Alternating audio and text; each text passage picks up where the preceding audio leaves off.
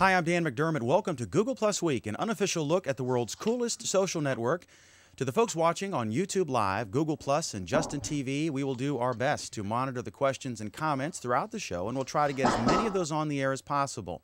The big news this week was that all Google Plus users and brand pages have begun to get access to Hangouts on Air, Google's free multi-user video chat and broadcast system. Many of you are watching us in a Hangout now here on Google Plus and on YouTube Live. For folks who'd like to embed your live Hangout player on your website, we'll find out how. Oleg will teach us. Another amazing release is an improvement to how Google Plus notifications appear in Gmail. It's really something. There are some great new add-ons for Google Plus and Chrome. Also, Google rolled out a new Google Plus app this week. What's surprising is that unlike previous versions, this one has come out first for Apple's iOS.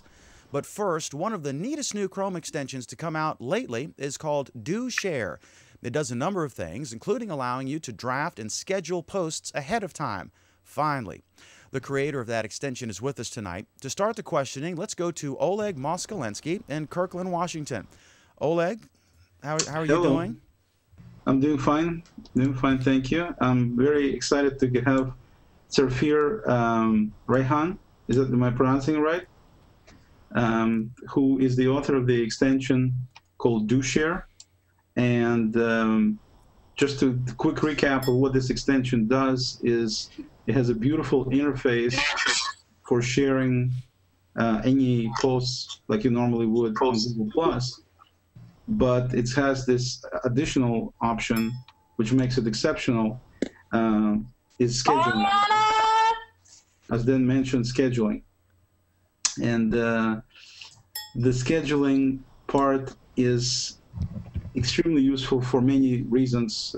Sometimes people want to make comments throughout the day. Sometimes people want to make comments to other people in other time zones, which only can happen at night.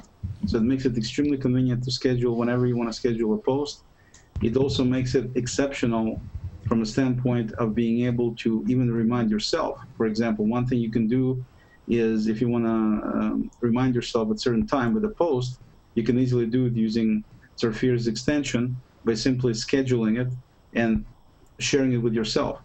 That way, as you're looking through your stream at a certain time, your own mention basically will pop up and remind you. So you can use it as almost a reminder system. So it's got these additional benefits other than just being able to create posts. It looks gorgeous. It was designed by a gentleman, which Sarfir will mention. I can't remember his name, but both of them did a phenomenal job. Works extremely well, and I'll give Sarfir here some time to explain what it is and talk about his wonderful new extension. Thank you very much, Oleg. So Do Share, as you said, is the Chrome application that lets you write posts. It has a full rich text editor with support to format text with bold and italics, all the options that Google Plus gives you. You can save drafts, and the feature that users love the most so far is being able to schedule posts and send them ahead of time in a preset time. Oleg, are you screen sharing it? Yeah, I'm screen sharing it, and I'm gonna ask Dan to focus on that. My screen here, Dan, so they can see it. So you can see I try to make it as simple as I could. I had the help of Joel Khalifa, which is an old friend, which joined me to design this, and he did a great job. And I'll be happy to answer any questions you have about the development process, about the thought process behind it. It sure sparked a lot of discussion around the lack of right API right now for Google+. Shoot at me some questions. I have a question, and we'll also look in the chat. It looks to me like, okay, obviously the exciting thing for me is to be able to schedule posts. And I'm curious how you accomplish that, because I know you have to, it's not a true right API, correct? Because you have to be logged in, you have to be in Chrome, have Chrome running, and you have to be logged into Google Plus for this to work, right? Exactly. So Do Share is a Chrome application which is completely local. No posts and no information leaves. I don't have any server that runs this. and the underlying API that communicates with Google Plus is Mohammed Mansour's unofficial API. Most of you probably know Mohammed and all of his work, and the great thing about Mohammed is that he's a great believer in open source. He's very approachable. So I joined up with him to add missing functionality to the API. We had a gentleman from China who jumped in one day and sent some code that sends posts to Google+. And I was already using the unofficial API for my previous extension, Nuke Comments. So as I saw that code coming in, I started thinking, what can I do with this new feature of the API? So what you see, the full app, is it all sits above this unofficial API. And that's what runs, and as you said, Chrome has to run for it to do its magic. And of course, it's not the official API. So I don't have a promise from Google that it will still be there tomorrow. I don't have their support in case something goes wrong. So from a development perspective, it's a whole different deal than working with an official API. Oleg, before you go, can I ask a couple questions from the chat before we lose it here? Actually, before we do that, before we go to questions, let me show people exactly how it works and what it does. So when you start up, it comes up like this, as you can see on the screen here. And all you do is, like I said, it's got a beautiful, beautiful look to it, very easy on the eyes. You click on the share here, and you can immediately start typing your title. And this title is automatically bolded, which is what you usually want to see. And the title is optional, as it says there. Then when you click below, in the content area, you type in your content. And so when you type in the content, you can take any of the content, highlight it, make it italic, make it bold. So it's almost like a share, not almost, it is a rich editing environment, basically, for content. It's using standard things that Google Plus requires. Like you can use, for example, typically you put asterisks in the beginning and the end of the word to make it bold. But this extension makes it real easy by doing it visually like a word processor would do. So it's very, very nice from that perspective. You can put in as much content as you want. As you can see down at the bottom here, bottom right, you have a little link for adding a link. And so if I want, I can put in, for example, a link on the website. And once I add it, it automatically does the pulls the information from that website, just like Google Plus normally would do, and a picture. There was a picture to show a picture as well, which is very nice. You can easily remove the description. You can remove pictures, the links. You can, down here at the bottom, you can select from your circles who you want to share it with. So let's say I want to share it to public, and I want to share it to a circle called art, for example. So all of that works very, very nicely. If I jump out of it like this, it automatically puts it in drafts. So you don't, anything you type is automatically stored in drafts, and you can have as many messages going there. It's stored in the cloud, so to speak. So you don't have to worry about saving anything or losing anything. It's all there. And if I want to get back to it and edit it, I just click on it, and I can make additional changes, so on and so forth. Down at the bottom here, I can just simply force it to save in drafts by just clicking on it to get out of it. I can also schedule it, and the scheduling is very nicely done. You just have the date, which you can either type in, or the easiest thing to do is just pull from the calendar. By clicking, you pull the calendar down, and it shows you the actual, what the current month and day is highlighted. You can schedule it for any day you want, and you can also schedule it for whatever time you want using nice little sliders. Very nicely done, very user-friendly, very convenient. Or you can click on now, and it'll schedule to go on that date. I guess, no, it'll schedule to go right now as opposed. So if I'm done here, and I say schedule, now under scheduled, I see all the posts that are going to be scheduled for whatever different dates and times that I set up. So you can put in as many, my understanding is from what Safir mentioned before, is that it really is no limit in terms of how many posts you can put in. Is that correct? As long as your hard drive has available space, you can save posts. Yeah, okay. No, but so is it stored on my hard drive, or is it stored in the cloud? It's stored in your browser in an HTML database. Okay, so it's stored locally then. Okay, so yeah, so I guess your disk space would be the limitation. And also, and of course you can, one other big benefit of using this thing is in terms of the browser itself, up at the top, if you look at the top here on my screen, I have this little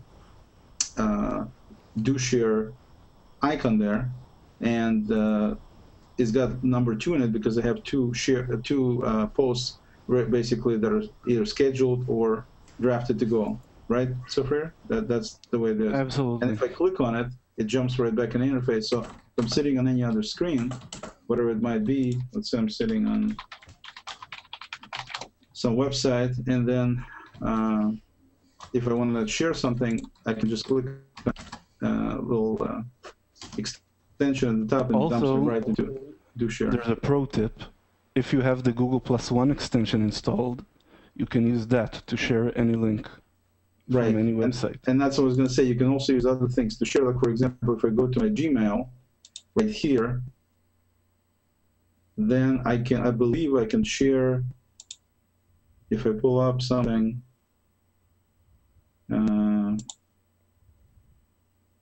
it won't work in your Gmail. No? No, I didn't want to have access to your Gmail. It's too much responsibility. I thought there was somewhere where it jumped, maybe I'm wrong. You can use in your Google Plus posts, you can share any Google Plus post by using the do share icon on the post itself. Yes, so if I go to my stream here, then I can go ahead and click on the little do share icon, which looks like a little sharing symbol down there below. And then when I click on it, it actually winds up doing the reshare basically, right from there. Puts the content there, and then I can just add my own text, my own title, and then add it to whatever circles I want to add. Does it allow you to make a post that was once limited public? No, because that's a limitation from Google's side. Oh, that's right. Google will not allow you to do that. So in other words, it's taking care of all the privacy settings. It doesn't interfere with anything like that. So I think it's beautifully done, very easy to use, very convenient. Dan, do you want to go ahead and go to some of the questions? Sure, and then I know Jeff has a question, but let me real quick look at here because we've got a number of them. We can do quick questions and answers here. Does Chrome sync? Actually, okay, the first one here, we just got I love do share, and then do share, I've been using it the last few days. Will do share support photo uploading at some point? Is that an API issue? That's a programmer's time issue. I made the choice to launch before I do this extra work for uploading a photo, but it's the top priority. It's the top user request. I did expect the photography community to demand that, but I also got a lot of strong demand for the photo features from across everybody because Google Plus is a very visual network. People always want to add photos to make the experience more visual. So that's definitely a top priority, and I won't make the mistake of saying a date that I'll miss later, but it will come soon.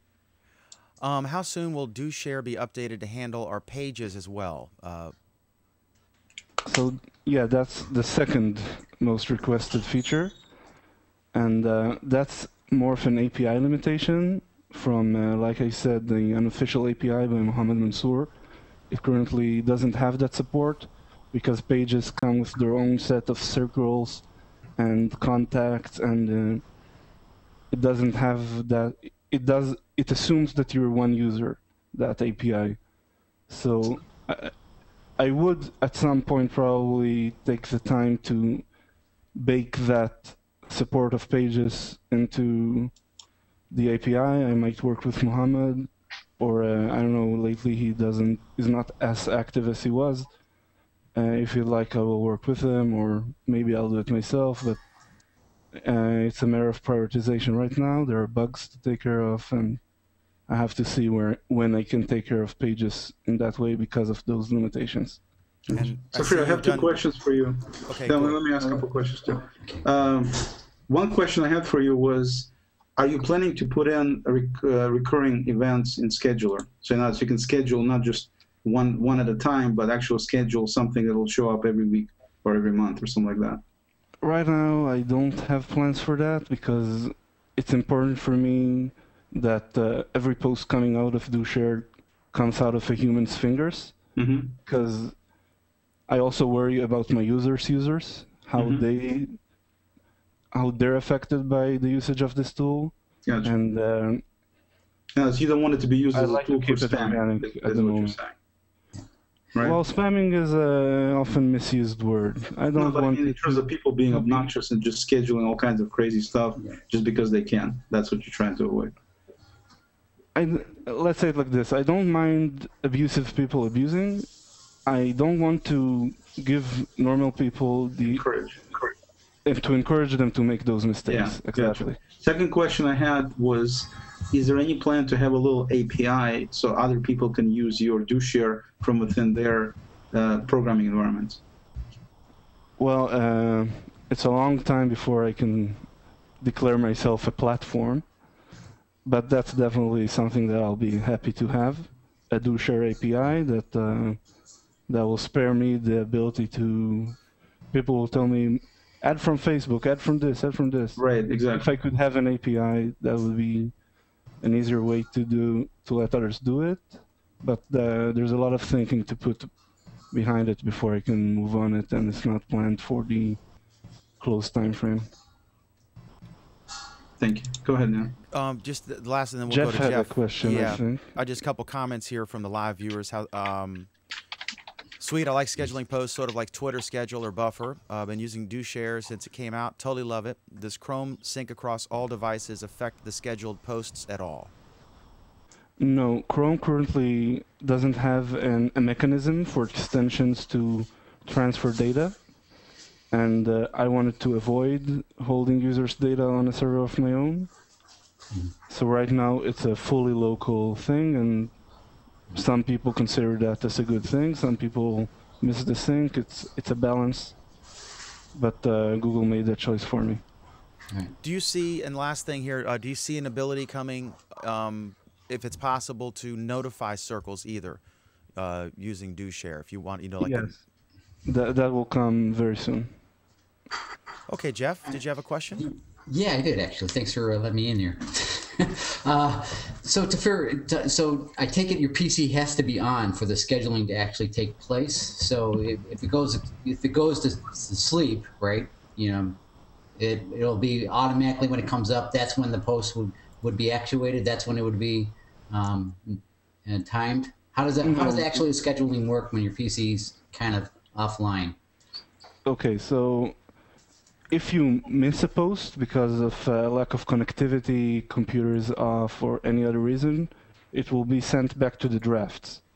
So it will either be posted exactly when you wanted it to, or it will wait for your input on it. Because I don't want to have like someone sending, "Happy birthday, Mom, 2 days too late. Oops." Yeah. So and I take it Chrome has to be up. Is that another requirement? Yeah. So I do use Chrome's background feature. So if you notice, once you install DoShare, you'll have a little pop-up in your corner. Your operating system will tell you, "Hey, Chrome is running in the background." Yep. So if you close the last Chrome window, just because you didn't want to have that window open, it will still run and send those posts. But of course, if you don't have internet, you shut down your computer, you're flying, it won't work. It won't work. So that's okay, got it. So that begs the question of having the option of either having it stored in the cloud or on a server that's running full time, right? And maybe have the option of having it locally or someplace else down the line, because that would be very helpful to kind of get that. That would be a great way of subverting that problem for those people that want, because for me, just personally, my PC is not on 24/7, so I would miss that post, go back to drafts, and then would have to go back and reschedule it again. But I love the idea. I'm looking forward to using it, because obviously I think for everyone who is overseas, this is a must-have for scheduling the post during prime time, U.S. time kind of world. So that works out really, really well. Good job. Yeah, so the main reason, thank you very much. The main issue there is the lack of an official API. Right. An official API would allow me to set up a server with the user's permission that can connect to Google and do those on your behalf. And that doesn't exist right now. Yeah, got it. Thanks. Jason? Okay, well, yeah, thank you. Congratulations on your app. admittedly, and perhaps embarrassingly, I was not aware of this. I've been doing other things and everything, but maybe, you know, I can bring my my first gut reaction feedback to the process. I think it's a great idea, and I've seen many developer friends of mine and many of my colleagues have done this with other platforms like Twitter, with doing like scheduled posts. So I think that's a phenomenal idea, and I applaud your efforts and everything. That's great. I want to piggyback on what Jeff was asking just a few seconds ago, because are you running into any issues right now because the scheduled posts that we will be sharing and everything have to sit on a particular browser? Are you running into any issues with cross-browser compatibility, like from mobile devices or non-traditional desktop browsers? Well, sadly, the Chrome applications only run on Chrome. So on those computers, I didn't run there was only one development issue that related to a difference between platforms, something with the font. I'm using the Android Roboto font, and Windows renders it very funky at certain pixel sizes. But other than that, I didn't have any cross-platform issues.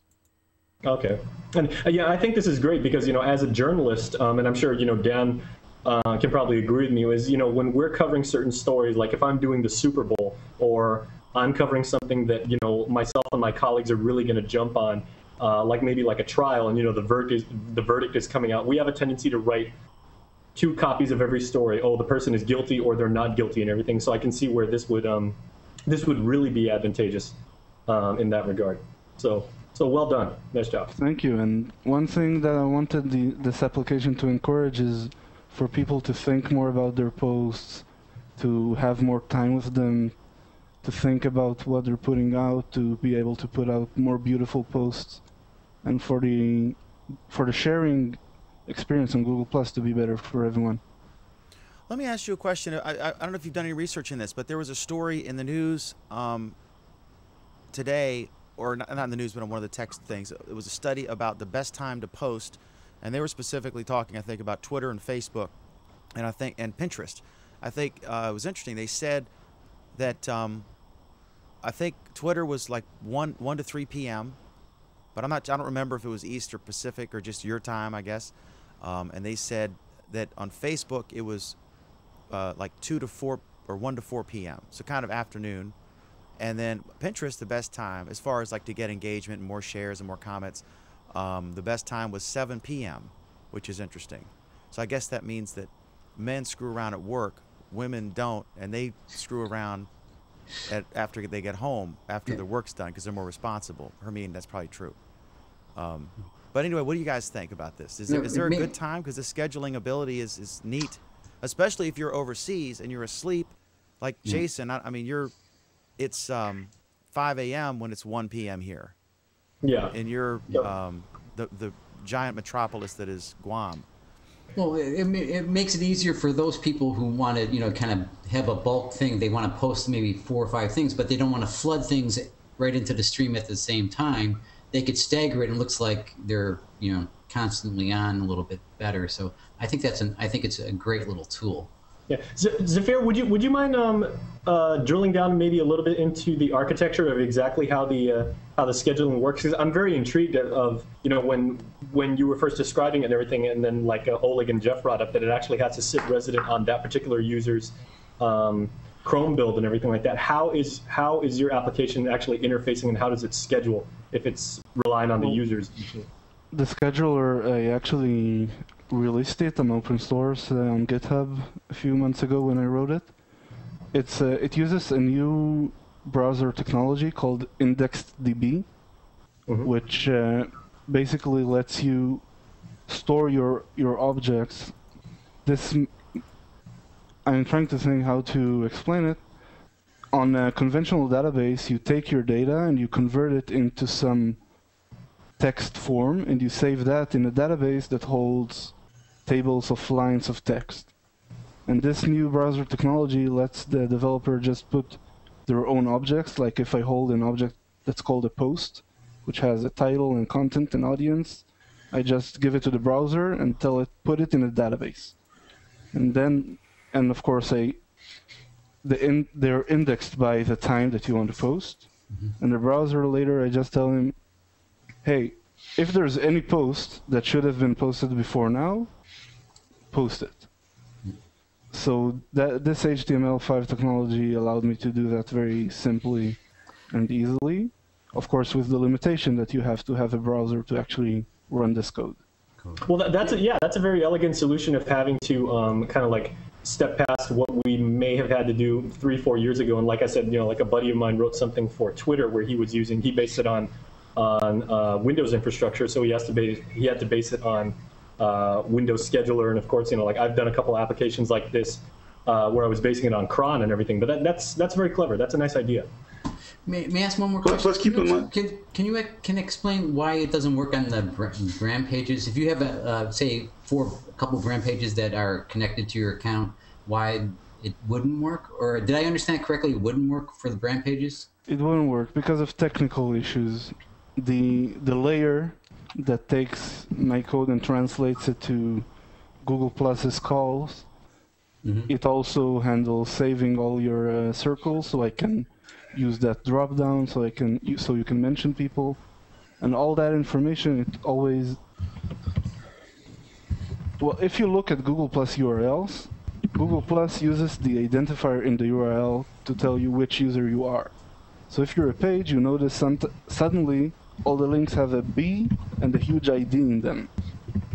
And to make those calls, you need to have that distinction, and that just is not implemented right now, and I did not wish to delay the launch for this issue. So what if you're under your identity of a brand page and you did go into do share, it would actually just show as your personal post? Is that how it would work? The identity is per tab. If you switch your identity and then open plus.google.com, plus.google.com will still be under Jeff. Right. So that's the same issue. Do share is still under Jeff. Right. So it would do the post, but it would do the post under Jeff, not under you. Yeah, exactly. And I just wanted to reiterate, this is not a limitation or any problem with do share. It's actual Google Plus that's doing that. I mean, that's one of my beefs that I have, is I cannot go and share a page using a share from to G Plus, any of the usual share deals, as a page. I can't do it.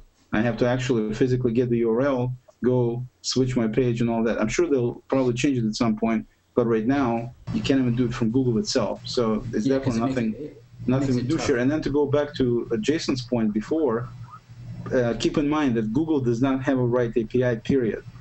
In other words, it's amazing that Zafir even has what he has going, because there is no right API officially out of Google at this point, and the only thing you can do if you want to use API is reads, and that's why I think it's such an amazing thing that they have, that Mohammed put together, and Zafir is using some of his APIs and stuff to be able to do it, because officially there is no right API. That's one of the big rants that Scoble had. Remember when we had the rant about what Google Plus doesn't do yet, and on. And he was talking about why not, why isn't there a right API? And Google has some good reasons why they're not releasing right API at this point. And we kind of covered it before. I don't want to repeat myself, and other people had said it. But the bottom line is, it's pretty amazing that Zafir is able to do what he's doing, considering that there is no right API. Yeah, no, I'm not trying to take away from it. I'm just trying to understand what happens if you try to do it and you're under the brand page identity. Now I get it. It's just going to show up as myself on the post, which is fine. I was just kind of curious. It's perfect. Still excellent. I mean, I love the idea of, because a lot of people work in burst mode. They do a lot of things at one time, and now they can work in burst mode, but yet have a slow, steady posting effect and keep their presence out there. It's not just that. It's sometimes, I think Zafir mentioned it, I don't know, I have to step away for a second, but, like a simple example with somebody's birthday. You want to send them congratulations, but you want to do it in the right time, the right day.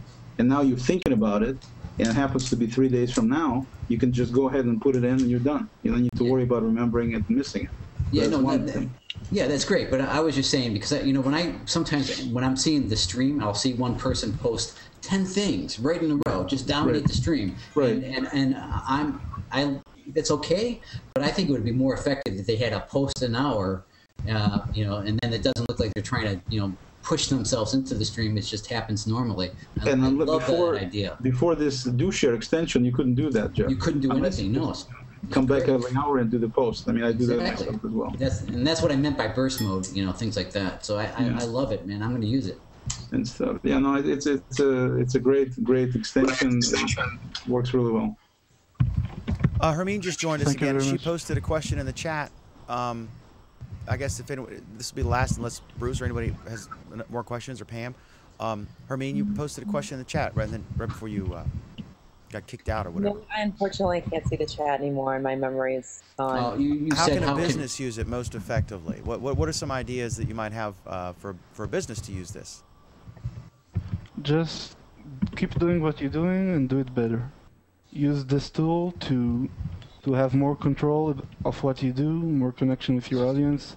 If you just have a half an hour in the morning, use that time to find out what's going on with your community, schedule those posts, and later as the day goes on, your posts can come out and have some sort of...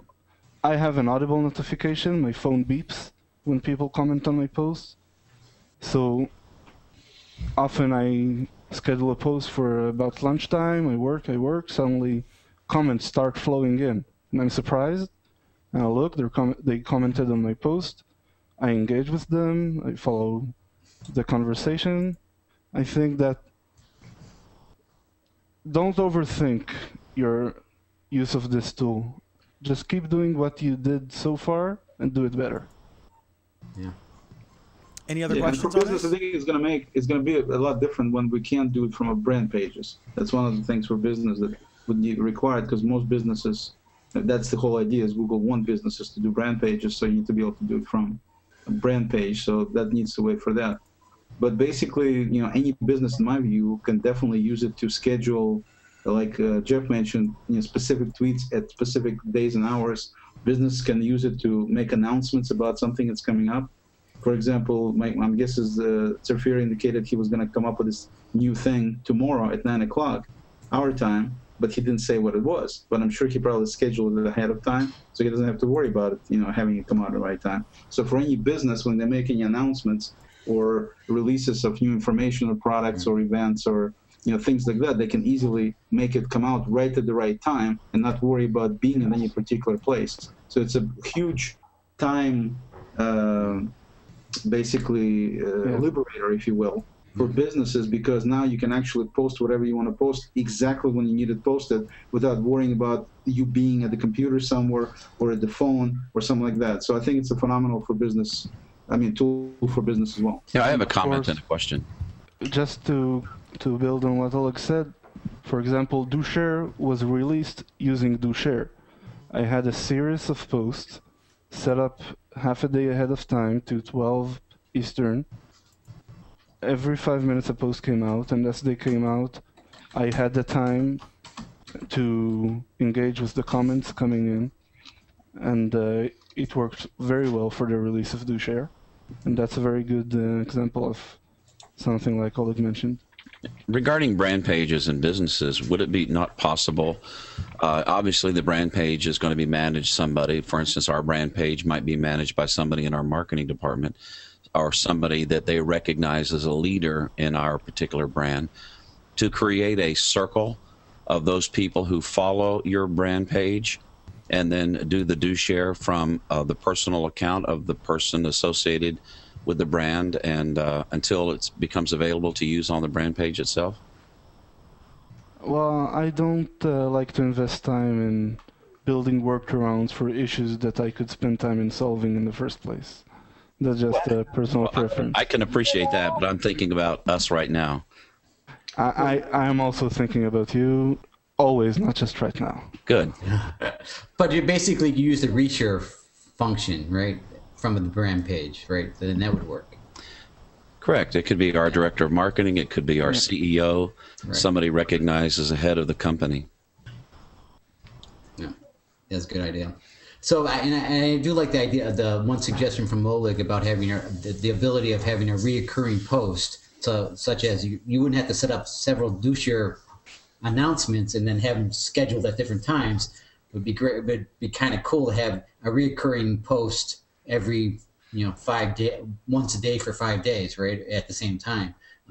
That would be not even that. I would even go. My specific example, Zafir, was, for example, our show. We do the show every Friday, and it would be nice if we could set it up so we have a generic. We usually modify it a little bit because we have different guests and we have different criteria. I mean, different agenda for the show. But it would be very nice to have a generic post done that would go out from Dan, let's say on Thursday, for example, that would indicate that tomorrow we have, the usual Friday night show, and that for that kind of reason, I think it'd be very useful to have.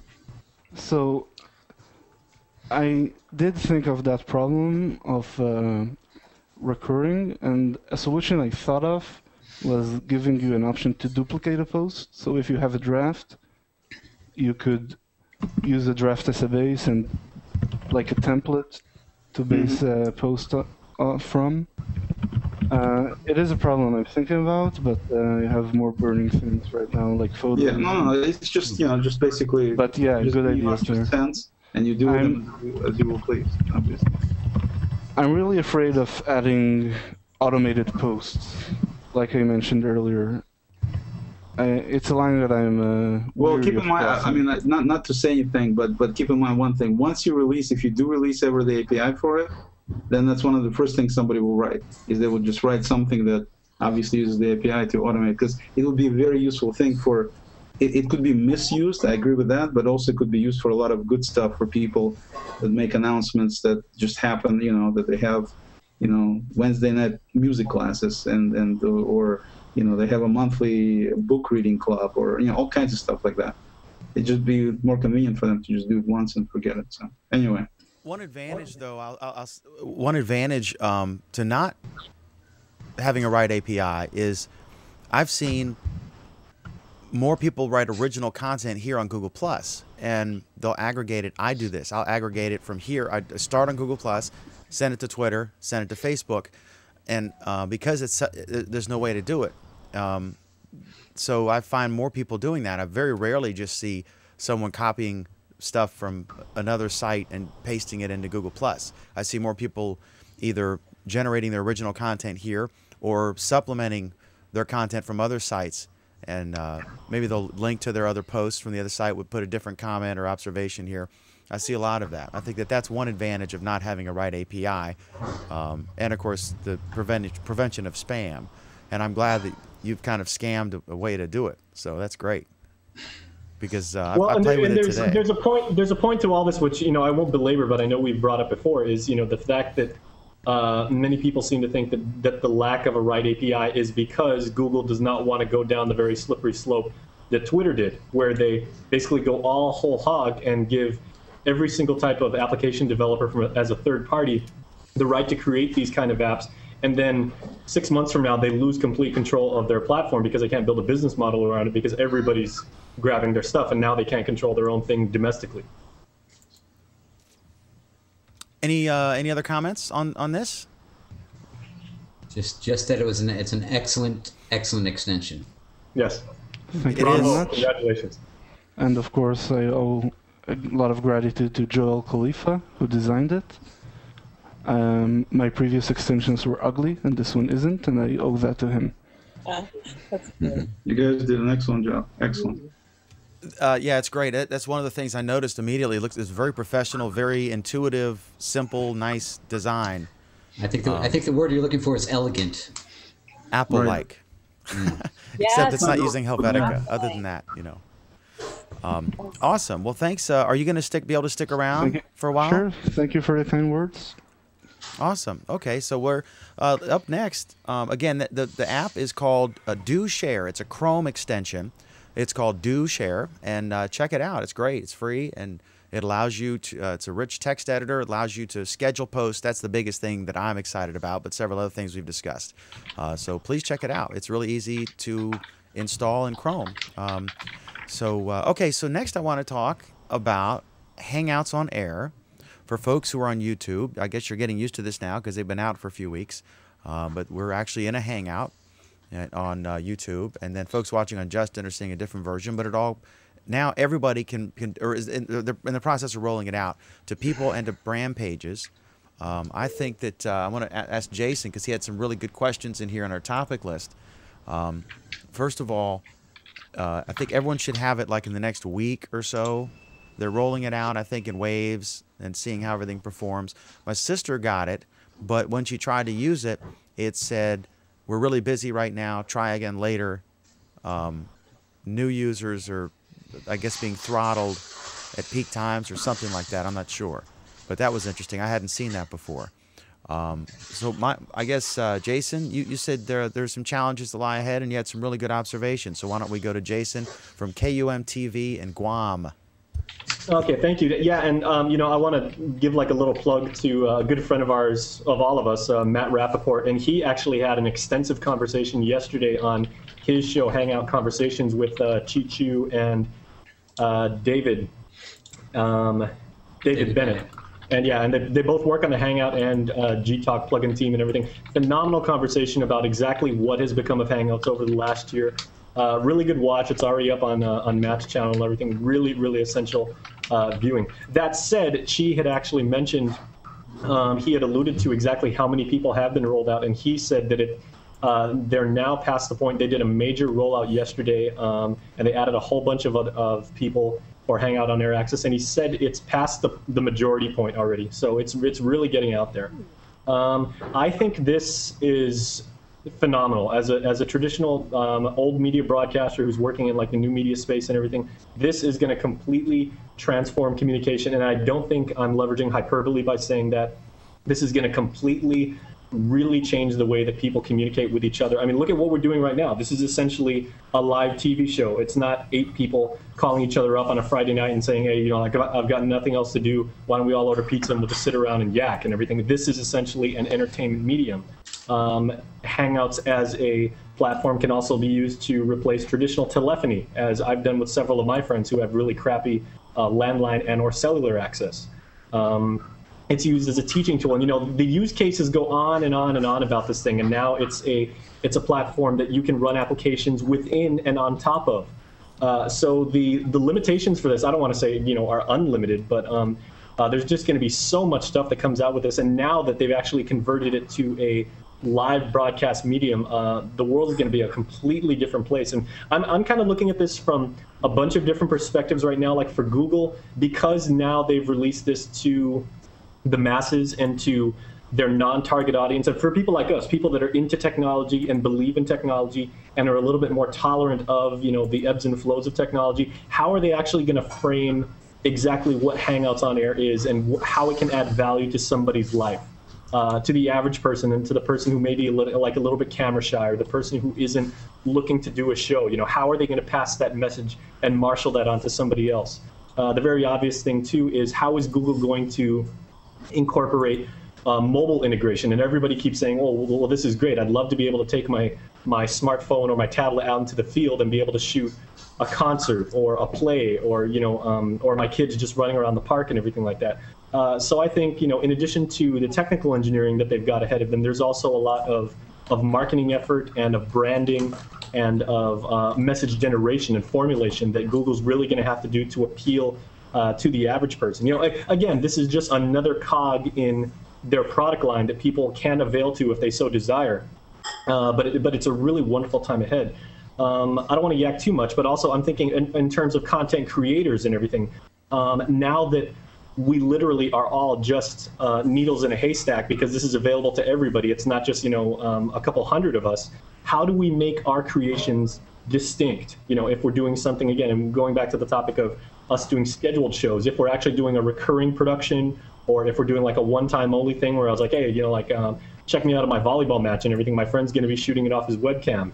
How do we actually bring distinction, and what are the mechanisms that we can use as content creators to make sure that we can draw eyeballs to our stuff when everybody in the world has the potential to do that, and you can only have so many people watch your stuff even at the same time, even though Hangouts on Air automatically roll over and become an on-demand medium. Things like that. And then also with analytics and everything like that, how deep are we going to be able to get to actually see who's watching our stuff, for how long, from where, with whom, things like that. And then just the last point is, how is this going to change, and what arguments are going to pop up around Hangouts on there in terms of like intellectual property. And, you know, like I put this in the show notes. It's like, is nothing going to be sacred anymore? Everybody essentially has become a television news reporter. And this is the exact same argument we made when blogging first took off. And, you know, like you guys know me, I'm a big sports fan. And I remember there was an example several years ago where the former Philadelphia Eagles quarterback, Donovan McNabb, was walking down the street in Philadelphia, and he happened to just trip on a crack in the sidewalk or something. Somebody actually saw it there, and they put it up on the net 10 minutes later. Everybody now is a member of the media. There is no distinction between exactly who is big platform and who is who's Joe Average and everything, aside from, you know, big network affiliation and distribution capabilities and everything. Everybody has the right to document every single thing in the world. So I think there's going to be some really interesting use cases that pop up because of this. And I've basically talked enough now, so I'm going to shut up. Can I ask you a question, Jason? Obviously, it's everyone's a reporter, but it's really everyone who chooses to participate. And a lot of folks don't really like it. A lot of people are reluctant to go on camera. My mom and dad, you know, will talk to me on the phone all they want, but, you know, heck no, they're not going on a thing, especially a public one. So this is fascinating. Do you see? I'm not sure how many people are going to use this. I mean, I think a lot, but I don't think it's everybody. And do you see this as a threat?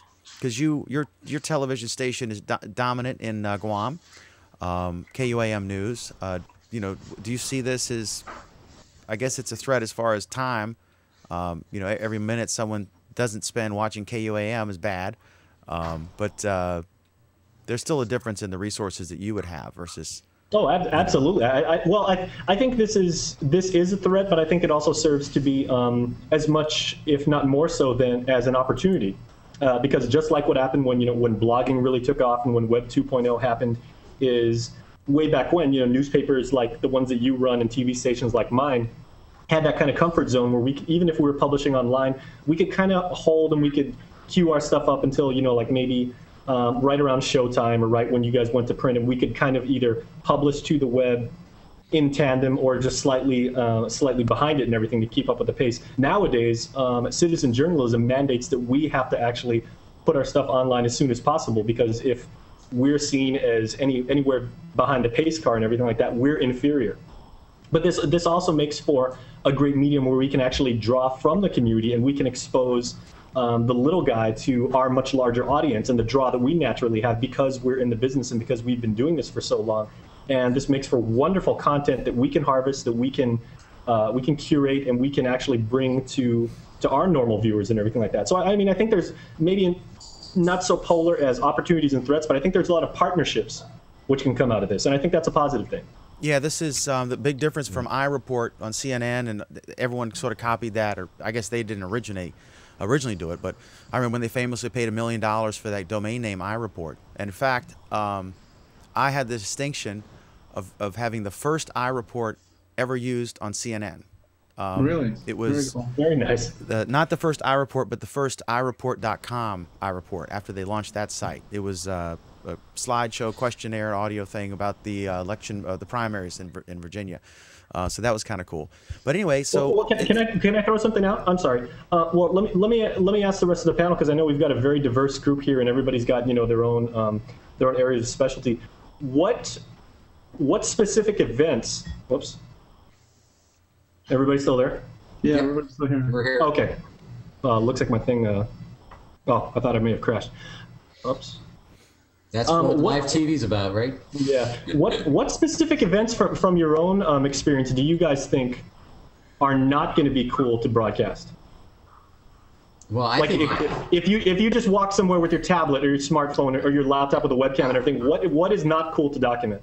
Well, I think, you know, obviously they're gonna crack down on people trying to, you know, broadcast from live sporting events like NFL games or basketball games or anything that has to do with copyright issues and things like that. So, you know, I think it's gonna be very interesting to see how Google does that, how they enforce those type shows, because they can just, you know, pop in and pop out at any time. So I think it puts a lot of pressure on everybody. A lot of pressure on the networks, a lot of pressure on Google, and personally, I think it's great that everyone has it, but you have to defend. You know, it's like we all have opposable thumbs now. So, you know, you have to differentiate yourself by content and just, you know, having something that's, you know, just looks better. And because of that, everybody's going to have to step up the game of, you know, on air to make it look better than someone else or have the better content. Yeah, and that's sorry, go ahead. I was just going to say, I mean, one of the things that Dan put in this topic for discussion today is, you know, is this going to be the, you know, competition to people like him and people like you, Jason? And to me, it's no competition at all, because it's a totally different level of competence in terms of being able to be a professional broadcaster. So I think just because you have Hangouts on air does not make you a broadcaster just because you can push a button. So I think that's one thing that's missing. I'm sorry? No, there's a lot of people that will get it, that will be able to go live, and they will do it initially because they think it's cool, but then it's gonna drop off like any new thing for most people, and I mean that sincerely, most people, because they're gonna do it for things like their family things like that. But to actually have a full-blown broadcast quality production on an ongoing basis, only professionals will do it. There will be some more people, like on YouTube, you're saying. You know, YouTube had generated a bunch of people that, you know, produce shows like Lamar Wilson. Perfect example that there wasn't one show like this before. But at the same time, I don't think it's going to be any kind of specific huge competition to you guys or to the pros, because it's not just about being able to record and broadcast. It's also about being able to create quality, competent content, and then people wanting that kind of content on an ongoing basis. And that's where I think, you know, that thing. But what I'd like to do is I'd like to turn the word to Hermine, because she's got most experience of anybody in Hangouts, I think, in this room right now, and just get her take on this. Thank you, Oleg. So there's really two aspects that I'm glad you guys brought up. The first one has to do with production quality and content. There is a lot of content that people are out there willing to watch that does not have to look at the same high production values that we're used to seeing on network and cable television. It has seemed to be that if you can keep content funny, lively, and more importantly, real, then a particular niche will follow it. And that niche could be, I mean, it could be large, it could be millions, but as long as it's focused, you will have an audience. The question is, how do you break through with that audience? Or make sure that you are really top of mind and that they're seeing you there, you know, fairly consistently. And that's a question that we all will work through over the course of the next few years. But there's a second aspect about it that was really interesting. I was just starting to look at numbers, so I'm going to throw these out there. But of the hundreds of millions of people, and I know it's not quite yet a billion, but hundreds of millions who are using YouTube on a fairly consistent basis, I don't want to use those, there's a very small few that are actually creating content, okay? I'm going to just say it's 10% of all of the people who viewed it, and it might be higher, but the point is, let's just say it's 100 million people. Of those people, only 3 to 5% are actually making some sort of a living doing it, okay? So if I take that down and say, you know, what is that 100 million chopped down to? Then we're talking at 10%, that's 10, okay, 3 to 5 million people. I should be better at math than this, right? So then if I look at that and I say, are those the same statistics that we might see in this environment? Then you start to get an example or some sort of idea of what may happen here with this video technology and what the competition can look like. So I don't know about you guys, but when I think of maybe Google Plus even growing bigger than YouTube, maybe, you know, they're not competing, they're really one and the same. That is potentially 5 million different channels or subscriptions or outlets.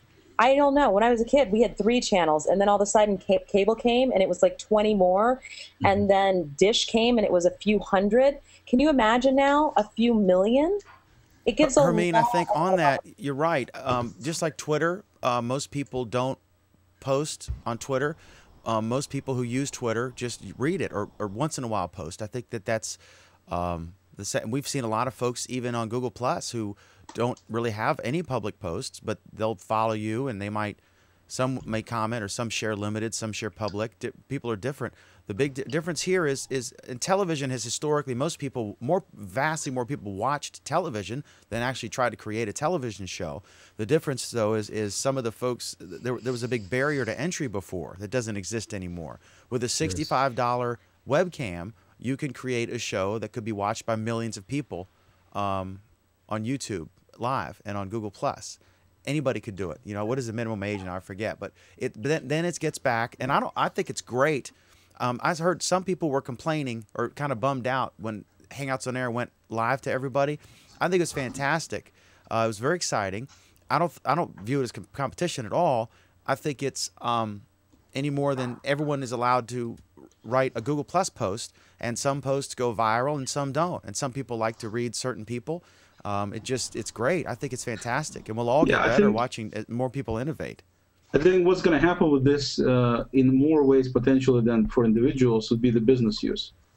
Because if you think of a concept of being able to sit down and do a broadcast regarding your product with some people in the audience being your customers or your vendors, and then be able to have this live interaction with people, whoever these millions that are watching, or just thousands or just 10, doesn't matter. But they're able to interact like we're interacting now, and then that gets recorded and being used in the future for training purposes, being used in the future for product advertising and marketing. I think from that standpoint, for businesses, it's going to be a godsend. Well, yeah, I agree, but you know, that godsend was out there for a while, anyways, under Ustream, Justin TV, and you know, they could have done it there, and they didn't. You know, but you're right, Google Plus does make it a little bit easier, perhaps, but. If I were a business, and I'm not a business, I would be jumping on this all the time because, you know, obviously this is the easy way to reach out to your customer base, Salesforce, or whatever you're trying to do, and have it in a distinct message, control the message all the time. And that's what businesses want to do. They want to control the message, and I think this gives them the opportunity to do it. And answer your question, Jason, if Oleg will let me get a word in here. Sure. I would say that Google Hangouts tends and lends itself more to long-term, long-type video rather than short-term video. There are a lot of other social video things like Social Cam where people who want to throw up a quick clip of a concert or something else like that, you know, would use those. But I think, you know, one of the things with Hangouts, and to Hermine's point, I think that some people, the small percentage of people who are not the content creators currently on YouTube, are going to find this a simple approach to begin creating content because of the automated nature. They may want to edit it and make it a little more polished. But I have a question for everybody. Who do you think Google's demographic is for Google Hangouts? Because while businesses may jump on it and use it for that, who's Google Plus's demographic? Certainly they have a demographic for this. I think it's 18 to 54, and I think it's more educated than not educated. I think it's also the more computer savvy. You know, like we've massaged and turned you know, this very issue of exactly who is Google's target audience, you know, so many different ways. But I think it's definitely not as mainstream as Facebook, where you've got everybody under the sun. If you know a little bit about using computers, I think Google Plus, and I don't say this to be sanctimonious in any regard, but I think Google Plus appeals to a little bit more of a mature audience and a little bit more tech savvy. And I think by that regard, Bruce, and that's funny because what Hermine said is kind of funny. What tying the two concepts, what Bruce and Hermine said is, you know, YouTube and Google Plus. It's kind of funny because who appeals to what? YouTube obviously has a much broader audience, and they've got, you know, their audience, because you've got all these cat videos and you've got, you know, street fighting and you've got every single thing. So theirs is much more mainstream and much more widely distributed. And I think Google Plus is a little bit more painted into a corner. And I don't mean that to be, you know, incriminating, but, you know, I think theirs is a little bit more well defined. I think what to touch a little bit on what Jeff said, I don't think businesses necessarily will be having a controlled message here, because the whole idea, what I was talking about, is having this interaction in addition to their control message. You have interaction and people's feedback right live in real time. So it's not as controlled as doing a video, a product promo which you could do before and it was controlled. So I think this is a little more dynamic, but this opening to your customers, to your potential vendors and so on, I think opens up a whole new territory of being able to deal with these people. No. And I think from that standpoint, it's quite a tool, which of course, like anything else that can be used, can be abused. Right. So we will see. The reason why I said controlled message, just so because I don't know if you're ever in sales, but you always had like your best, highest producing salesman, right? Sure. And they seem to understand and get it. So if you can have that person kind of send out the message and interact and not having the lower level people do it, that is great for a business, because they would be the ones that are the stars and are kind of promoting the product a little bit better than the minions out there. I hate to say minions, but that kind of way. And I think that's good. That's what I meant by controlling message. You kind of get the right person in front of the screen doing it. So. Okay, let me say. Let's go to Zafir in Israel. He has something to say about this, and then I'm gonna. We got some great comments from George Cozy, who's watching us. Go ahead. This is Zafir live from Israel, and I think that there's a very big difference between the YouTube broadcasting and the Google Plus broadcasting, because YouTube does have everyone's everything, but if you want to get big on YouTube, you have to do something that has a professional element to it. Professional looking. A lot of amateurs are putting the amazing stuff there and going big, but it doesn't let anyone and everyone make a compelling content piece. And Google Plus Hangouts give you people to join in with you. So maybe your sound isn't the best, your picture isn't the best, maybe you're pretty boring, but you're talking to someone. And people like to listen in on other people's conversations, and that's a very good way of you to create something compelling. That's at least one element that you'll have from the get-go. And that's where I see a big difference, that you can have a socio-human experience, and it overshadows the lack of the other amateur elements there.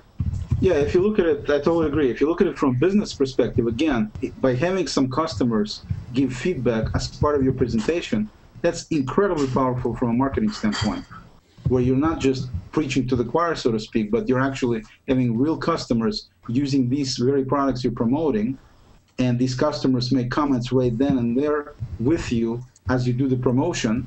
And then some of these customers may possibly come in from YouTube, watching it, making their own comments, and you're doing this all in real time. It's an incredibly powerful platform, and I'm sure it will be used, and it'll be interesting to see. One of the big challenges I think Google will have, or at least the people who create it, would be the legal challenges, because I can see that there's going to be all kinds of legal problems all over the place with this. But we'll see. I want to jump in on that after George. I'm sorry. I know, Dan, you got some comments. But yeah, I wanted to go to George's comment, and you're right, the legal thing. The most interesting thing of that is they're implementing this live copyright detection.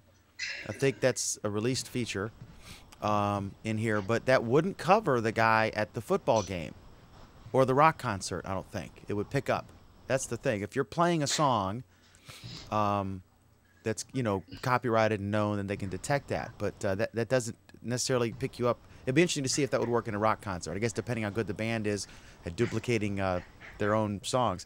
George Cozy in the Netherlands says the first step in making. We had one prescient observation about our first topic, the do share. He said, don't even think of making automated posts. This is an election year. Can you imagine what politicians would do with an app like that? Good, it's a good point.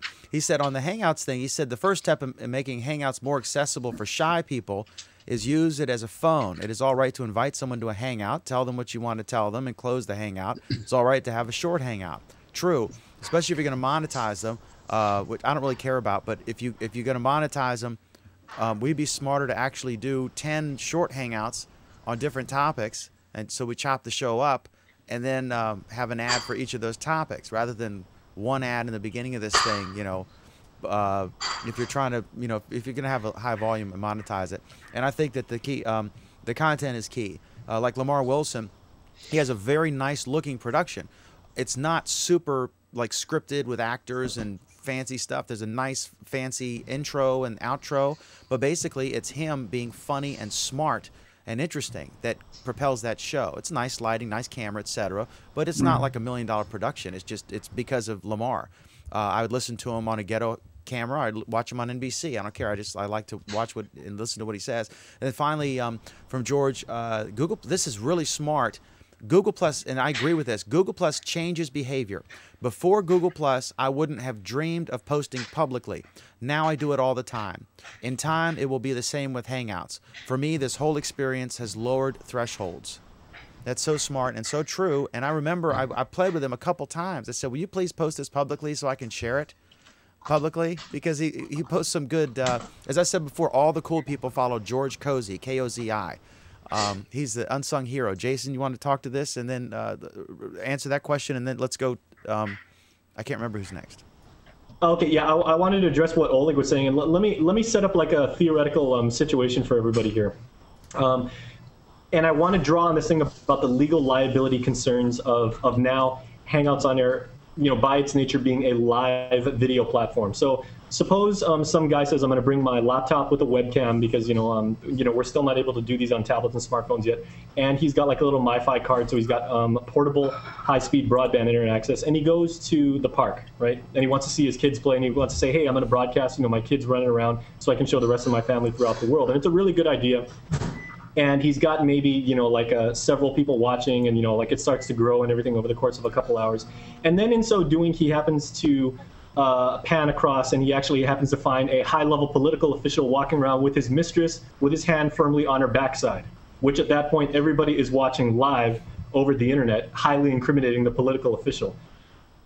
At what point does this become, and I mean, obviously, you know, that's damning, and it's live, and, you know, you can do quality control things where, okay, once it becomes, you know, an archive, then you can pull it off YouTube and everything, but it's live, and everybody from that point has seen it.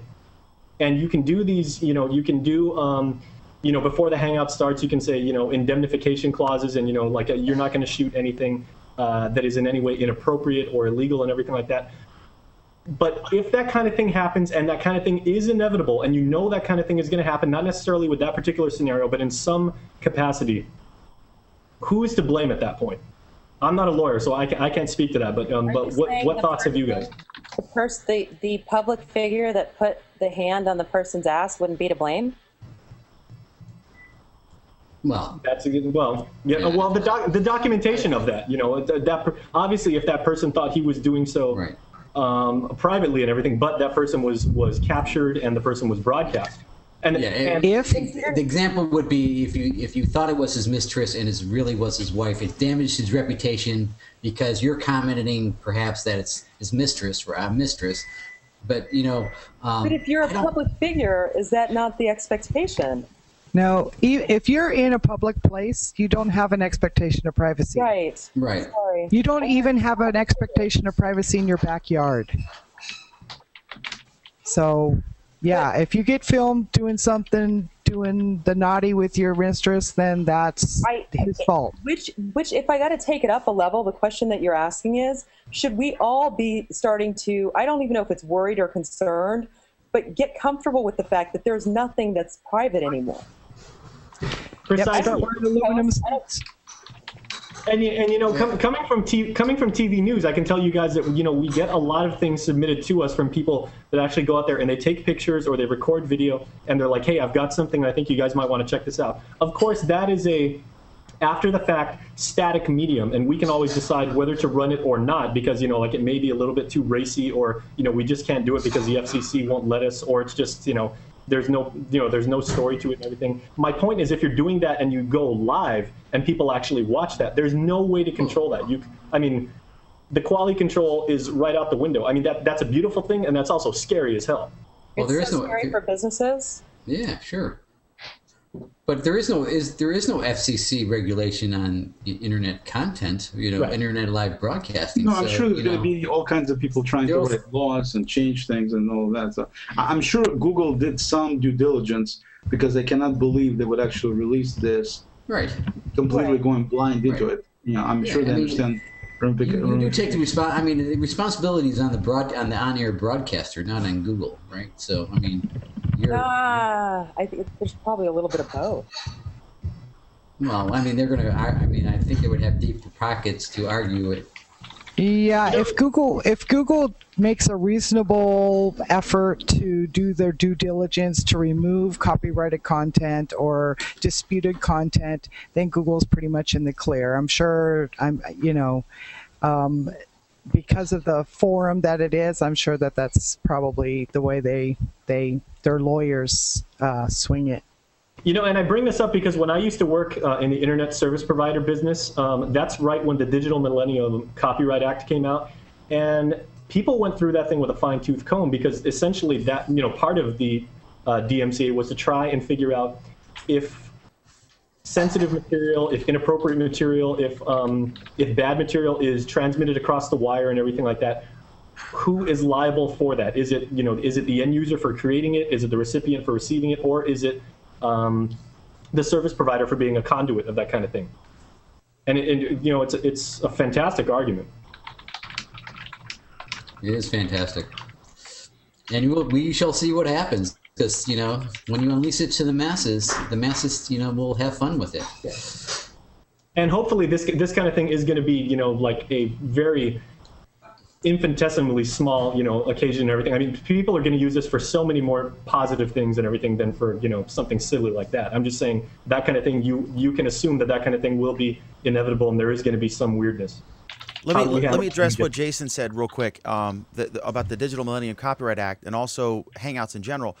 On the DMCA, it shifted to a act on complaint policy. It set that in stone, and that made something like YouTube and Facebook and Twitter possible. Well, not so much Twitter, because it's hard in 140 characters to argue that you're stealing intellectual property or copyright stuff, because you just don't have the space for it. It'd be a stretch. But the thing is, it's understood we value the ability for free, unmonitored, or maybe post-monitored. They can delete something if it's nasty or whatever, or offensive or hate speech, whatever. But the power and the importance of unfettered communication is such that they recognized it would be abused, and people would put copyright content up there. Now you can't have a site which is just like Pirate Bay is a different type of thing, where it just encourages that with its name and the way it's used. But it made, and this was the big lawsuit, which has now just been revived with was it Universal or Vivendi Universal versus YouTube, the big lawsuit. But you can't have a YouTube if they have to. You can't have a YouTube and give the service away for free if they have to pay someone to watch the hours and hours of video, that the 60 hours a minute that's uploaded. There's no way they could do that for free. So they said you can upload anything. The technology's there now where they can flag it, and they have agreements with certain publishers and stuff. But you couldn't have that service, and that's why people were so freaked out about SOPA, because it kind of shifted that to a pre-censorship as opposed to acting on complaint and a takedown. And then on the other thing, the technology itself is not enough to be a draw. I remember on the election night, you saw the hologram with will.i.am. I love will.i.am, and I love that he's done so much promotion for Google Plus and did hang out in a concert and that sort of thing. He's not a regular user, but that's cool. Whatever he wants to use it, we'll welcome him. But it's the hologram he did on election night. It was kind of criticized to a degree because it didn't really add anything to the conversation. It was just, look at this cool new technology. Whereas other technology, like the giant screen that I think was like $1 million or several million that CNN had, where John King gets up and he can move graphics around and hit buttons, and it's really cool. That adds to the thing. So that's a good use of technology.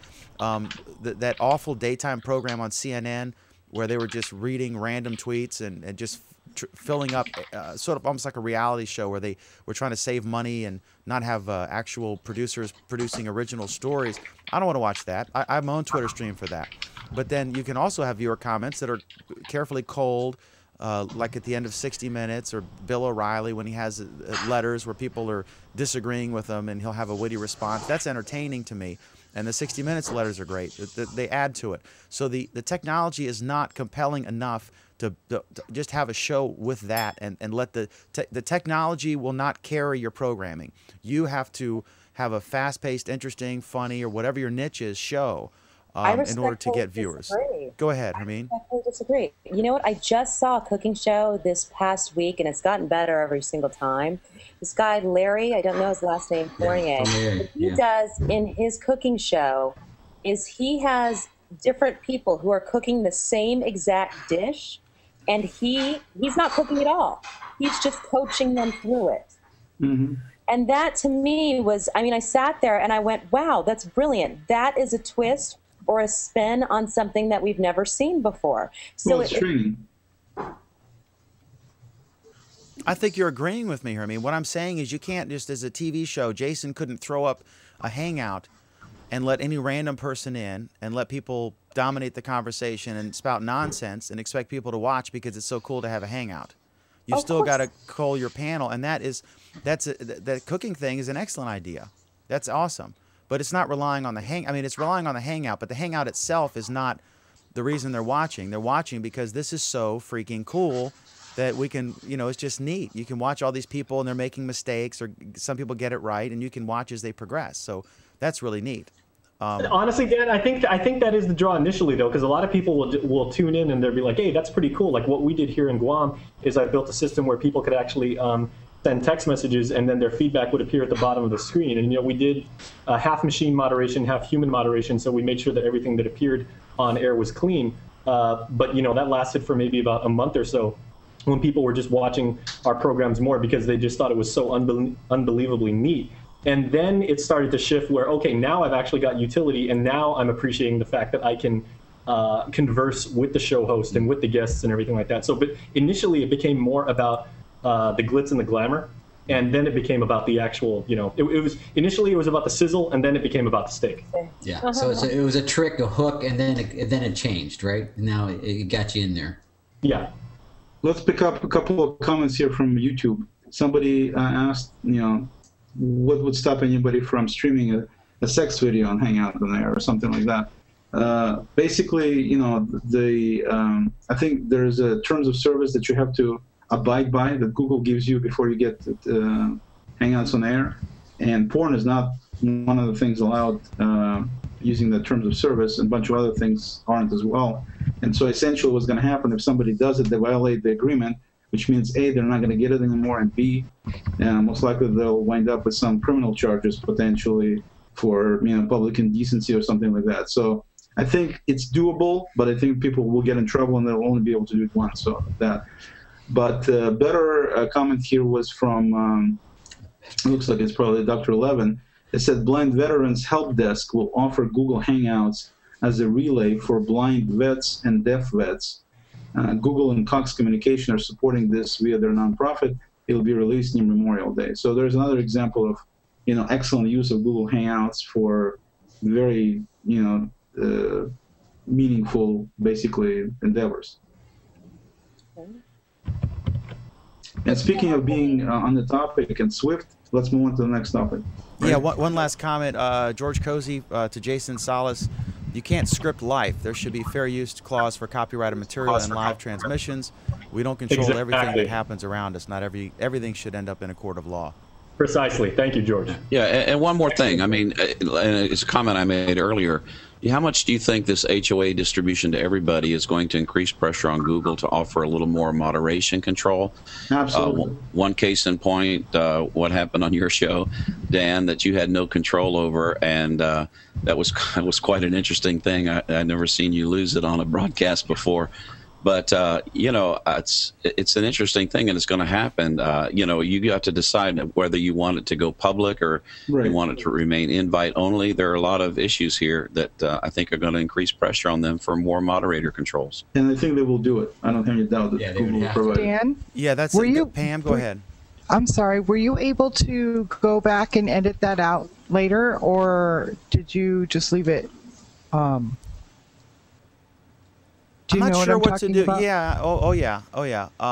We were discussing. I'll just say we were discussing gay marriage, and because President Obama went on, was interviewed by Robin Roberts from ABC News, and we were all figuring because it was a big news story, and this is one thing that it got a lot of views, a lot of live views. It was the first Hangout I've done that was #1 on YouTube Live.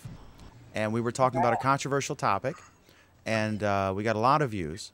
And a couple people went in with pornographic screen shares. And yeah, I totally lost it. And Bruce handled it surprisingly well.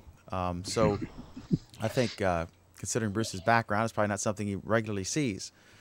And but to answer Pam's question, though, yes, but I don't think it's anything any of us regularly see. I was going to say, like, what's your background? Oh, they're talking. I've been a pastor for 35 years. For Christian ministry, yeah. Yeah, but it's possible to edit the videos afterwards. I don't know if Dan did it or not, but it's definitely possible. Just if anybody's wondering. Yeah. Once you create your video, it's just like any other video. Then you go and you edit it if you want. You can make it private. You can share it with anybody you want. You can edit it anywhere you want. So this is the main challenge why people in the TV industry, specifically in TV news, why we're so intrigued at the concept of using Hangouts on air and incorporating Hangouts into our products. But at the same time, it's really, really scary because, like George said, and that was a beautiful comment, you cannot script what people are going to do. And you can try to do what Sarah Hill at KUMU did, and she's actually got, I think it's like a 1-month test period where she has to get to know you and, kind of like validate your merit of being in her. Yeah, but still, no, I think what Bruce is saying is the right thing, is they need to provide proper moderation tools for the hosts to be able to manage and control the situation, because nobody will be able to see whatever they're doing if the host prevents them from doing that. The only exception is you always see the little thumbnails at the bottom, though, Bruce. Even if they give you a control, it still gets recorded with everybody on the bottom. So I don't know. But once it's out there, it's out there. Or like, if you're doing it live, once it goes on the air, it's on the air. No, but I guess you could probably mute somebody if they provide ability to mute the screen and the audio of any user. That would do the trick. Yeah. Once there is proactive. Yeah, but there is a delay. I mean, there is a 5-second delay, right, before it actually hits. Yes, it is. There's a 5-second delay. Yes. Yeah. But okay, so you have 5 seconds until it. No. I'm sorry, my earphone. From the time we are broadcasting now, there's a 5-second delay on YouTube, right? So if but that just means that they get to see the end. No, it's buffered. 5 seconds later. It's buffered. But you can't remove it. It's going to get published without. Well, yeah, exactly. But they can. My point is, they could build a delay control, just like you have a delay control on anything else. They could stop the stream for 5 seconds. You have 5 seconds. So you could stop it for 5 seconds, do the way you do it, and then it picks up the stream again. What? It's like the sneeze button for radio, or the cough button. Exactly. It's buffered information. They could do it if they wanted to. I mean, and they might need to eventually. But yeah, it can be done. But that's imperative, though. For the success of this, like Bruce said, it's imperative they have moderation controls in place. Yeah. Let me ask one other question here on this topic of Hangouts on Air. As a competitor to other services like Ustream and LiveStream and Justin TV, before we started the Hangout on Air, initially Google Plus Week used Blog Talk Radio, and then I got the hookups to bring the Hangout on Air in the show, and that immediately got more engagement. It used to be a real hassle to try to get people to participate. Now I have to lock it down because we'll fill up, and if I opened it up, well, obviously I have to control I don't want people working on the class of 2024 in the middle of my Hangout. So, but this is a big competitor for those services. We used to get on Justin, we used to get anywhere from 15 to close to 50 live viewers on a good night.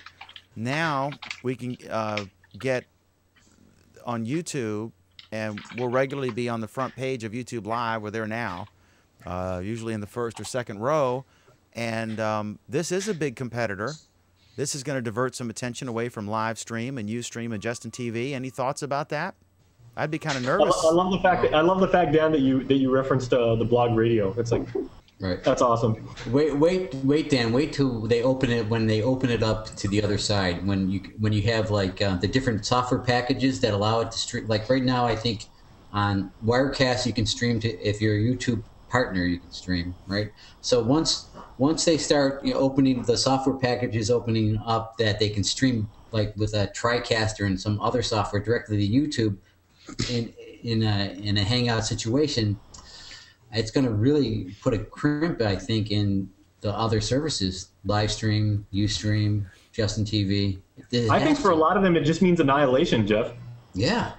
See, I was so for people that just come into the fold and either they don't know any better or they haven't got like legacy platforms like your own and like Dan's and everything like that. They just want a single source video platform that they can use to get their stuff out easily and then publish to other platforms and everything like that. And it's just give me what's behind curtain A. Just give me YouTube, and that's good enough for me. So the other guys, you've got Justin TV, LiveStream, Ustream, Quick, and stuff like that. Those, why would you even bother with those guys anymore? I use those kind of things, and I love it. I've been on those for years and everything like that. But they're really getting to the point. And like you said, Google has the advantage of scale, and they've got millions of other people with whom you can connect. Why would you pay them any mind anymore? Plus, Hangouts might be a lost leader for them, so they don't have to. Their business model is not built on that. So, like Ustream has the pre-rolls and mid-rolls and all these other kind of commercials in it. They need to do that. YouTube doesn't.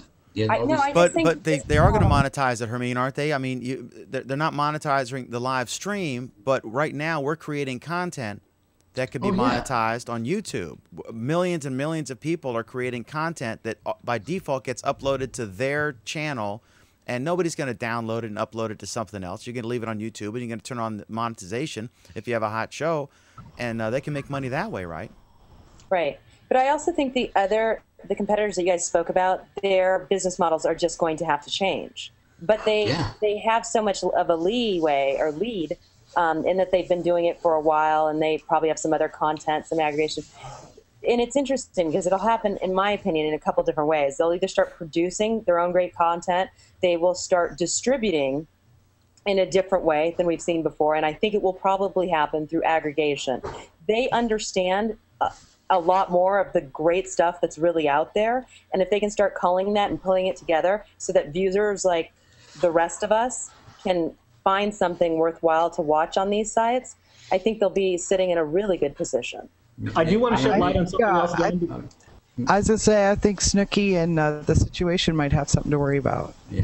I'm just going to make one comment. What Hermine said. I think what happened is what the problem with Justin TV and all those other services is they were so flexible. They allowed you to embed stuff on your website. So you didn't have to go to them. You could actually have the player on your website. That is going to be their downfall because most of those companies that are producing all that content for them. That's where they started out. That's where they're going to their own website. They're not going to Justin TV possibly to see that if they're a large content provider. It's very simple for them to switch to another service provider, and lose that market very quickly, I believe. So I've got a quick question. I do have one point I'd like to make, Dan, because in terms of content creators, again, and this speaks to what you were talking about, Jeff, is Google kind of evaluated what all the other guys are doing with the video platforms, and then they did it better because for those of us who have Hangouts on Air access, one thing that technologically Google does that the other guys don't do is that while we're recording this and while we're on the air, this presentation is being progressively uploaded to Google servers already. So it's not like how Ustream used to be, where like I used to do film reviews, and so I do like a 15-minute live stream, and then I got to sit around for 20 minutes while the thing uploads and it saves it to a file and then puts it on the servers. With Google Plus or with Hangouts, what we could do is Dan's show could be on the air for 3 hours, and that 3-hour presentation, which as a file could be monstrous, because it's progressively uploading.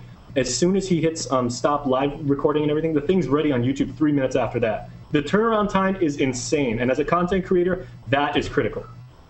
One thing, we got an important comment here from Captain Spike. I just want to say we love you very much. He said, if this is live, say you love me. And then the other question I have, and this is semi-related, but wouldn't it be neat?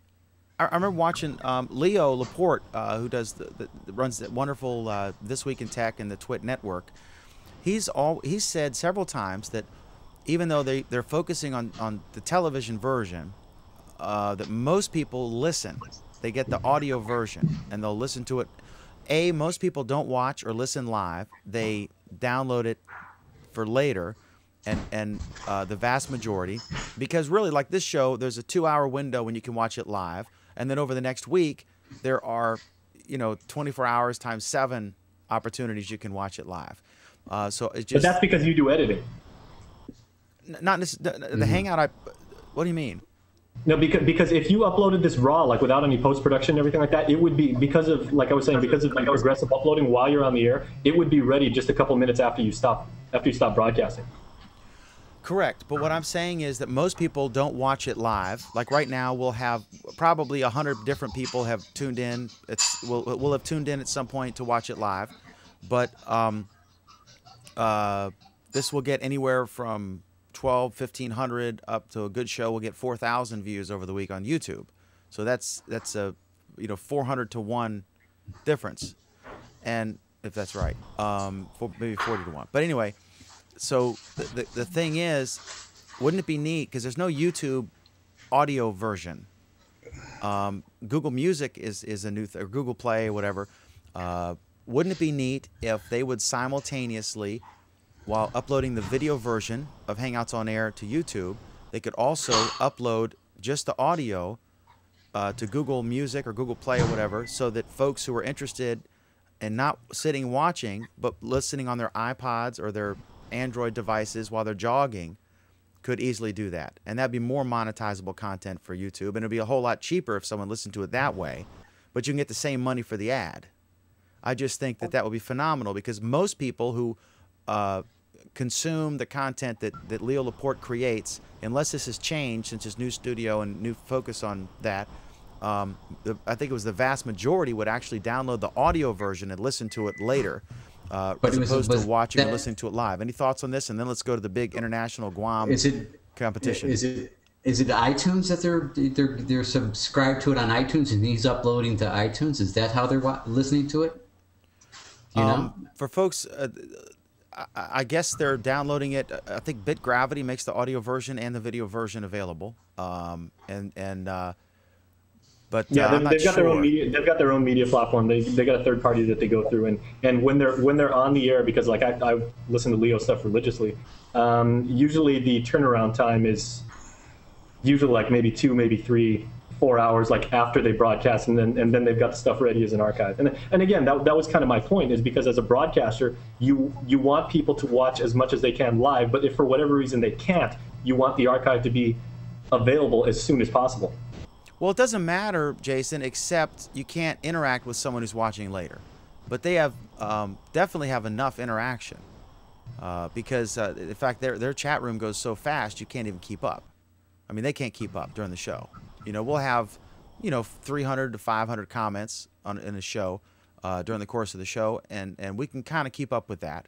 We do our best, but sometimes we miss a few, and sometimes people get mad if we don't comment on them. That's why I try to really jump on them. But I think it would be neat if they would take, I know that they take the video Hangout on Air and they put it on YouTube. I think it'd be neat if they would strip the audio and do the same thing and load that so that it's in Google Music or Google Play, and people could subscribe to that as a podcast, or call it a Ucast or a Hangout cast or something. They don't want to use the term podcast, obviously, because, they're not quite getting along with Apple too well. That may have changed, but a Hermine cast maybe. But I don't know if people can spell that easily. They won't be able to say it, but they can definitely. And Hermine could get a couple cents from every time, Right. Yeah. So Oleg, are we ready to do our world battle in honor of the Olympics? Are you here? Are you here, Oleg? Or are you tending to your He's little blacked out. He's with his kids, right? All right, well, let's skip that for a moment, and let's skip the next thing, and let's look at Jason. Another topic here, the latest in add-ons for Chrome and Google. I guess is a GStream pause, which is cool. And Jason, you put in, I don't know if you put in that or if Oleg did, you put in a G shows saved searches. Jason, this you want was to talk about that a little bit for us? Yeah, a guy that I interact with quite frequently in my circles is a very nice gentleman named Ralph Herring. And Ralph, because I've mentioned a couple times in my stream how when Google Plus first launched, one of the most brilliant insights that I read is, I think on the third day I was here, was Robert Scoble had the insight to say that, Google Plus isn't a social network, it's an interest network, and that's what it caters to. And so remember when G Plus first launched, for those of us that go back that far, is the concept of Sparks. When that was around, you could actually search and you could persist your searches and actually save topics and look up those stuff. I use that stuff all the time, and I realize I'm of the minority voice.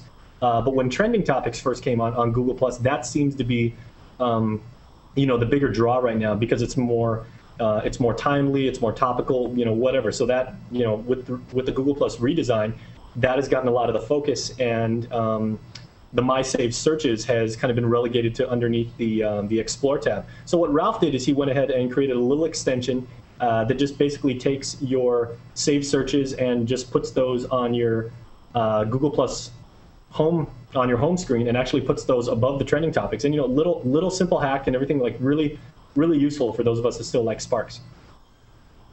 Cool. So one more use that we had for Google Hangouts on Air is I was thinking what people could do is I initially called it host, but now I'm calling it HOG, H-O-G, Hangouts on Games. And so what people could do is they could actually do a screen share, like I'm going to do a screen share right now of the screen here. And I'm going to put together a, can anybody see this? Dan, could you please put me up there? You're up there, Oleg. I apologize to the viewers. We're having a refresh.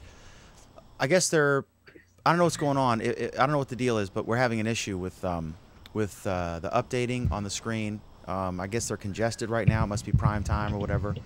So anyway, go ahead. We can see, yeah, this is an epic battle getting ready for the Olympics, I think. I'm playing pool now. Jason right now, his connection is not good enough for this. So we're not doing Jason, but basically that means that because his connection is not good enough, it means that Guam forfeits. And again, which is fine. Again, last time he just lost. And so the idea being that you got people playing these games like I'm playing right now in real time, and I just missed the ball because I'm talking. But people can be in the audience and participate like cheerleading section, rooting for somebody, and watching the game, and the whole thing gets recorded, and their friends can watch it later. So you can get kids involved in this kind of thing, and you can have just a lot of fun, doing this live with two people. You see the screen share, you see how good I am right there.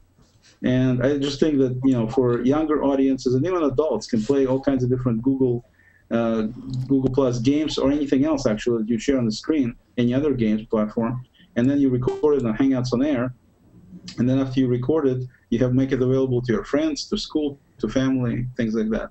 So it just, that's another use of Hangouts on Air that people can do for entertainment purposes, I thought. Yeah. They, I think there was a post by Catherine Grimes about charades on here, where you can be part of a. This is not like Google Games for Hangouts or anything like that. Right. This is just using HOA, as a way for people to look and see. And I think that was Lauren Grove, Jeff. I think he's one of the tech leads.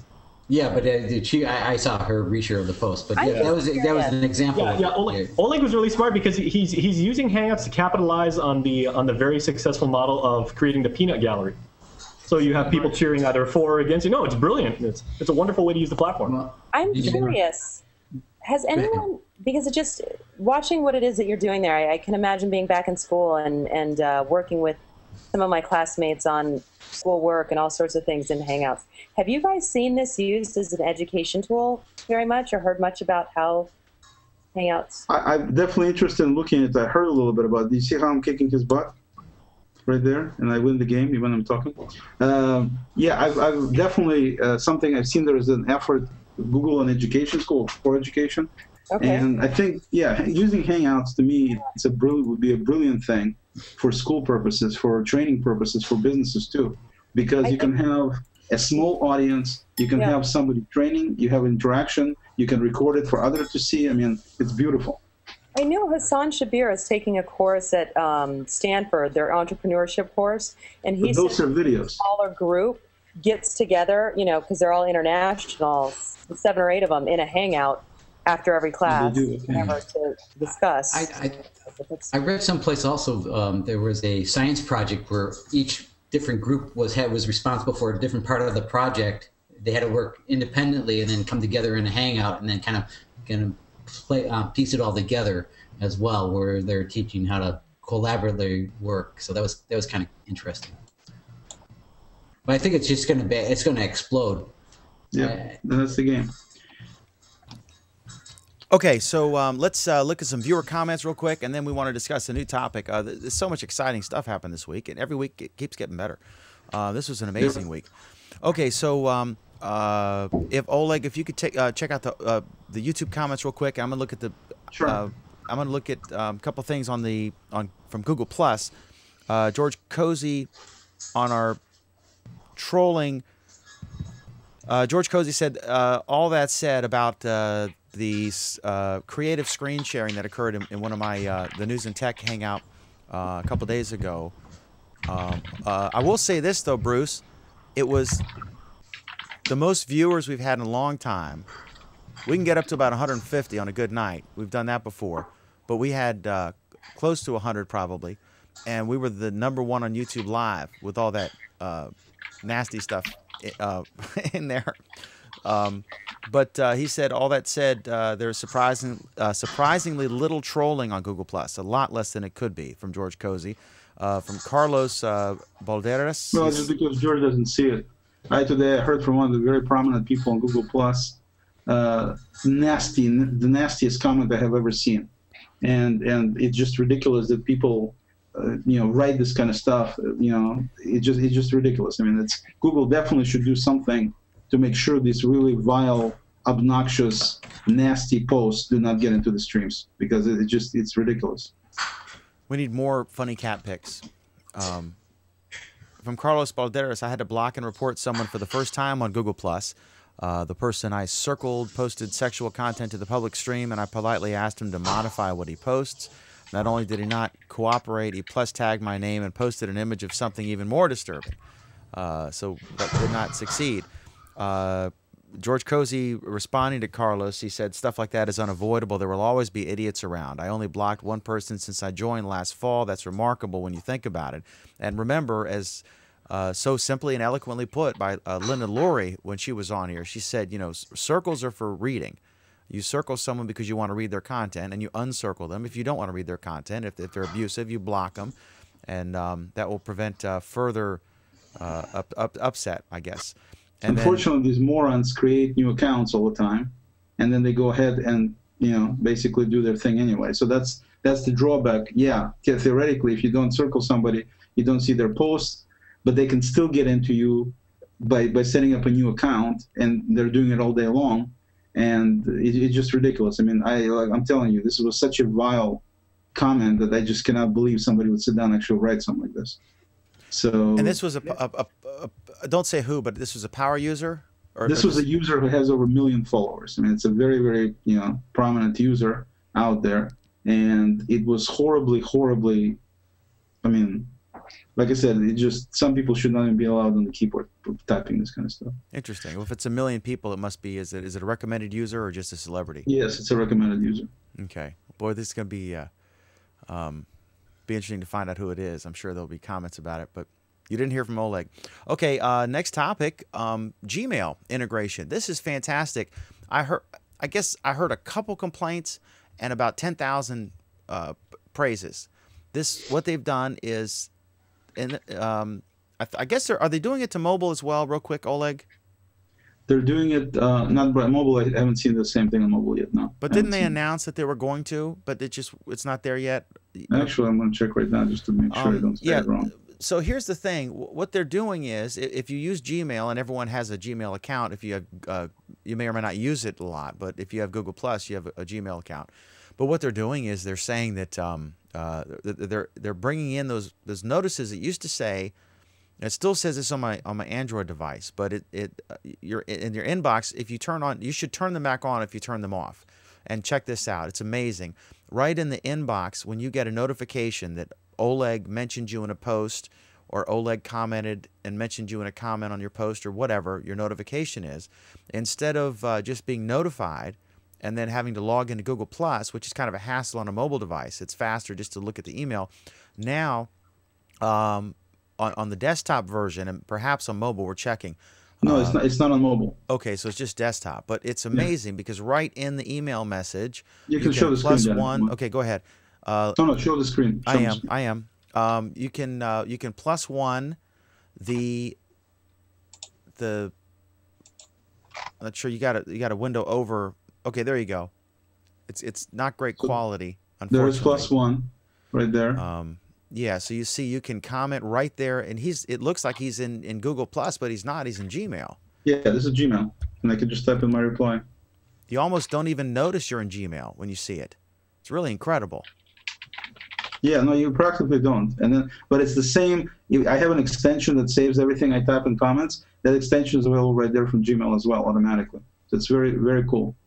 And who it's going to and all that stuff. So it's very, very nice. I'm looking at all the shortcut tabs you have at the top of your screen. I see Cam4, Chat Roulette. I see. Yeah, no. And it's posted in real time to Google Plus, and it's also here on Gmail. It's a beautiful thing, just a beautiful thing. Very convenient. Yeah, I like it, and it's they continue to innovate. Any comments on this? No, it's a wonderful thing. They're just rolling this stuff out. I mean, it's amazing how quickly that stuff. Yeah, they are. And the cool thing about this particular thing in terms of real world use, especially for business use, is that I've dealt. I have a bunch of clients that I deal with, and this particular example was actually in my son's school, and there was a question that people wanted to use. People were using these Yahoo groups for communication. I said, why don't you let's get everybody on Google Plus, use Google Plus. And so they started asking the question, doing it the democratic way, even though I gave them, a zillion reasons why they should switch. And this one woman says, well, my preference is email. I want to use email anyway. And so it was one of these deals where I didn't want to start a war, so fine, she wants to use email, let her use email. But this is one example right here with this new capability. Now people who want to use email can continue to use email. And so basically you get the best of both worlds. You can still participate in Google Plus here, but if you're totally living on email, you're still living on email. So it's just a phenomenal convenience for a lot of people.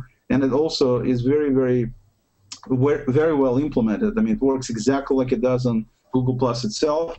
You can easily, you have the links to people, you have the links to +1, you have the flags to report abuse or block. It's basically, the functionality is exactly identical to what it does in Google Plus itself.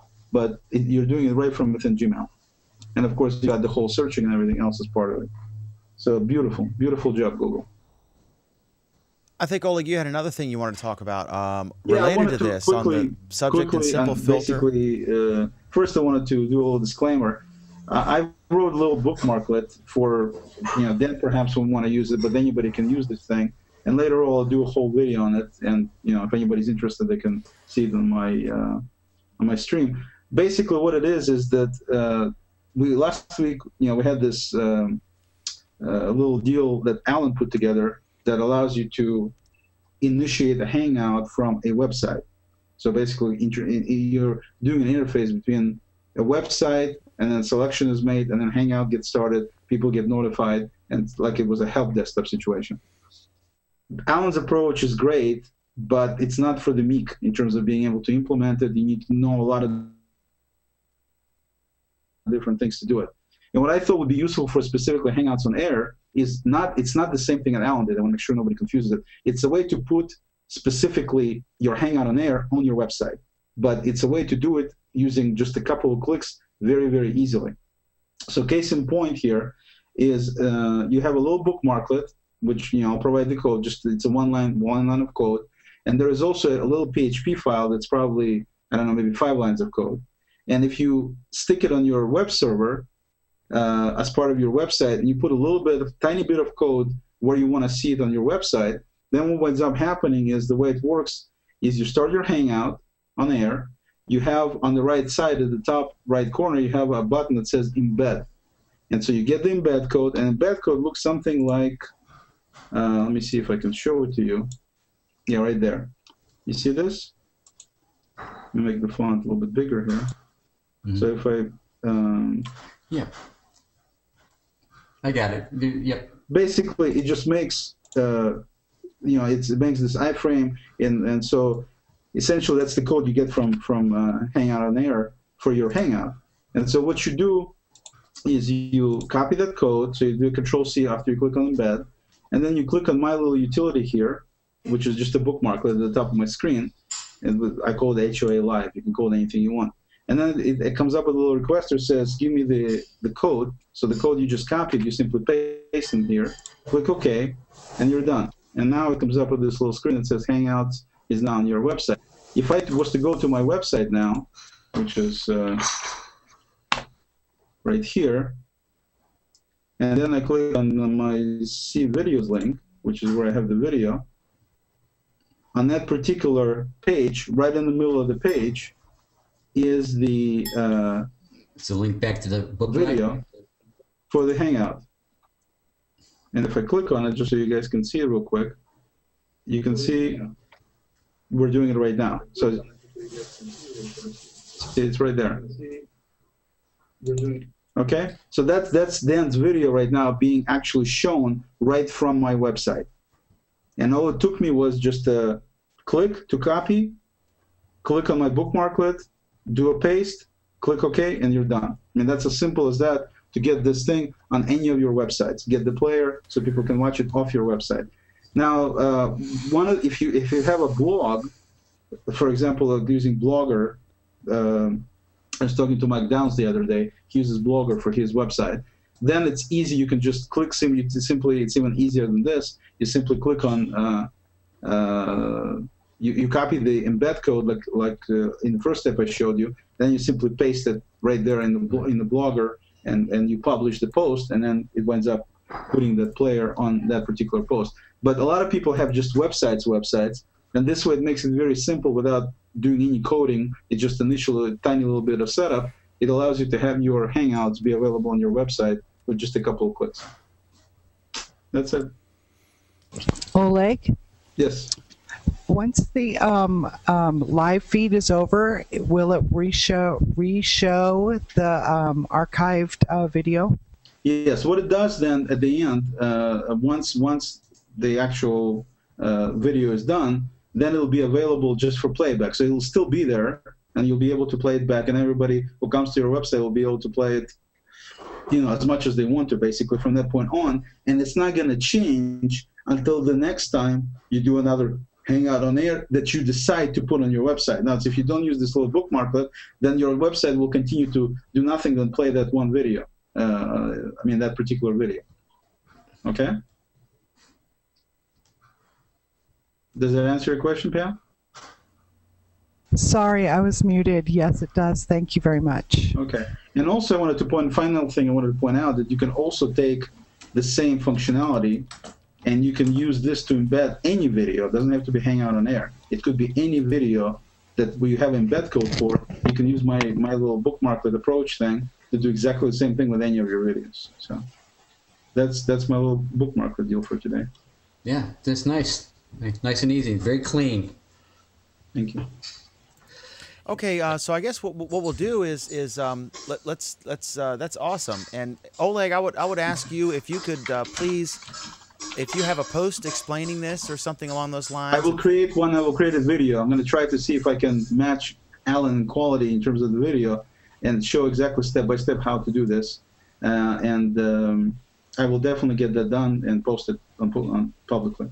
Make sure that you have a nice garden, because that's the new standard now. You have to be sitting in your garden.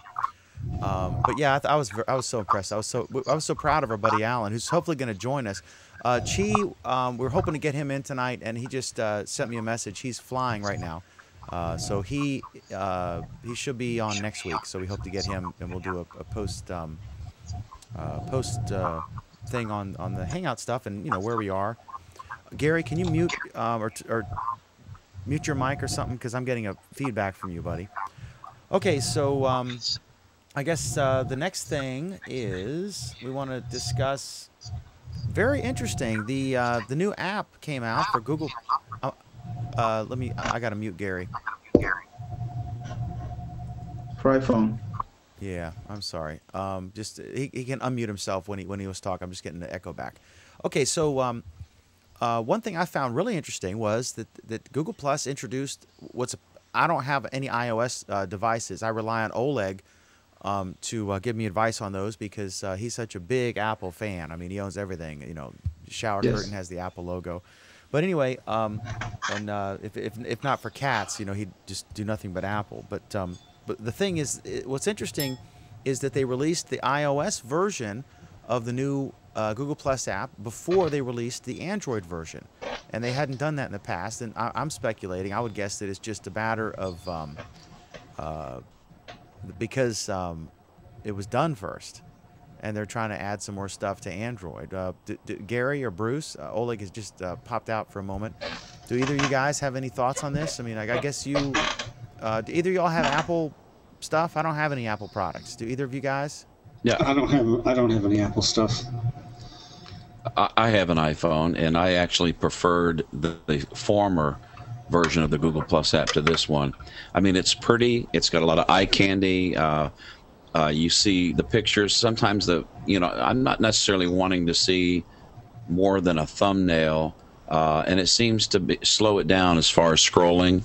I found it easier to go through my streams with the older version than the newer version, but that's just me personally. Yeah, I lied. I have an iPod Touch right here that I've had for a while, and it's just first generation. It's slow, and I didn't want to have a cell contract, so I got the iTouch. It works pretty good. It's the only Apple thing I admit to having. That was a heck of a hangout, by the way, Dan. Oleg is just a tsunami of information. He teaches it well. Oleg, hopefully this will boost his fragile ego to hear those words of praise from you.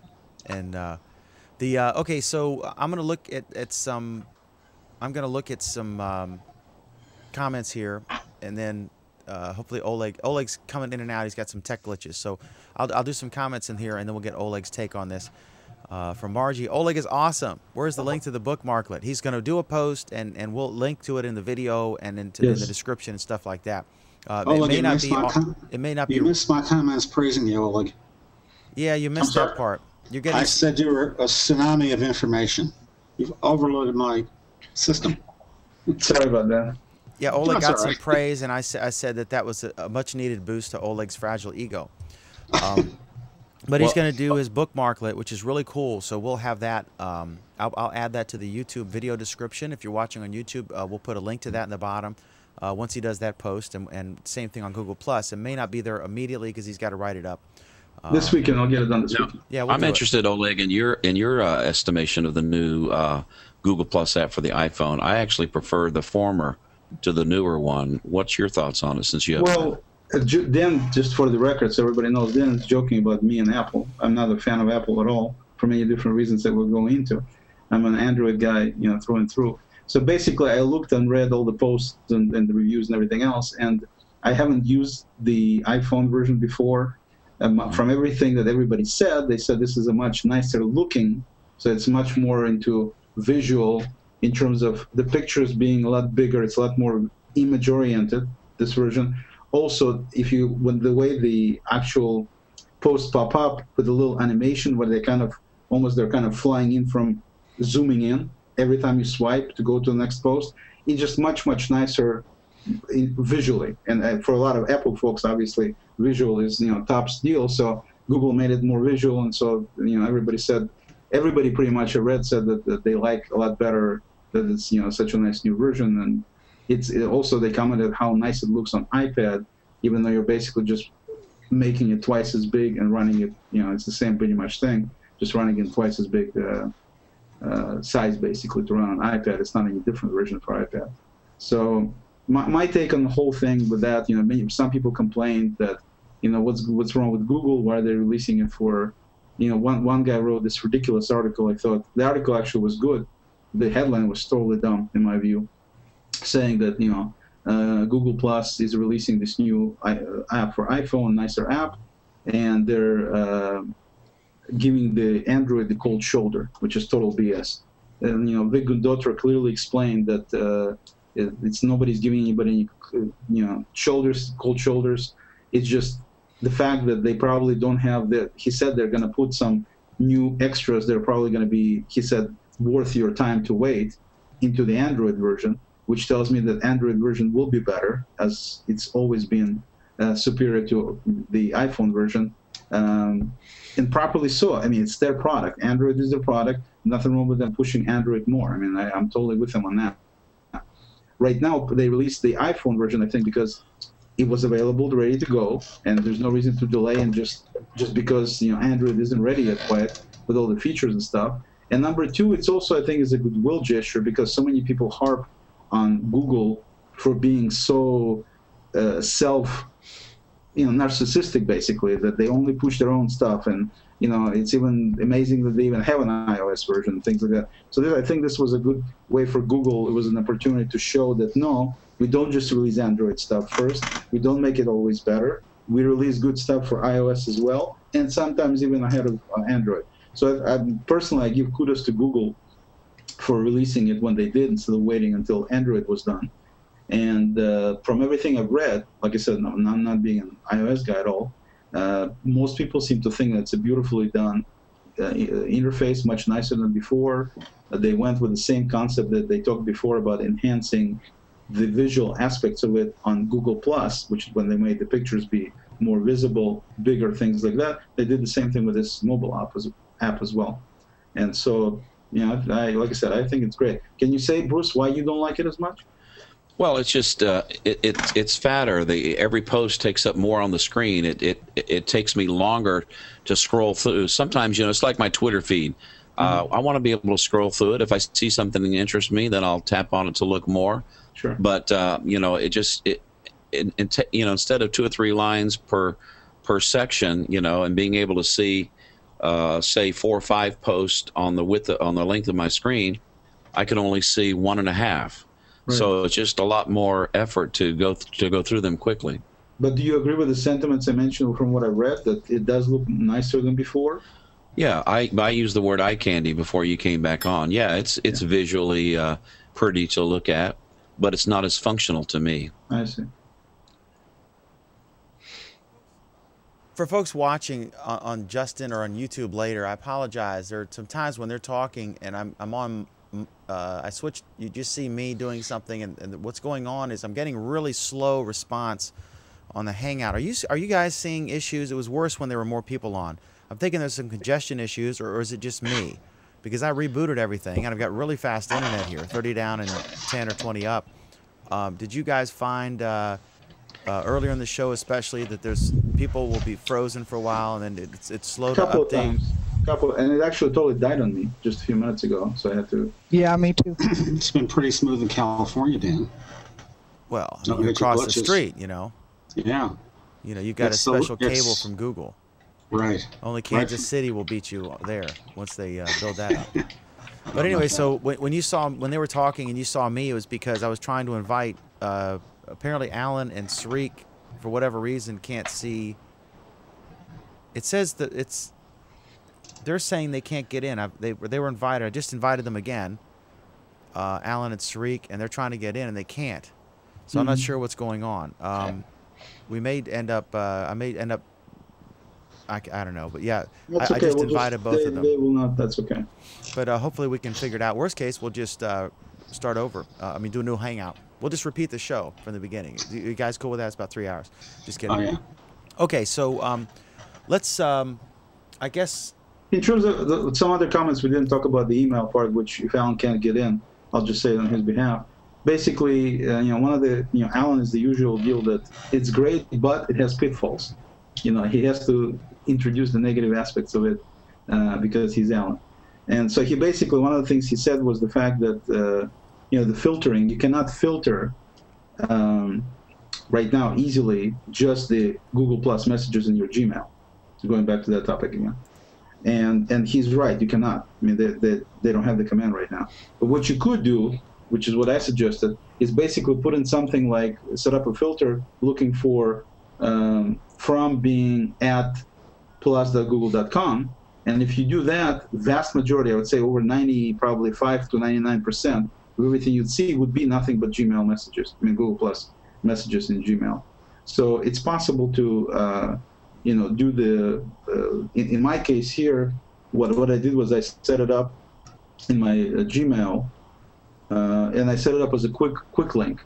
You know, Gmail has these little quick links, which allow you to have any command you wish. And so you just simply set up a quick link, and you put in the filter in there, or command in there that says something like in:"inbox, and then you put in from : @plus.google.com. And if you just put that, like I said, would give you an equivalent with a single click of just looking at your Google Plus messages in your Gmail. So that's one of the complaints that Alan had.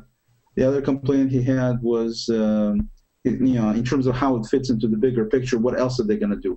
Like one of the things, for example, you can't do, it's not what he said, but I'm assuming that's one of the things he would think about too, is basically there's no way to initiate a comment from Gmail, for example. You can post, you can reply, you can have your messages from Google Plus visible in Gmail, and you can reply to them in real time on Google Plus and Gmail, but you cannot just originate the message from Gmail and have it going directly to your Google Plus stream. So that's one thing it doesn't do. Another thing that you might want to be able to do is potentially deal with groups of people. I mean, there's all kinds of possibilities. You could probably imagine what you could do and how you can look at these messages, this and that. But the important thing right now for everybody to understand is just it's a very convenient thing in terms of integration of Google Plus with Gmail, and it's an excellent first step. And I'm sure they'll continue to evolve the thing as time progresses. It just, as anything else, you don't get everything you want in one shot. So. Okay, cool. Here's what I'm going to do. We're having some Hangout issues. Alan and Sarik are trying to get in. I have invited all of my circles in at this point. And we only have 4 people in here, and we're hearing that people are unable to join or don't see the join link. So what I'm going to do is I'm going to close this Hangout. I'm going to keep the Justin feed going. I'm going to just do a second Google Plus Week Hangout, and I'm going to close this and restart. So if you are watching and you're in my circles, then you will see a join link shortly in about 5 minutes. If you're in the main participant circle, you'll see a join link in about 15-20 seconds. And then while I'm doing that, I will Bruce, hope you feel better, buddy. I will look. I'm going to read some viewer comments and respond to them while we're waiting for Oleg and Pam and Alan and Sarik to join us, because something is amiss. I'm guessing it's just some congestion because of what's going on. So what we'll do is, I'll just rename this Google Plus After Party, and any of you guys can join, but I'll keep this thing going. So hang on and just look at my profile if you'd like to get back in here. And I'm going to go ahead. I ended that one, and then I'll just show you guys what it looks like here. I'm going to start up Chrome, and then let's see here. Go to me. Go to. You can tell it's Friday night here. We got LeBron James, we got Britney Spears, Johnny Depp. Let's start a Hangout. Hopefully this will be a little better performing, because I think there's definitely some congestion here. So first I'll invite the circles 1, or callers 1, and then I'll call this Google Plus After Party.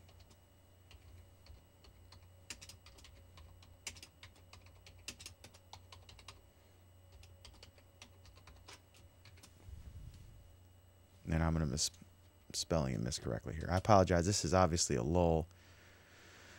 Okay, and then enable Hangouts on air. Yes, I got it. And then, all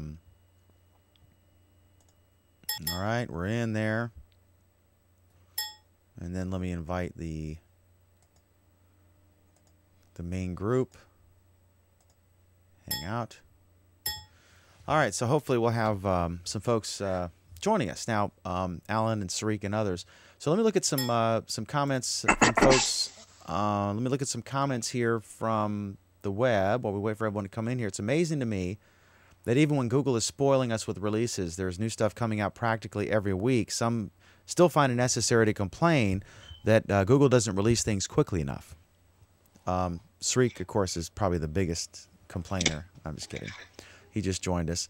And then let's see here from Alan is hopefully joining us. Pam, I tried other Hangouts to join and they work. Only this one doesn't. Maybe that explains why no one is able to join. Dan, did you open it to all? I did, all my circles, but not. I can't open to public because it's a Hangout on air. That's something there. Alan is saying, okay, so they're yeah. Oleg is dealing with some of his wonderful kids are not feeling very well, so he gets a pass. Now what I'm going to do is I'm going to refresh the YouTube player. Well, oh, that one's done. So let's I guess it's a different link here.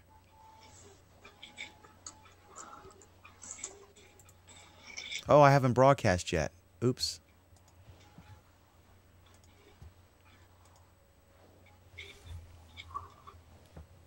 All right, we're going to broadcast in 5, 4, 3.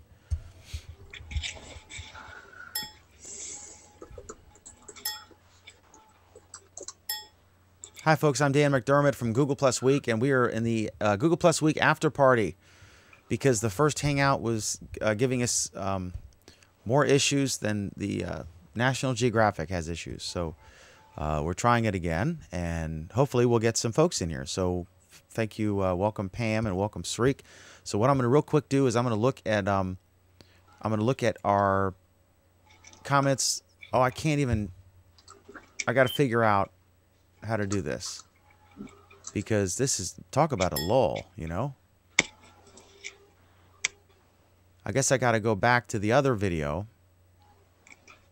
the video manager.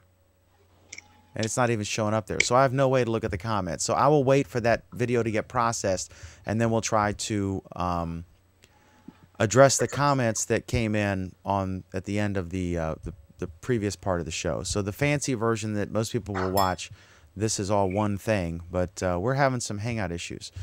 So anyway, Sarik, welcome. And I'm curious, there was so much we talked about, and then we'll go to Alan next because you guys have just one's off a ferry, and I guess you're back from work. Sarik actually, you know, has a job and earns a living, and you know has to prioritize. So he came home and had some good curry, and then now he's eating or now he's hanging out with us with his buddies. So let me ask you, Sarik, what you thought. We talked about Hangouts on Air opening up, being rolled out to everybody. We spoke about the Gmail integration of YouTube to where inside an email it almost looks like you're in Google Plus proper.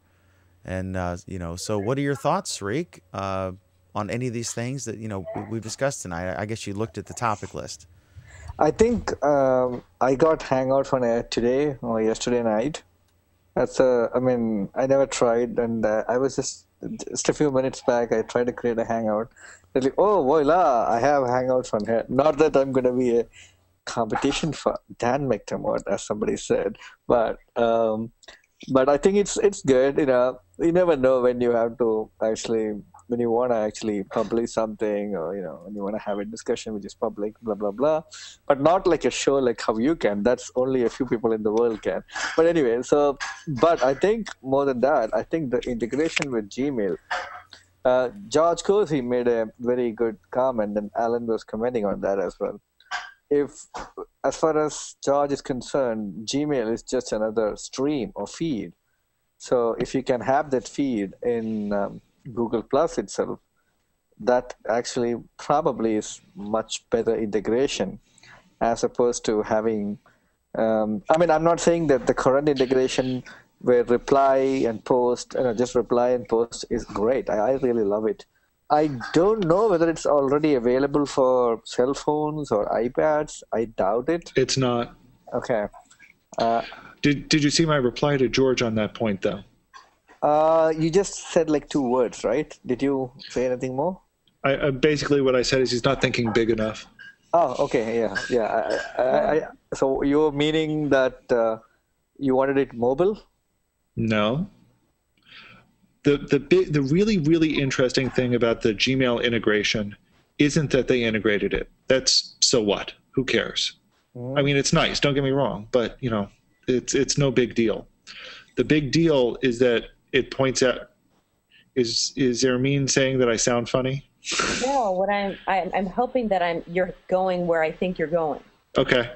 The big deal is that this is essentially saying that there are going to be multiple ways to access your stream.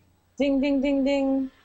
Hey, let me mention for folks watching. Dan, let me, Alan, okay, just real quick, the voice you're hearing is Alan Furstenberg, who's a regular prisoner. For folks watching on YouTube, his camera's not on or not working, but that's the voice you're hearing. So go ahead, Alan. I'm sorry. Yeah, my camera's croaked as usual. The big deal is that it means that Google is essentially committed to creating more than one way to access the same data. So they're saying that in the future, you're going to have this thing that today we call Gmail, and who knows what we're going to call it in the future. Cool. Today we have this thing called Google Plus, where we access our stream. Who knows what that is going to look like in the future? Today we have Google Reader that seems kind of divorced from all of these, but all Google Reader really is a way to view a stream of information from someone else and to share that. So sometime in the future, you're going to see Google Reader have its own UI and its own way to show things. And all of these things are going to be, you don't see me gesturing, all of these things are going to be showing us the same information, or can show us the same information, just that they're going to show it to us in the way that's most suited for each client. Potentially, but I think it's even bigger than this. This is saying this was our first glimpse into what they've been referring as the social layer. Yes. The entire time people have been like, is Google Plus going to win out over Facebook? Is it this? Is it that? They just created a blue ocean, something entirely innovative. And that's the wave. I got it now. Okay. Yeah, the first essence of what is going to happen. Then every metric that's out there just got thrown out of the water, because you can now you can't gauge how many minutes you spend on Facebook, because that's irrelevant when Google's saying how many minutes do you spend on all of our properties. It eclipses anything that's out there. Yep.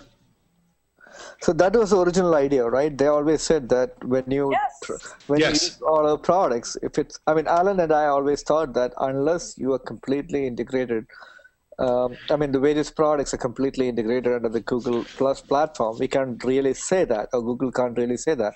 But I think from Google's perspective, that's where they're going. And one interesting thing I noted from what Alan said is, are you saying that tomorrow, just like how we see a post or somebody tagged us on a post, you're going to see mail in Google Plus and everything everywhere kind of a thing?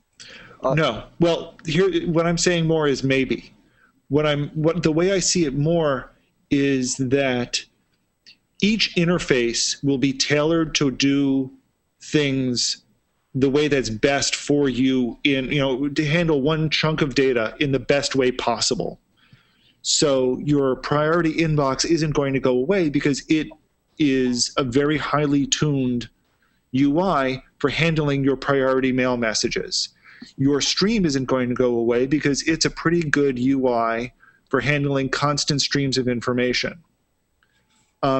If your email box today currently gets constant streams of information, maybe your email will start showing up on the stream.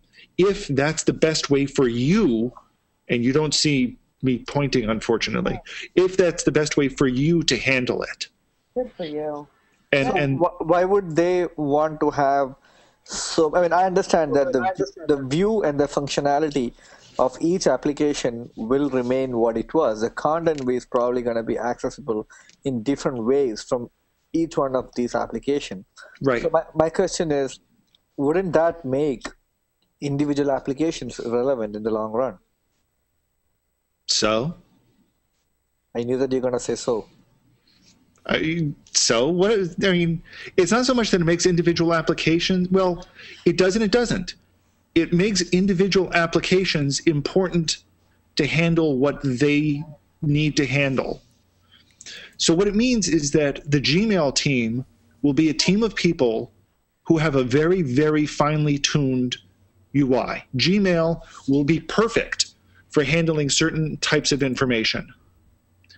And the stream will be perfect for handling other types of information. And you're going to see these two components developing on their own to handle their chunks of information in the best way that they can. And this is something that Facebook can't do, and Twitter can't do, and very few other people can do it, because it's essentially saying, we don't have one program. We have at least 3 programs. Maybe we have 5 programs. It doesn't matter. They're all using the same chunk of information, and they'll give you pieces of that information that work best for you and for that. And you, not Facebook, not Twitter, not anybody else, get to pick which ones you want to use for which bits of information. I'm wondering if they're even going a step further, though, Alan. I think they will be. Okay, because I don't want to say there's one more, because probably numerous other components with it, but it's almost saying they're not even, I'm wondering if they can get to the point where, and maybe this is what you were making, they're not talking about the application or the, what do you call it, Gmail and YouTube. They're not talking about that anymore. It really is just about you and how you process and see information. That's a good question. And I think they will talk about it as applications, at least for a while, because that's how people think about it. I don't think so. I don't think people think that way. Well, I think people do, and here's why I think they do. Because the data-centered, I'm going to start tossing around buzzwords, and I'm going to apologize in advance. The data-centered paradigm, the concept that we deal with files and we manipulate files, and the file knows how to open itself and how to present itself. That goes back to the early 80s, and it never worked. People never really grasped the idea that you don't open a program to manipulate your data. I'm sorry, people never grasped the fact that you work on data and it opens a program on its own. People still tend to think of things in terms of, I'm going to open this program to edit this data. I'm going to open a word processing program to edit word processing data. I'm going to open a spreadsheet program to edit my spreadsheet. That's still how people think of it. And we see in Google Drive again that they're trying to go away from it. So you have a point, Hermine, that they may be trying to get back to the concept of, you're not running a program, you're opening data. But I think that's a really, really tough road to travel down. I think that the tough road, it's not so much, I think if you think of it as data, it's definitely a tough road. But I believe where most consumers are is, I'm opening a program to do something. Right. Or I'm opening this to do something. I'm opening to progress forward. I'm opening this to, that's a different discussion. No, but that's how people still think of it. I open a browser I open the internet to go to a web page. Well, I think it's how it's been presented, but I don't believe that's the case with the youthful generation. Maybe. And you know what? I'm willing to say I'll be proven wrong on this one. No, but you're right. I just think that I'm hoping that it goes further than that. Well, and I'm hoping so too. The problem is, for people have been trying this for 30 years now, and it's never caught on. I mean, we had Windows Explorer and we have the Finder, and it's possible to double click on a file and open up, and it opens up in the program. People just don't do it. That's not how people have thought about it. You open up a file and it opens up. I mean, if you, for example, in Windows, if you use the Explorer program in Windows, not Internet Explorer, the Explorer program, what used to be the file browser, okay, you can navigate to a file and double click on a file, and it opens up, and it opens up in the program that knows what to do with it. That's what I do oftentimes. Yeah. Most people don't. What do you mean? What do most people do? Most people, if they want to edit a Word document that they have, they open up Word. Really? Really.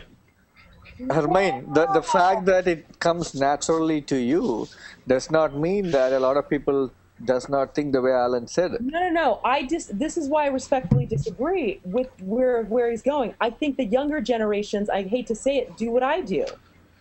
I think they go to the Explorer and they double click. No, I think it's the older generation that uses File Explorer because that's how they did it, you know, back to Windows 3.1 and, you know, maybe even earlier. And no, I mean, the usability studies show that nobody did that then either. Oh, okay. I mean, if you look at more and more how Windows has evolved, yeah, the File Explorer has been getting less and less prominence over time. You know what I'm wondering? Is there a difference between Mac and Windows users then? Because I honestly don't know a Mac user that's going to open up Word or Excel before they just go to where the file is located. There is a little bit of a difference because the Mac has had that tradition in it for longer, but even most Mac users tend not to do that.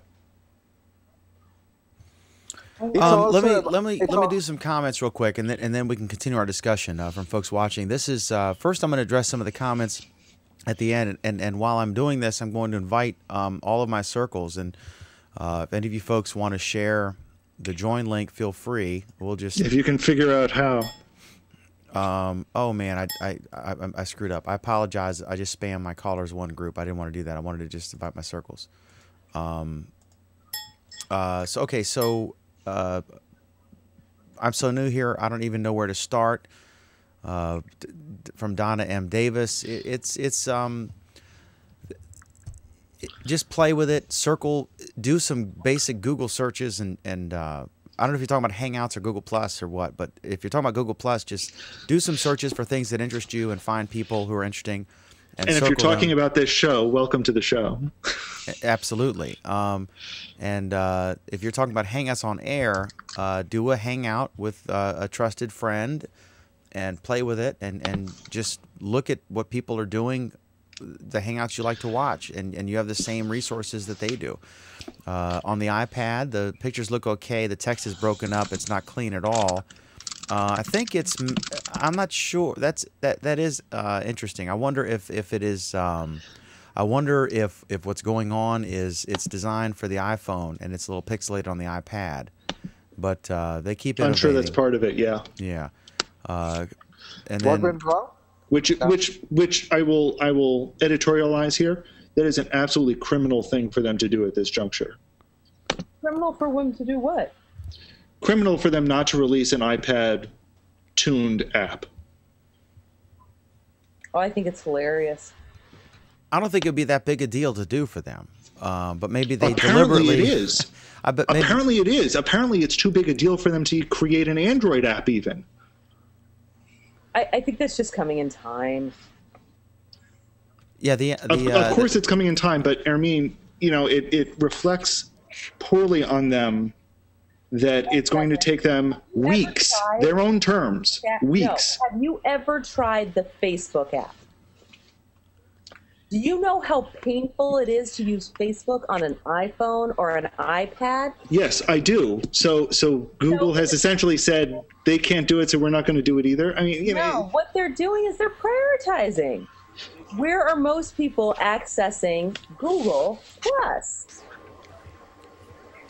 And then go from there. And I will agree with that. I mean, I will agree, and I will understand that they're prioritizing. The problem is, once again, it ends up being that they end up playing a what was the word I was using the other day? They end up playing a perception game, and they lose that game. Tell me about the perception game. Oh, this is the perception game. This is the same game that says that Google Plus is a ghost town, and nobody uses it. And look, they can't even write their own Android app. They're getting so much negative publicity from the iPhone app being released first that it's not funny. But that's unfair. I mean, it was probably done first. I mean, they wouldn't have. Dan, do you know how long it takes an app to get through the App Store review process? I don't. How long does it take? a week if you're lucky. Okay, so not only was the iPhone app done first, it was done way ahead of time.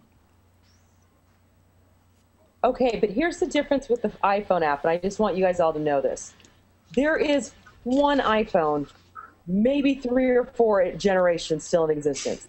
There's like 1,000 Android phones. Can you imagine testing those the whole way through? Yep, you're absolutely right. Absolutely, you're 100% right. Here's the problem, though.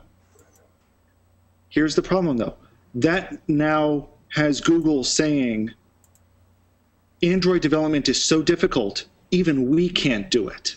I don't think that there are people saying this. Now, I'll admit, most of them are Apple fanboys. Right.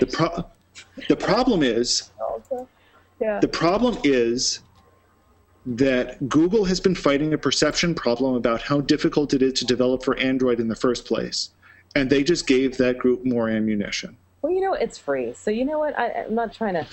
And again, don't get me wrong. I don't have an iPhone, so I don't care about the app. Right.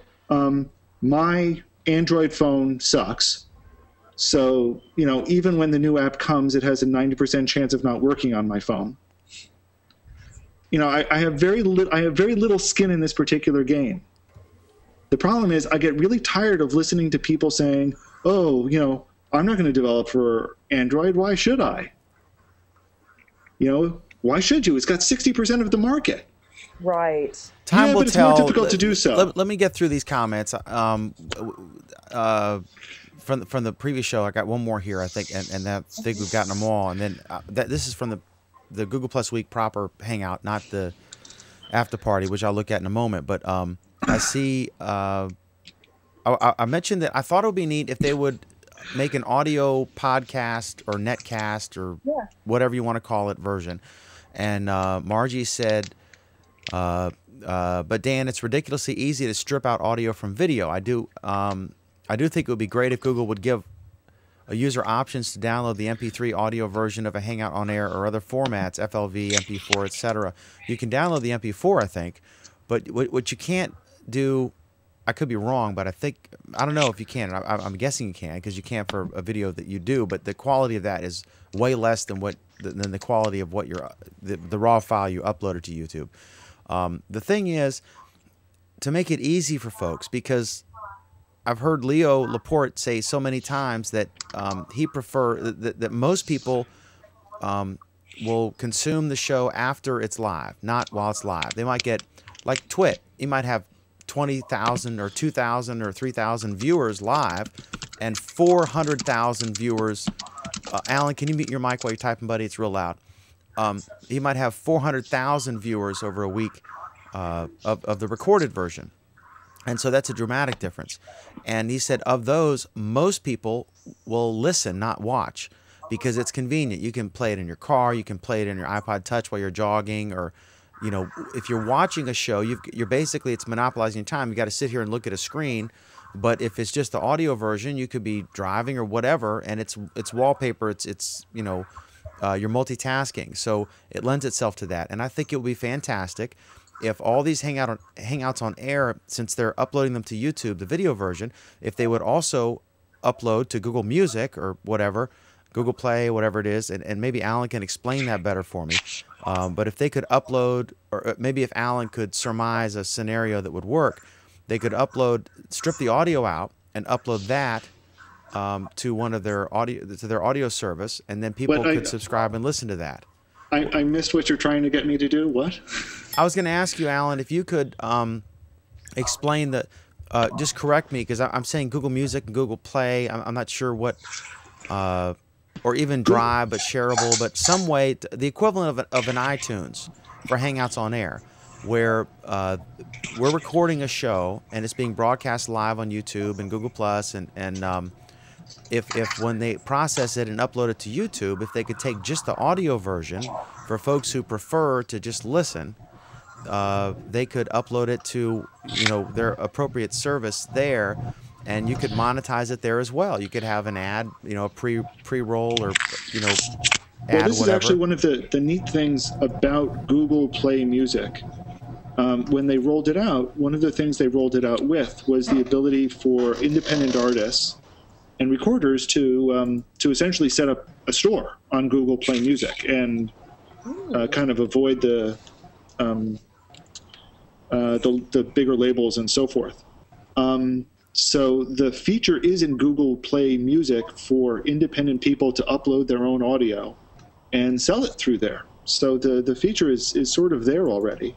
I think the missing piece, I see Hermine is. It's go ahead, say it. But I'm not sure what you're going to say. No, it's Margie Lee Heron, who's saying that she doesn't see it as an issue because she thinks that folks can just easily download the video, strip out the audio, maybe compress it, and then upload it to their service of choice. And I'm saying that that's I think way it would be better great if it was automatically uploaded somewhere and you didn't have to worry about it. Less than 10% are going to do that.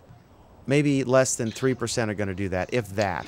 But I think having it built in would be a terrific next feature for Google to work on. I think the problem is that, as far as I know, YouTube and Google Play Music are two very, very separate divisions in Google.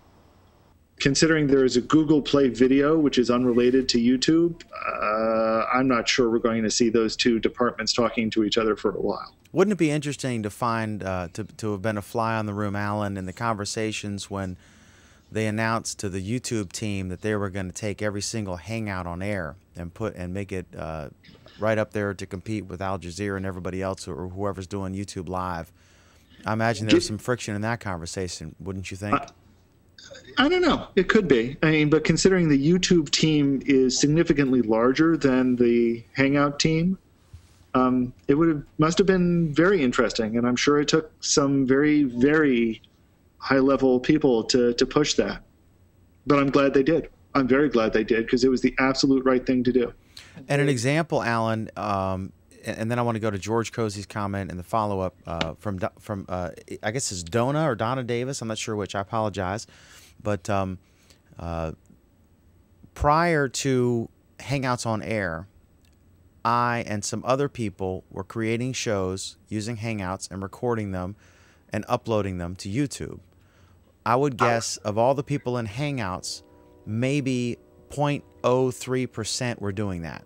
Right. Because it's a hassle and not everyone has the ability or the knowledge or the time to do that. So Hangouts on Air, now it's 100%. If you do a Hangout on Air, it goes to YouTube. Before that, it was 0.3%. I think it's the same thing with the audio. You've got to find a service. You've got to pay for that service. And I just think it makes it would be a neat addition.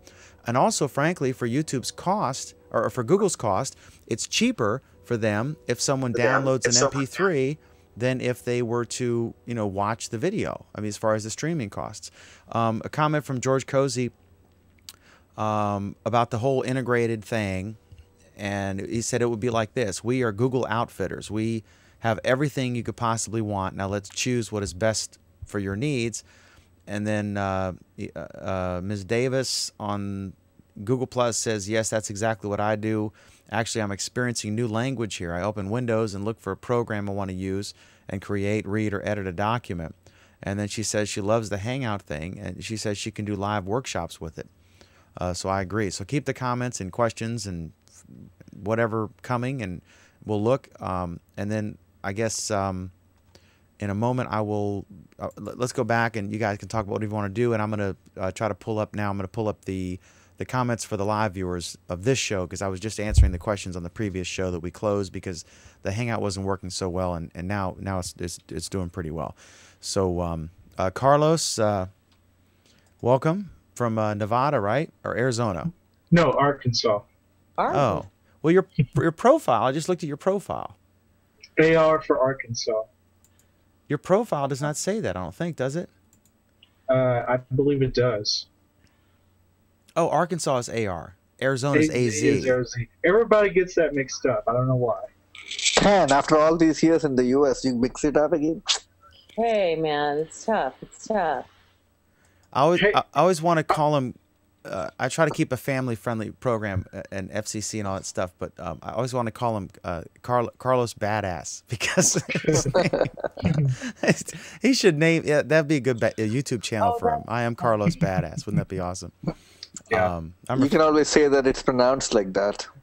Absolutely. This Hangout's performing better for me, dramatically so. Are you folks experiencing that as well? Yeah, I got kicked out so many times of a prior. Yeah, I think sometimes it's a server thing that'll correct itself, Hermine, and sometimes it's not. Sometimes you just got to shut it down and restart and cross your fingers, and that's what happened here. I got to tell you, the URL that I see this time is very, very different than the URL I saw last time. So they're doing something on the servers. So we lucked out and we got something new. Well, no, and also, I mean, how many people did they just release Hangouts on Air to? Everybody? No. Over half. A lot of people, right? Just got one last night. 4 hours. That's like 100 million people. Whoa, talk about a stress test. I mean, this is it at its peak. There is no real stress test for it. Yeah, there can't be. Right, you're probably right. I mean, they might be able to run something like 100 different threads running, but the real stress test, I mean, simultaneously uploading to YouTube, it's a big deal, but I believe Google has the infrastructure to do it.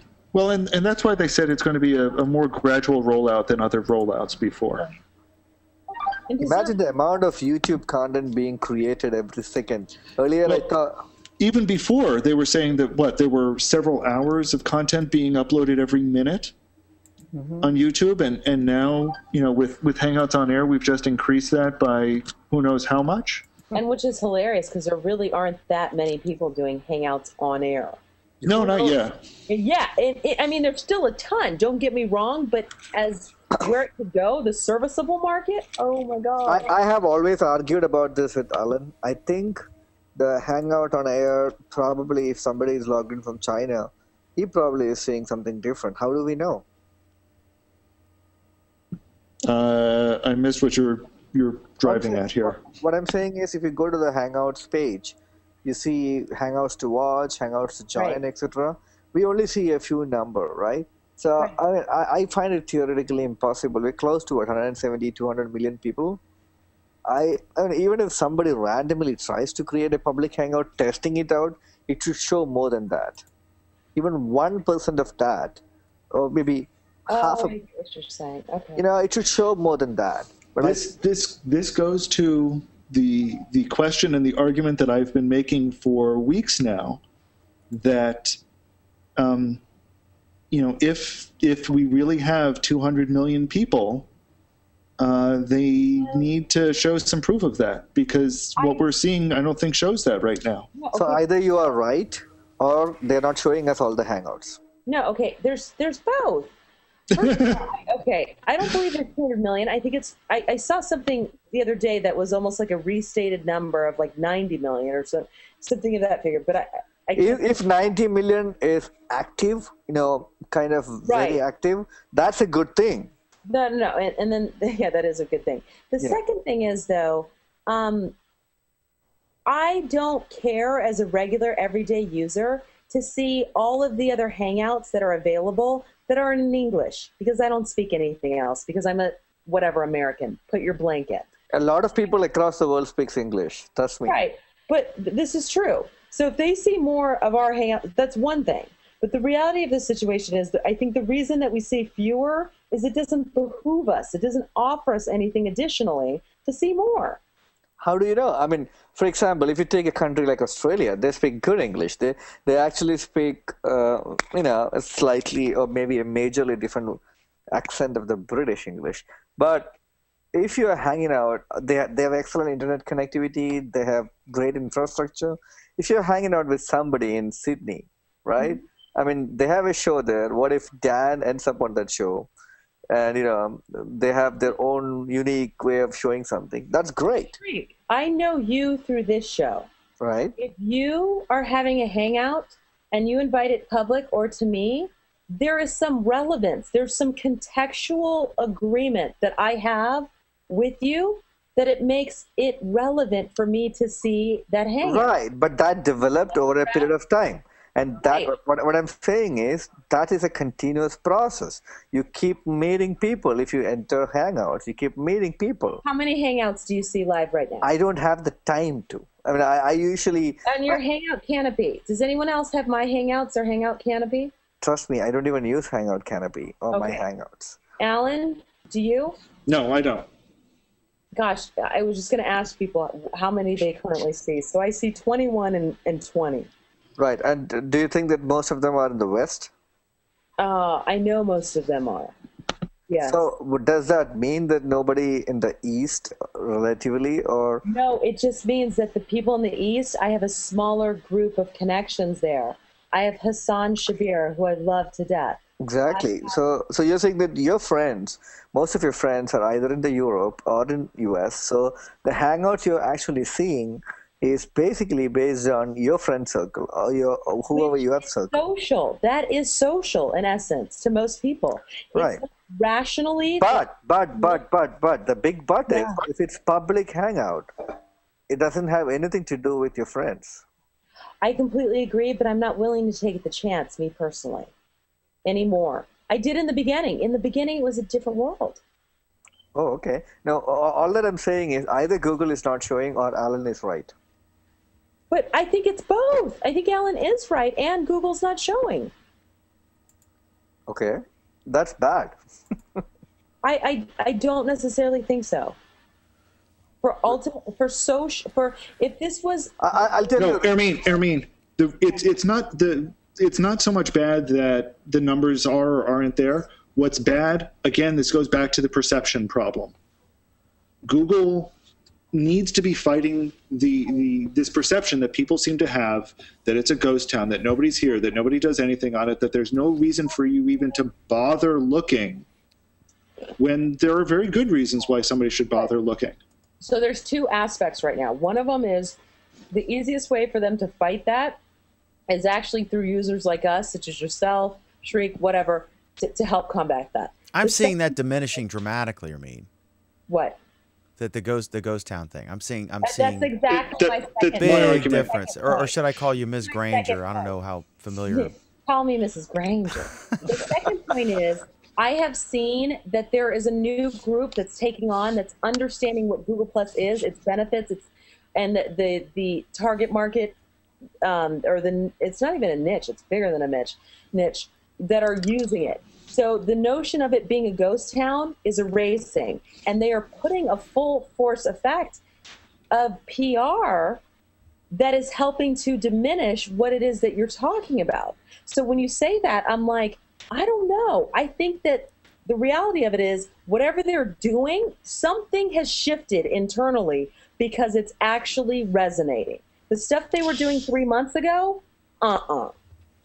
I think the new ad's fantastic for Hangouts on Air, and I've got a great a question from Google Plus, and I want to throw it to Alan on this because he can talk about this. And although something's lost for me, isn't it? Without seeing Alan and the animated. Sure. I can't get all like. it's terrible. You can't even see me make grimacing faces when people say things. I'm trying to figure out how to get this camera working, and it's really not being cooperative tonight. I think you should pay less attention to Google and more to your camera. Ooh. She went there. All right, Sreek, go real quick, Sreek, and then let me do this comment. Okay. But you can do the comments first.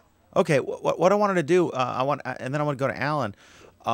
The comment was from, I'm trying to get a correct pronunciation on her name of Aster. If it's like Donna or Donna, it's D-O-N-A. Ermine, have you come across that name? Do you know the proper? Just ask the question, Dan. I don't know. Let's talk about, our feelings first. Okay, so Ms. Davis asks, can you integrate a blogger blog with a Hangout? That would be fantastic. I'm not sure exactly what she's talking about. There's so many ways. I think there are so many ways that you could do that. Yeah, why don't you address that, Alan? And while you're doing that, I will peruse the YouTube live comments. Have you heard of video blogs? Video blogs. I've not heard of video blogs. Video, man. I don't know. I mean, I haven't tried it per se, but I could certainly see a number of different ways. Well, I mean, for starters, yes, in some ways we can integrate Blogger and Hangouts on Air, because when we run a Hangout on Air, we get embed code, and we can just toss that embed code into a video blog. So that's a quick and dirty way to do that, and then maybe afterwards we can provide some summary information. So there's options there.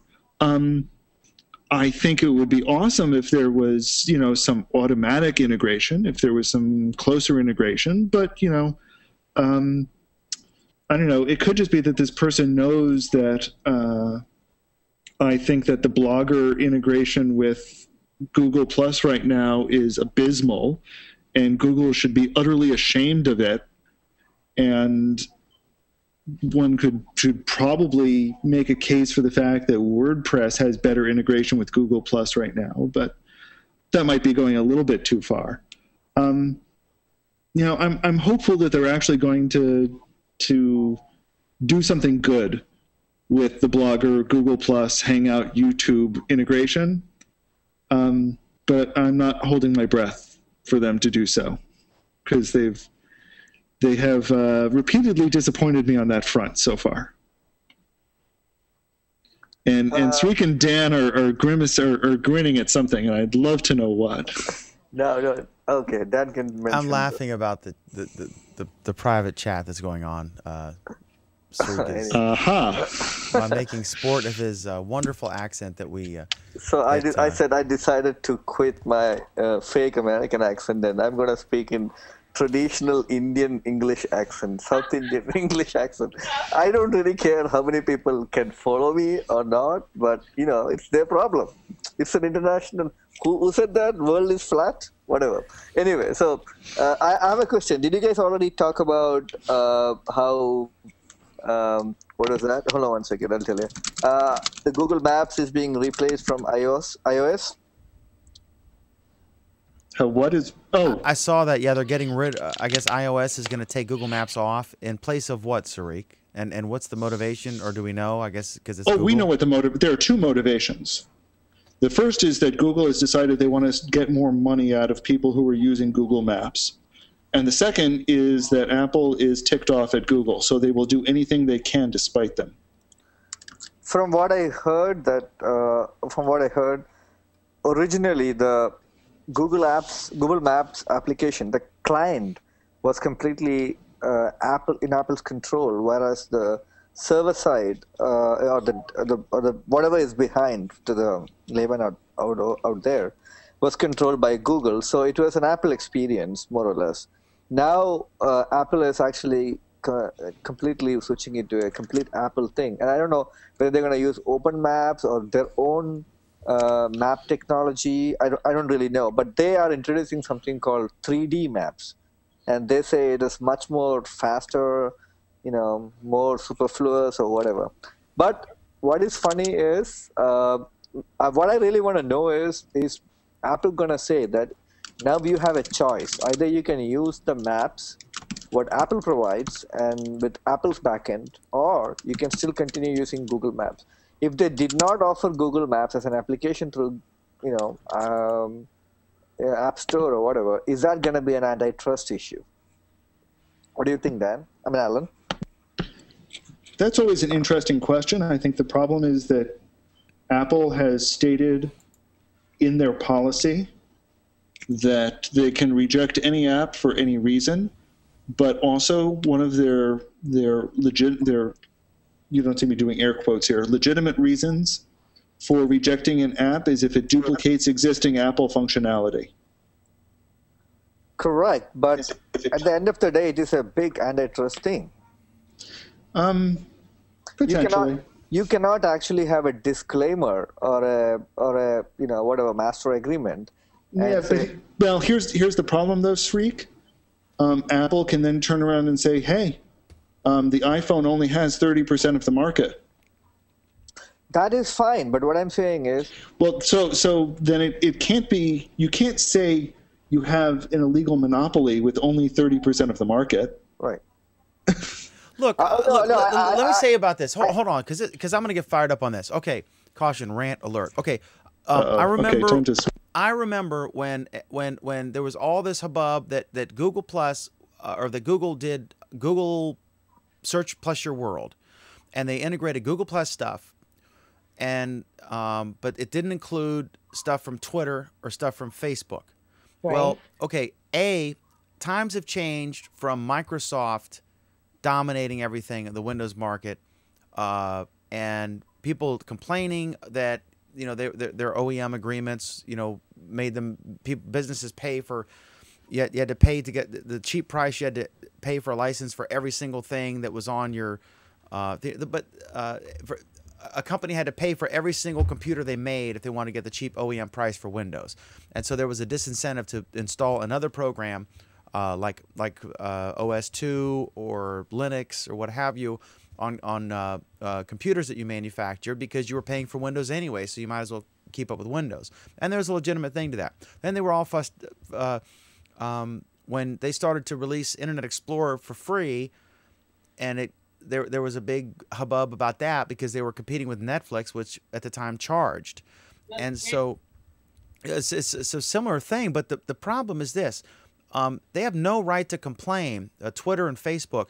Facebook doesn't allow their data to be scraped, and Twitter did allow it, but they charged for it, and YouTube had this, or Google had this awesome live instant search or whatever that they turned off after the agreement ended with Twitter. And so Twitter can't have its cake and eat it too. If they want to make it available for free, I'm sure YouTube or Google would put it in there again. But they don't. So you can't demand that some company, there are other search engines, and Bing, frankly, is getting stronger, although I don't know anyone who Bings anything. Google's so prominent, it's become a verb. Bing is getting a lot stronger, especially since they just introduced their social version of search. Correct, but you've never heard anybody say, let me Bing something. But I have heard people talk about the maps. But I think it's ridiculous. I mean, I'm sorry, and then I'll stop ranting. These people who are upset about Search Plus Your World or this sort of thing, Google has a right to use its footprints. Nobody's putting a gun to anybody's head to use Google products. The only reason they use Google products is because, damn it, they're better. On the products that they are better at, they're better. They're not better at everything. There is certainly some... No, I'm going to let this drop. I think on the Apple thing, I don't know. I just... I don't know. Whatever. That's my opinion. I think the more competition, the merrier. If Apple wants to dump Google Maps for something else, that's fine. Well, let me interrupt you for a second. Here's the thing. Apple cannot say that because MapQuest already duplicates that functionality, and MapQuest is freely available on iPhone or iOS as such.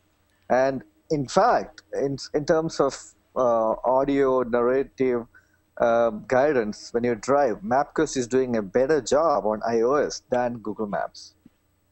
How many of you have used MapQuest in the last year? I have used at least a few. Just on my iOS, just on my iPhone though. See, okay. So Ramin, you're an Apple user. Mm-hmm. So you use MapQuest. Sariq, you're an Apple user. Yes, I am a hardcore Apple fanboy. Okay, so there's an honest man. So you use MapQuest. Yes, I do. Carlos, you use what? I use Google Maps. I have an Android device. And Alan, do you use Android or Apple primarily, and which do you use? I have what can generously be called an Android phone, and I could generously say that I actually use it. And sometimes it actually even works correctly. But yeah, I use Android and Google Maps. See, that's the thing. So it sounds to me like a healthy competition, Sariq. Like we don't need a bunch of government people investigating. And oh yeah. If you're an Apple, I mean, nobody is accusing Apple of being dominated by Android. I mean, that's not happening. Okay, Dan. So what do you think about the news that's come from the Windows world? Yes, there is actually still a Windows world. That the next version of Windows RT for ARM chips is not going to be allowed to run any browser except for Internet Explorer. I think that's fine. Good for them. I can't run Android on an iPhone. Or me, you got an iPhone, right? No, that is a very different comparison, Dan. You're talking about running an OS on a different. I mean, you can't run Android on, even you said Android on iOS. Are you saying that you can't run Android on the Mac hardware? No, but that's the beauty of Mac. You can run That is because Mac switched to Intel hardware. Till then, it couldn't run. But I guess the point I'm saying is, if at this stage in business, if Microsoft wants to make a decision like that, it's not very wise, but they just continue to close themselves off. I think Alan's point was completely different. Alan's point is, on the ARM chips, if Microsoft is going to say it can only run Internet Explorer, that is a different thing. I don't know in the ARM chips market which browser has got more popularity right now in terms of market share. Alan, do you know? I mean, offhand, I don't know. No, although I'd be shocked if it was Windows. Right. So all that I'm saying is the original problem Microsoft had this antitrust issue was because they kind of forced Netflix. I mean, not Netflix. What's that thing? Netscape out of the market by giving Internet Explorer 4 free with, I think, Windows 98, right? And it was much more complicated than that. I understand. It was also completely integrated into the OS, so that if you actually remove the Internet Explorer in 98 from whatever, then the entire internet connectivity of the system used to go down. So, I mean, there are so many things that Microsoft did, even to Java to an extent. But all that I'm saying is, it is a very true statement that in the future, you cannot really argue that, you can argue that, Microsoft or even Apple can argue that, hey, we don't have, a majority market share, so we can do whatever we want. But I still think it applies to specific products. It's not about operating systems. What an operating system can run depends, and Microsoft can easily create an Internet Explorer for Android. Who stops them? Will they do that? I don't know. So my point about the Google Maps thing is, fine. The Maps application right now, what iOS has, if the back end of that switches to Apple's software, and if it is okay, people don't mind, I'm fine. But whether, like how we can download, MapQuest, which, by the way, is a pretty good navigator on iOS. Can we get the Google Maps also on iOS as a separate application? That is a question. If Apple allows MapQuest, how can they justify saying that, we can't allow Google Maps separately? Having said that, I don't know how Google Maps work on Android. I believe it works pretty well. Is it hard for me, you guys? I don't understand what the issue is. There's like 2% of mobile devices that are connected with internet. What is it? What do they call it? Microsoft 7.0. What is this? 2% of what? 2% of cell phones, of mobile devices. Have Windows Phone? Yes, our Windows Phone 7. So we're not even. Am I on the wrong, You're something? Different OS, but okay. See. Okay, here's what I want to do. I want to go through these comments real fast, and I want you guys, if you have a pen and paper, if you still use those things, to make a little note of anything you want to talk about. But let me bust through these because we got a lot of them. We've neglected our commenters, and I apologize.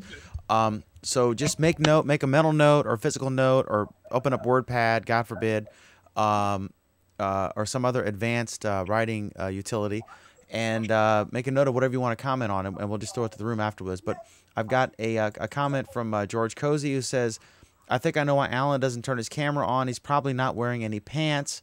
George, we're on the same page. And then I think for Margie, I think it's a big deal. People were begging for Gmail integration. Google Reader and Blogger needs to be integrated into Google Plus profiles. And then I'm trying to see where that's coming from. Okay, this Alan,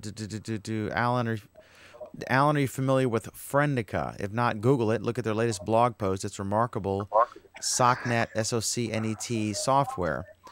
I ask people to go to Finder and open it, and they say, wait, what's Finder? Who's got a TV on, a loud TV on in the background? I'm trying to... Probably it's me, sorry.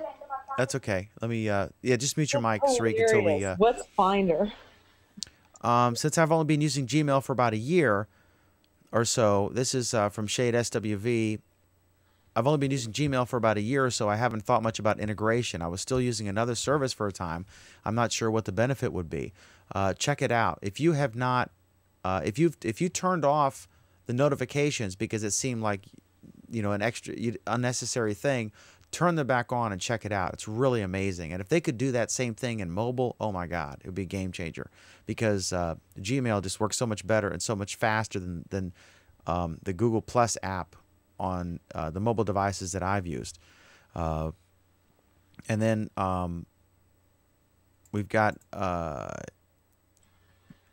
I'm a compartmentalized type of person, which means I would tend to do something in a usual way.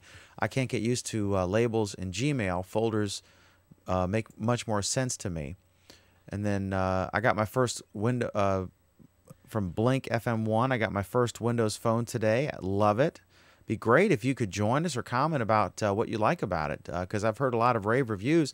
And a lot of the way, I mean, Windows Mobile was just, the version that I had was just an awful joke. I mean, it made the Trio look better. The Palm Trio, which was very ghetto by today's standards, but in its heyday was awesome. It was awful, but it was so much better than that awful Windows phone. But apparently they've done, you know, they've gone from Vista to Windows 7 as far as the phones or whatever. That, you know, they've gone from an awful, just, I mean, my God, what were you thinking, to wow, this is pretty cool. So we'd love to get your feedback on that. Is anyone familiar with Friendica? I'm really curious if Alan is. It really looks like Freedom. It really looks Freedom Box worthy. No Google Plus app for Windows Phone yet, but Google says it's coming. And then Alan replies to Margie, you can't. You can integrate your blogger profile now. Don't get me started on that rant. Yeah, we're looking for an Alan rant. Just kidding. Blink FM, don't hold your breath on getting an app for Windows Phone. It's not that popular yet. Google should have an app. Does BlackBerry have a Google Plus app yet? I'm curious, as you guys make mental or physical or typed notes about follow-ups, I'm curious to get your reaction to the news that BlackBerry is going to pay a guarantee to push their new operating system, their new, I think it's called DOA, just kidding, but their new operating system for their mobile devices. They're going to guarantee app developers, if they get approved into the App Store or program or whatever, a guarantee, a minimum that if they don't make, what, 10 grand or 50 grand or something, that BlackBerry will actually pay you. RIM will pay you that money if your app doesn't sell, if they accept it. Sell all of your RIM stock now. Indeed. Go RIM.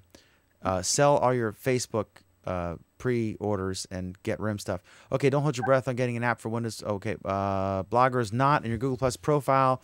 I don't mean that kind of integration that you were thinking of, Alan. I'm thinking of a tab on your Google Plus profile for Blogger posts to update, just a snippet post. And I'm sure Alan can weigh in on that. And Alan said he's not familiar with it. We'll try to remember to put it on my list to look at. And then Alan notes that he doesn't see his thumbnail on the YouTube player on the Justin thing and the final produced version of this that will go on YouTube. You will see his thumbnail, but not on the YouTube live player. I'm not sure what the reasons for that are. And then I have a feeling you'll be impressed, Alan, if you remember to have a look, of course, on that. And Alan, you were just white space. Pretty Google white space from Margie. Love Margie. I'm learning so much new information, a great new resource for me. Thanks, guys. Thank you very much. We love you who watch and comment and participate. I don't even know what that means. Hangout Canopy. That is a Chrome extension that alerts you to Hangouts. It's, I guess, is that obsolete now? You guys can weigh in on that in a moment. That's a note for you. It was a Chrome. It is or was a Chrome extension that would tell you what Hangouts were going on so you could join, because there were a problem. People, they don't want to spend half an hour going down all their stream to find a Hangout. Google kind of has integrated that, and it's not perfect yet, but it's kind of cool right in the profile. Another one is My Hangouts, which is by our two-time guest, Mohammed Mansour, who's just a wonderful developer and a super nice guy and a good friend of the show. Margie said Hangout Canopy is a Chrome extension for Chrome to find Hangouts. And then I'm from Southeast Asia, while all the Hangouts on air I see on Google Plus are from the USA or Europe. Yeah, I don't. I see some that are all like you'll see all like Mandarin characters describing it, and you have no idea what's going on. Or I saw one that was all in Russian, and they were discussing something. So there are some, but my advice to you is if it's turned on in your country, please start them. Do them in your own language and entertain your own folks. And that would be fantastic. Let's see this really take off all over the place. But because of rights issues and logistical issues, it's not everywhere yet. I'm almost done here. Your own folks? Sheesh. What? What's wrong with that?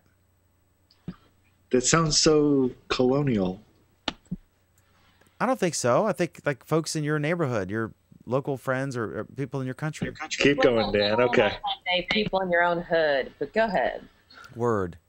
Thanks for that. I know you got my back, Hermine. Yeah, that's what's up. Yeah. Yeah, you got my point. You're so awesome. You have friends in your circles who are located in Southeast Asia, Sariq suggests. Yeah, do it, man. Do it. Get on it. As I said in a post somewhere, I said, the only way to get good at something is to get good at it. Just do it. Don't wait until everything's set in stone, the lighting's perfect, and you have the fancy set and the nice camera. Do it. Just do it. If it looks ghetto at first, that's fine. The second show will be better than the first show, and you're only going to go up. Trust me. If you want proof of that, look at the first, second, third Google Plus week. Look at the production quality. Although it was awesome guests and topics and stuff, but we've come a long way. Let me tell you. Your tie definitely got better, I guess. I'm just kidding. Indeed. Okay, thank you. Take care. Thanks for joining us. I'm used to people misspelling my name wrong. And the last one, Windows Phone. Finally, Windows Phone got it today. Love it. That's coming to a person who loves Google. So good for you, Blink FM. I'd love to get you to. You should do a post and either mention or share it with us directly because we'd love to get your views on that Windows Phone. But okay, so there, and any funny cat picture post you do, make sure you mention Oleg on any funny cat pictures. He loves those. He collects them. So any thoughts on any of that stuff? Go ahead. Yes. You missed the post that said that I was awesome. Where is it? It's there. It was, I believe it was Maggie that said it. Where's my screen go? I thought I said that. I thought I said that. We'll have to check the tape. We'll do the instant replay. That's okay. You can say it again. How's that? Alan is so awesome. We had one post like, tell me you love me if this is live. And I said, we love you. R. Dixon just said something that I absolutely 100% agree with, and I know Sariq absolutely 100% agrees with it as well, and that's that we are shocked that Google Calendar hasn't yet been integrated. And just it continues to boggle my mind that some of these things haven't been integrated yet. Events and schedule management is a must for any platform like this, and I think the next major upgrade is going to be that. Something tells me, psychic vibrations. Anyway, happen at some point. Was that psychic or psycho? Well, it's a very thin line. Anyway, if you guys actually logged into YouTube today, first of all, I don't know how many of you have Google uploaded videos to Google Videos. I had some time back, and then today when I logged into YouTube, Google asked me to migrate my Google Videos into YouTube. Yeah, I got that last week. Right. So I think they are on a path to completely get rid of Google Videos as such because it doesn't make sense. Now, if I'm correct, correct me on this. Google Videos is different from videos in Picasa, right? Yes, it is. Are you talking about Google Video like where Charlie Rose used to be? Because that's been years since that was uploadable. Charlie Rose. I love Charlie Rose. It hadn't been years since you could upload to Google Video. You could do. I think you could do it like I don't know. It was after they. I think they started it even after they bought YouTube. I don't know. Alan, do you remember whether it was day before or after YouTube was bought? I didn't even know that Google Videos existed until I started on Google Plus. That was a product I'd never heard of before. Yeah, man, Sariq, are you like just migrating from MySpace or something? Did you not know that? Who, me? Just then, that was a dig. I on that one. I never ever signed up for MySpace. I skipped that generation. You didn't have the tacky wallpaper like the rest of us? No, I saw one look at it. I took one look at it. I got into one of the sites, and it was like all those flowers and stars falling, and the music. I'm gonna take a MySpace profile pic. And the music, that's it. I jumped out of it. I knew it was so ghetto, the way Dan says it. Well, the founder of MySpace is on Google Plus. I don't know what he has to say about it, but he was my first fan in social media, and it was very humbling when I made a comment and he came back at me and ripped me to shreds. It was unreal. But I think he's not very active these days. I don't know for sure, but I think he lost control of it or something when he went public. I don't know what happened. Yeah.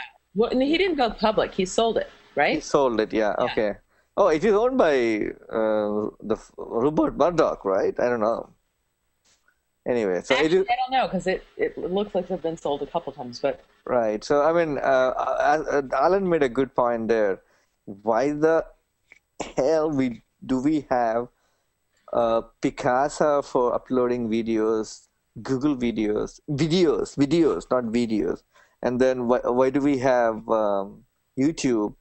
Google is duplicating functionality. I just think they should even. I mean, I've said this before too. They should get rid of Orkut. And actually, you know what? I accidentally signed into Orkut 2 days back, and they had all this funny Google Plus. You are a Google Plus user. Some kind of comments there. I didn't really check. I got out. Two quick thoughts on this. Okay, the first is the reason why they went with Picasa to store videos instead of YouTube is the Picasa team was more local, more available, more willing to do this sort of thing. And Picasa was about to get a UI change anyway. Basically, from what I understand, they had started doing some work on revamping Picasa, and all of that work eventually evolved into Google+. Second, I think Orkut is actually a really interesting example of yet another way that we could be able to view the same social data. So part of the reason maybe why they haven't gotten rid of Orkut is that eventually Orkut's just going to be another way to view all of the exact same things that we can see in Google+, in Gmail, in Reader. Here's yet another user interface, and it's going to be a user interface that some people will be familiar with. How do you handle the same people you have circled in Google+, if they are also on Orkut?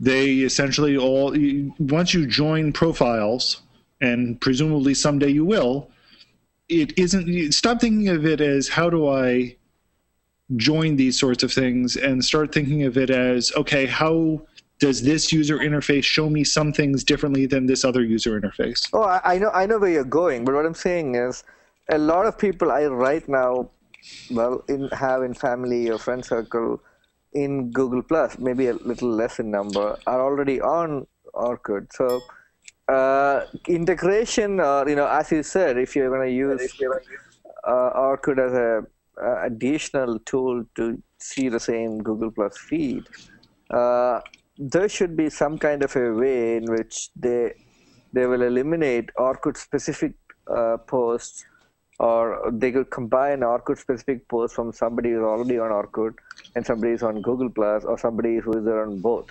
I don't know. I can't think of a mechanism behind this, but I still think that sooner or later that it should be. I think it's a waste of money as of now.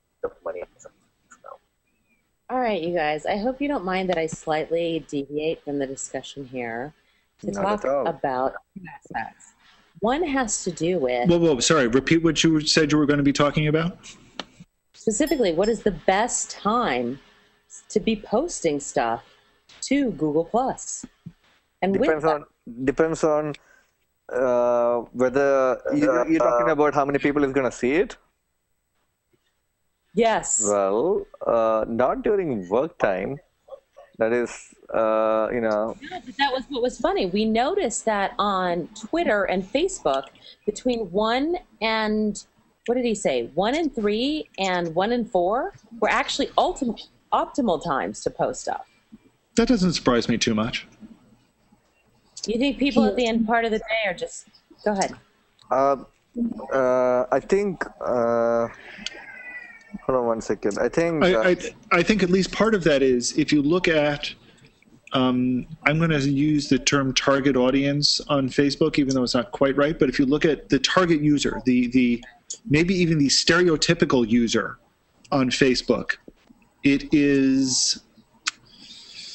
I'm going to get in a lot of trouble for putting it this way. It is the bored housewife.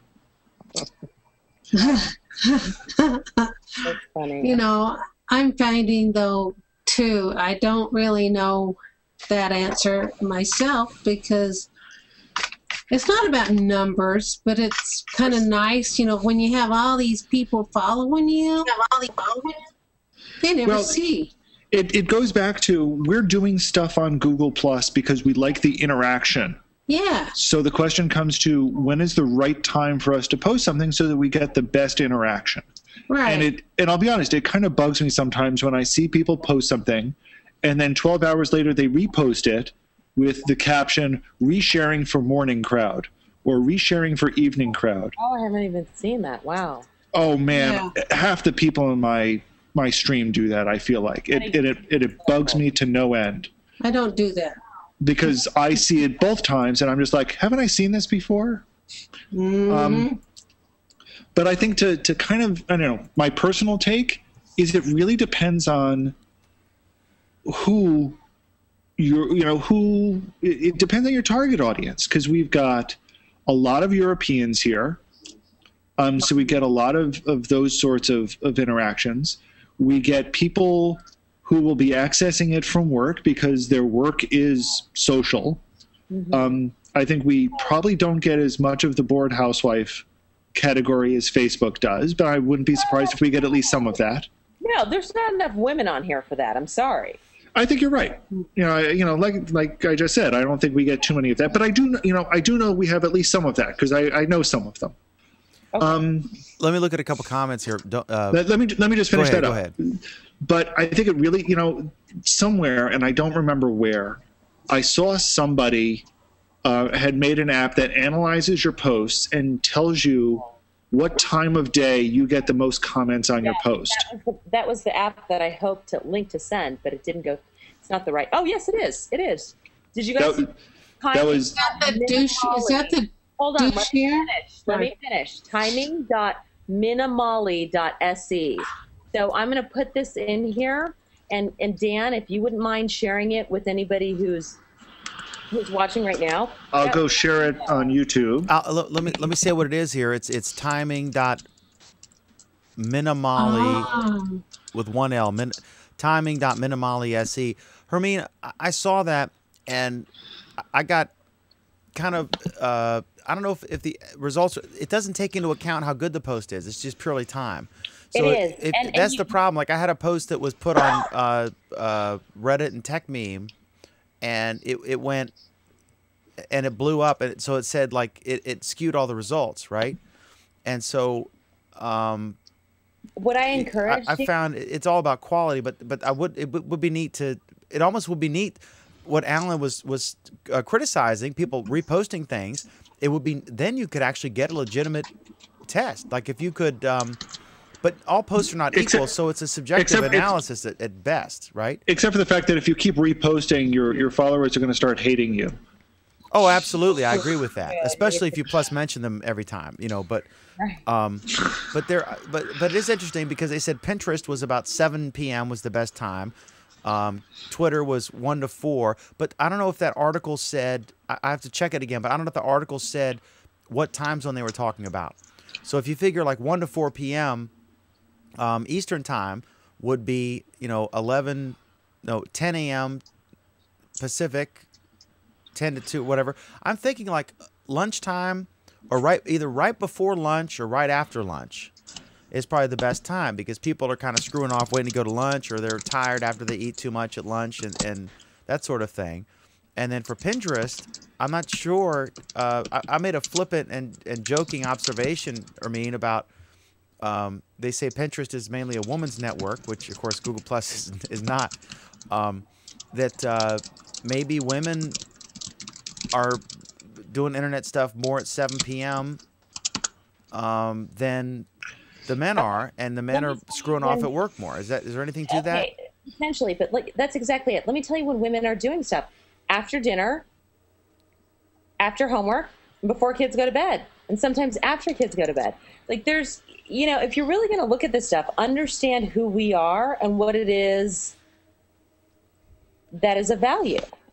And if I understand this is more of a men's network, but really, if you create some categories and some interest around things that we women are passionate about, man, knock your socks off. I think it's becoming less so. It's becoming more mainstream, and so we're seeing less of that. It's still, I mean, it's not the geek sausage factory it was in the very beginning. Not as much the geek. I agree with that. But I think that maybe you should look at, if you care about this kind of thing, maybe if you're going to do a post about Oprah and the OWN network, or something that might be more interesting to women, I found it a tech topic. But like maybe that would be something you'd want to do at 7 p.m.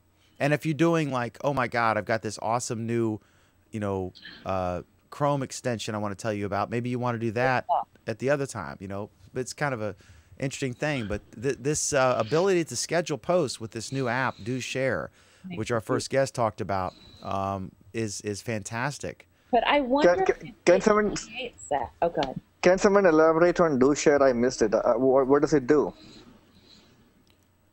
Three key things. It allows you to easily edit posts. It allows you to schedule posts.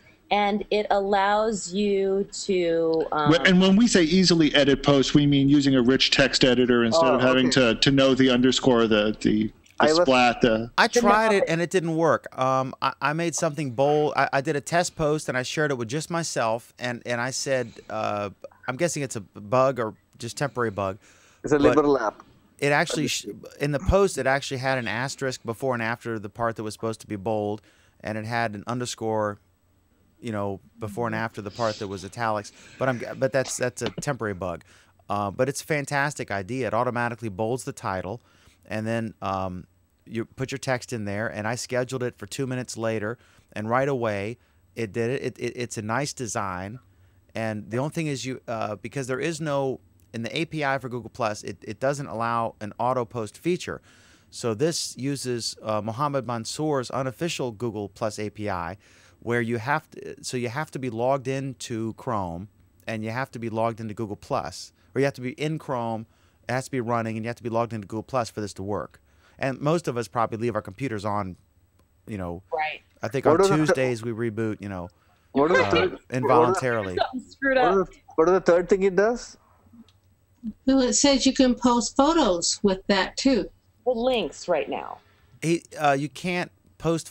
That's the next thing he's working on, and then I forget the thing after that he's working on. But you can't post the photos just yet. Well, see, I just saw his post on May 7th. It says you can share photos via Do Share. So I don't know. So here's a question. So it's an extension? Mm-hmm. Yes. Yeah, it's a Chrome extension, Do Share. It's real simple, real easy to use. He designed the code, and then he had a designer design, and I would recommend this because it's beautiful design. It's really like something you would see from like a really nice Google app or even an Apple app. That's their except page. it doesn't use enough Helvetica to be an Apple extension, but it's really a professionally designed application. It's wonderful, and he's a really good guy. He's from Israel, and I can't pronounce his first name. I'm embarrassed to say. I tried several times. Hey, I'm thinking, how is it gonna help bloggers, especially with the rich text editor? You know, a lot of people in professional blogging platforms have their you know, beautifully written articles as opposed to how they can write on Google+. Is that It's a step in that direction, but really, I mean, it doesn't support anything that you can't currently do on Google+ now. So you can't have, you know, if you look at Blogger, for example, you can have embedded pictures. You can't do that with this app. Right. You can't do other format. You can only do the basic formatting that's currently there, but it gives a nicer UI to do that. Okay. So when you say in terms of editing, sorry, that was the third thing. What you can currently do is the basic minimal rich text features like underscore or bolding, etc. Right? But if this is going to give you, like, you can change the font, you can change the color, everything. No, it doesn't do that, Sri. No, not yet, anyway. Allow for that. But here's the cool thing about it. Anybody who has incidentally sent a post out on Google Plus to the wrong circle will so appreciate this app. And you know how when you use Google Plus right now, the last group of people that you sent, the last group of circles that you sent a post to, it's even more complex than that. You mean one of the things that DoShare does is it has a clear default? It defaults to nobody? Yes, it defaults to nobody. That's just brilliant. It's the simplest thing sometimes. I'm not sure I follow that. Can you explain that, Alan? Yeah, Alan. Okay. Unless, since I keep cutting off Ermine, I'm sorry. You want to explain it? Go ahead. I'm fine. Wonder if you can explain. Yeah. Okay. Basically, it boils down to the default for any message that you send is nobody. Okay. You need to explicitly say who you want to send a message to. Unlike the way Google Plus now, which is maybe it will send it to the last set of people that you sent to, or maybe it will send it to the previous set, or maybe it will pick some other totally random set of people. You don't know. It's totally unpredictable. And Alan, this likely would have saved that Google engineer who famously accidentally released a rant publicly. Right? That's the example that we all go to. That wonderful, insightful rant that probably violated the NDA 50,000 times. Go ahead, Sri. But does it mean that people always have to use that to post, or go share? No, it's an option. But and actually, once you install it, everyone should try this out. It's a fast install.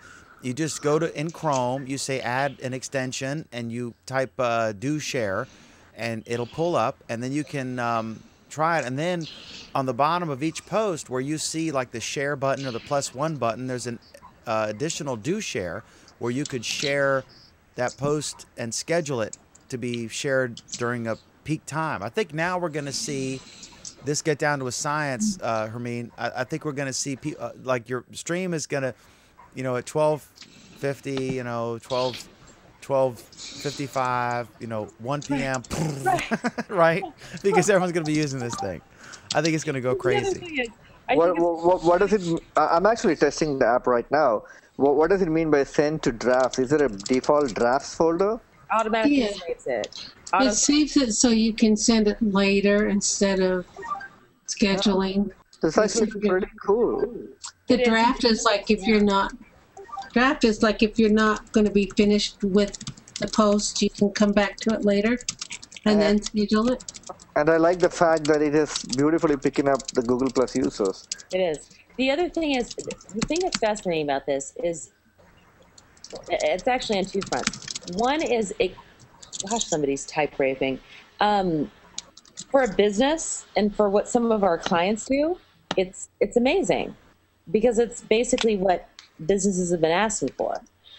But the second thing, and the place that I worry about, is for power users, it on some level gives them a little bit more power, but a little less of what you hope social media is about, which is social interactivity and engagement and discussions, because now it's become a bit more automated. And this is going to happen. Oh, cool. You can add, with this do share, you can add a URL with this in your post. Yes. Cool. I like that. Wait, what do you mean? I don't understand. I was going to say, couldn't you do that before? Am I missing something there? No, it's not so much before, but they've integrated the link inside the app. I like that. Yeah. I don't. Obviously, I'm just missing something because it's like if I, paste a link inside one, a normal no extension, it's gonna show the link. You are exactly right, Anthony. I think the only difference is the other features and benefits that it has. One of the things it can do is the link. It cannot do, for instance, the photos right now. Not yet. But you're exactly right. That's a par. It's not a differentiator. Great comment from Donna. She said that, oh gosh, I just lost it. Where is it? She said, oh, Alan, did you see it? She said, if I knew what you were the talking best part about this conversation is that I can tell my friends something new and they'll think I know what I'm talking about. That's a wonderful compliment to our wonderful panel. Awesome. Because that's a lot of it, Hermine, and I knew you'll agree with this. For folks who want to do a show like this and try to get viewers and do an interesting show, a lot of it is selecting your panel, the other people in the Hangout, and doesn't it take a long time to get a good one? It takes like 6 months of really hard work to cultivate the relationships necessary to build a panel that you've done. I mean, excellent job, and really, I don't think people say it enough to you, Dan, but kudos. What I really like about the Do Share app is the drafts feature, where you actually, it shows how many drafts you have at the icon. No. Streak. Let's go back to Hermine saying just how wonderful we are. Okay. Yes, we're done with Do Share. I know. I was like, how does it go back to the app after that? Like, I know. I was like, I wanted to shine in my glory here, but no, this is. I'll explain. While you guys were talking, I was actually testing the app, and I completely missed for a few minutes. Oh, okay. And I assumed that you guys are still talking about the app. No. We're talking about how wonderful we are. Herman, go ahead. Yeah, okay, let me give you kudos. I have been on here since September. Okay, some people longer, some people I would say maybe a month before it went public. And what you've been able to cultivate, the number of subscribers, shares, and video views, and more importantly, the information that you are providing, people are going to want to know this because they're trying to unlock the code to how it is to do social media in the next generation. Dan and everyone in this panel is so far ahead. Hail Dan McDermott. Well, I mean, it's a niche appeal, but we do it out of love. None of us are getting paid for this. This show costs me money to do. There's no benefit financially at all for any of us. Well, but I think to elaborate it's so on much fun. Go ahead, Alan. It's just I think to elaborate on what Hermine is saying, you have set the gold standard for what Hangouts on Air should look like. You're the standard. You know, so now basically everyone is comparing what a good Hangout on Air is to what a Dan McDermott show looks like. Well, that's very flattering, and I'm blushing now. Luckily, I have an inch of makeup on. Red. It's the green screen. And you know, and I told you this when I produced my video, was that I would not have been able to make that video if it hadn't been for this show. And there's a lot that's on that show that I very much learned from doing these Hangouts with you. And I think now that all of us have Hangouts on Air, I think we're going to be seeing, I hope, and one of the things I hope to do is be able to take some of what I learned and teach another set of people these skills, because they are skills. They're learned ways of doing things. And we are creating here now what a Hangout on Air looks like. So a year from now, when you see 10 times the number of Hangouts on Air, they're going to look like Dan McDermott's Hangouts on Air. Let me just add something to that. Dan has an excellent presentation skill, or not an excellent presentation skill. Totally, he has good presentation skills. And I'm talking about everybody involved in the Hangout. It's very diverse. We have an angry, mad Russian on one side. There's a hardcore Android fan, hates everything other than Android. And you have a tech guru, Alan, who probably knows everything about technology in the contemporary world. And even hardly. And even 20 years back. And then we have a lot of different folks out there. It actually is a very good mix. That's what I like about it. Well, you want a diverse group. You want it. I mean, I've got the angry Russian guy. I've got Alan, who finds the fault in the Mona Lisa. I've got the obligatory Indian guy.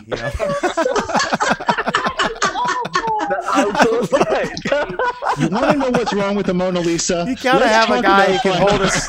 I mean, he held a Slurpee. We did a gag video. Where we announced on April 1st. we said on April 1st we're abandoning Google Plus Week and we're starting we're so excited about our new program, Facebook Week. And I had Sarik in there just randomly holding a Slurpee cup the whole time. He was such a good sport.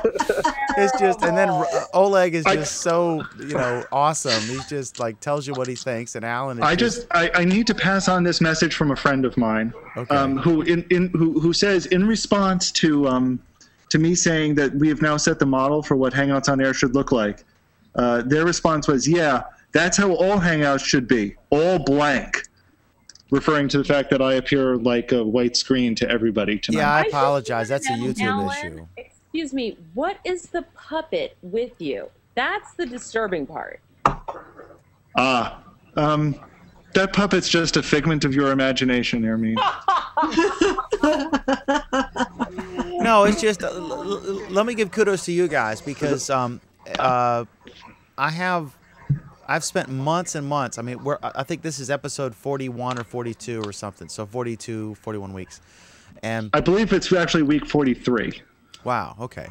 So the thing is, that's the key, you can listen to any random discussion in a coffee shop.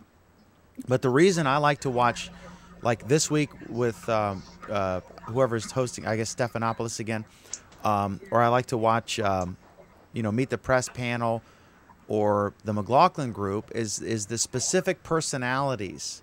When something big happens, people know the viewers, and we can get up to 4,000 or 5,000 if you count Justin and the live people for this show on a hot week. And it doesn't matter. It's the topics and the timing. We've had big shots on here, like the founder of Craigslist, etc. All sorts of people. And we, Mike Elgin and Linda Laurie and Sarah Hill and basically everyone, Chichu, everyone's been on the show. And hopefully we'll have Vic at some point. But the thing is, people want the personalities. I'm very interested in what George Will thinks. If there's a hot news story, there are certain people that, for those of us who are interested in news or tech or sports or whatever your interest is, there are certain personalities that you're curious about what their view on it is, and that you trust them and you follow them. And so if you like George Will on This Week, or you like to watch Chris Matthews on MSNBC or Rachel Maddow, or if you like, the crazy guy who left Fox and started his web thing, what's his name? Who, the world is ending tomorrow. Keith Olbermann? No. The opposite side, Glenn Beck. Cool. Yeah. So his sponsors are storable foods and bomb shelters and stuff. But if whatever your interest is, whatever your perspective is, you develop like people you trust for their opinion, and so that's the quality that I like in my panel. And I call it a panel, but it's the other people in the Hangout. And on Google Plus Week, because there's so many viewers, I have to be really selective because I have to keep the spaces open and I can't just open it up. But on the regular Hangouts, I open it up wide. But it's just the more eyes you have, the more selective you have to be. You have to be more cautious, like Sarah Hill is with her stuff with FCC rules. But I just the reason the show works is in large part due to the quality of the panel that we have on, with diverse but informed views. And I get this all the time. I love the show because I love what Alan said, or Oleg, or I learned something new today, or Hermine, or Pam, or any of these folks in here, Sarik. And it's just it's awesome because I get to talk to these small people. I'm sorry. I get to talk to these people, and I play a small part in the discussion, in introing and stuff. Dan, but it's you guys are awesome, and I just that's what makes the show for real. Dan, don't play down. Don't play your own role down. And let me give you an example of how and why. The past week, as Hangouts on Air have been rolling out, a lot of people have been doing Hangouts about Hangouts on Air. And you were actually one of the people. You participated in a Google-run Hangout on Air about Hangouts on Air. And I was watching it, and I and a couple of other people were making comments on the YouTube page. And you, not anybody else on that panel, but you were the one who was responding to us. You're the one who is reading our comments on the air. That's something very, very important to you, is to make sure all of your viewers are as included as possible. And it really drove home to me. I was watching somebody else's Hangout on air, and he was talking to his panelists, and he went down the row asking each panelist a question and asking them to respond, and they responded. And it was a very structured and orderly show. And I'm just watching it going, yeah, this is kind of boring. And someone said something that I disagreed with. And, I wasn't on the show, so I couldn't, jump up and attack him like I attack Oleg when he's wrong, which, is frequently. But since I couldn't do that, I typed a message in the YouTube chat. And as they kept talking, I kept typing more and more and more and more and more and more. And there was no interaction. It was 10 people who were oblivious to who and what their audience was. That's because they're using the old paradigm and the old model of broadcast. Exactly. And I'm pointing at the screen, and you can't see me pointing at the screen. Exactly, Armin. You have pushed it. Admittedly, there are times that we don't talk to our commenters enough, and we know it. And that's because we're so wrapped up in debating amongst ourselves that we don't find the time to get to them. But even then, we try. Either one of us are there talking, or a friend like George Cozy is there interacting with them. We try to work with all of our viewers. That's the people here, that's the people elsewhere, that's the people who will send us messages in between shows. These are all very important to us. It's crucial because this is a social network television show. And to wrap it up, and Dan, the reason why we do is because that is something that's important to you. You're the one who pushed that. You're the one who's been setting that agenda.